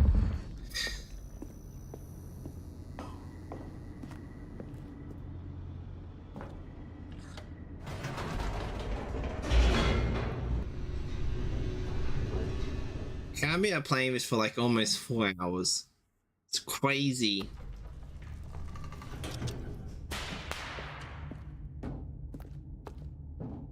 Stanley walked straight ahead through the large door that read Mind Control Facility. Alright.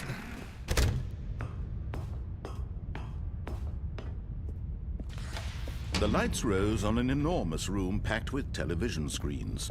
What horrible secret did this place hold? Stanley thought to himself. Did he have the strength to find out?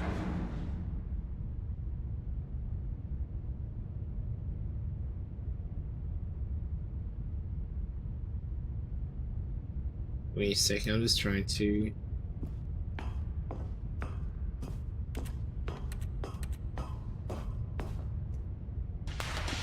Now the monitors jumped to life, their true nature revealed.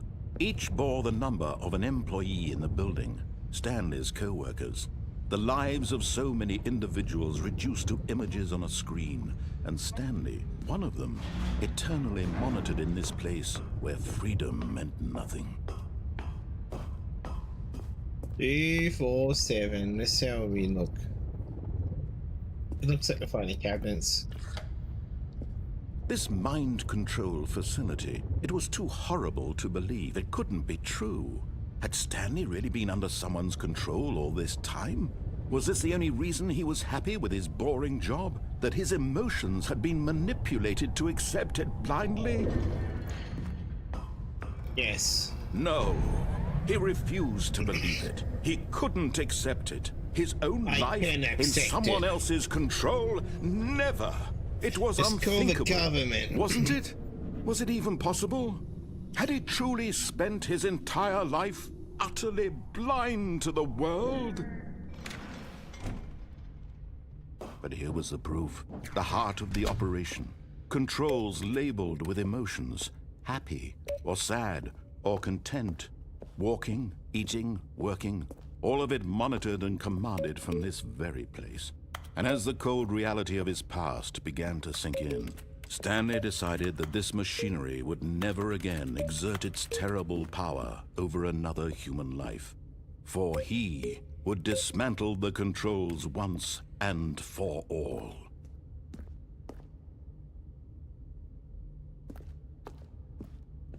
Hello?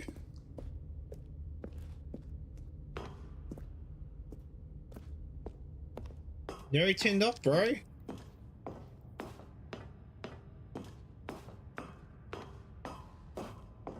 And when at last he found the source of the room's Oh, Stanley, you didn't just activate the controls, did you? After they kept you Yes. enslaved all these years, you go and you try to take control of the machine for yourself. Is that what you wanted? Control? Oh, Stanley, I applaud your effort, I really do. But you need to understand, there's only so much that machine can do. You were supposed to let it internet's go, pooping. turn the controls off, and leave. If you want to throw my story off track, you're going to have to do much better than that. I'm afraid you don't have nearly the power you think you do. For example, and I believe you'll find this pertinent, Stanley suddenly realized he had just initiated the network's emergency detonation system.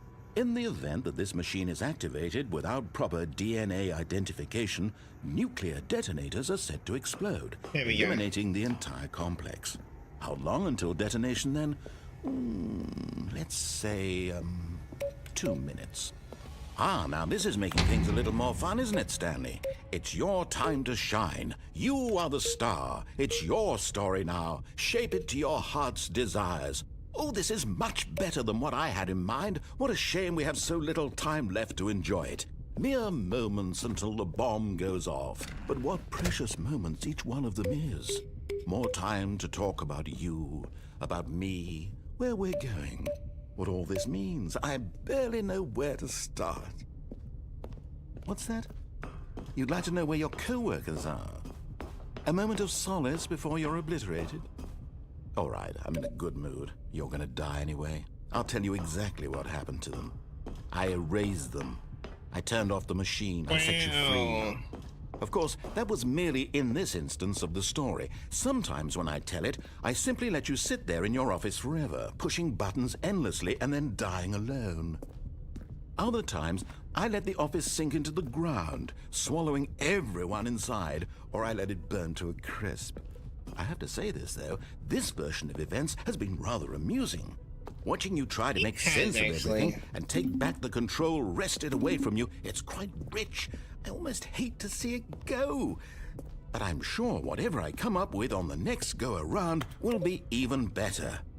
My goodness, only 34 seconds left. But I'm enjoying this so much. You know what? To hell with it. I'm going to put some extra time on the clock, why not? These are precious additional seconds, Stanley. Time doesn't grow on trees. Oh dear me, what's the matter, Stanley? Is it that you have no idea where you're going or what you're supposed to be doing right now? Or did you just assume when you saw that timer that something in this room was capable of turning it off? I mean, look at you. Running from button to button, screen to screen, clicking on every little thing in this room. These numbered buttons, no, these colored ones. Or maybe this big red button, or this door. Everything, anything, something here will save me. Why would you think that, Stanley? That this video game can be beaten? Won? Solved? Do you have any idea what your purpose in this place is? Jeez. Stanley, you're in for quite a disappointment. But here's a spoiler for you. That timer isn't a catalyst to keep the action moving along. It's just seconds ticking away to your death. You're only still playing instead of watching a cutscene because I want to watch you for every moment that you're powerless. To see you made humble. This is not a challenge. It's a tragedy. You wanted to control this world, that's fine. But I'm going to destroy it first, so you can't. Take a look at the clock, Stanley. That's 30 seconds you have left to struggle. 30 seconds until a big boom and then nothing. No ending here, just you being blown to pieces. Will you cling desperately to your frail life, or will you let it go peacefully? Another choice. Make it count. Or don't. It's all the same to me, all a part of the joke. And believe me, I will be laughing at every second of your inevitable life from the moment we fade in until the moment I say, happily ever after. Wow.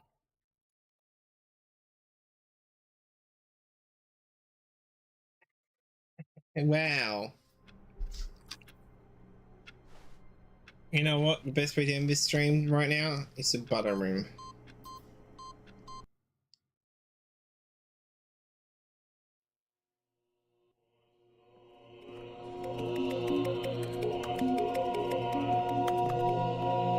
Alright, I'm going to here for the night. That was a lot of fun. So, if you like what you see, do follow and subscribe if you're on Twitch. It does help a lot. I'll be going to be streaming other games. I gotta do a bunch of editing and stuff, but it takes two for earlier. But yeah, we're gonna be ready to make Spot on Twitch. I will link his this channel in the chat. But I'm calling for the night. I'm gonna raid him, so I'm gonna end the stream now for YouTube.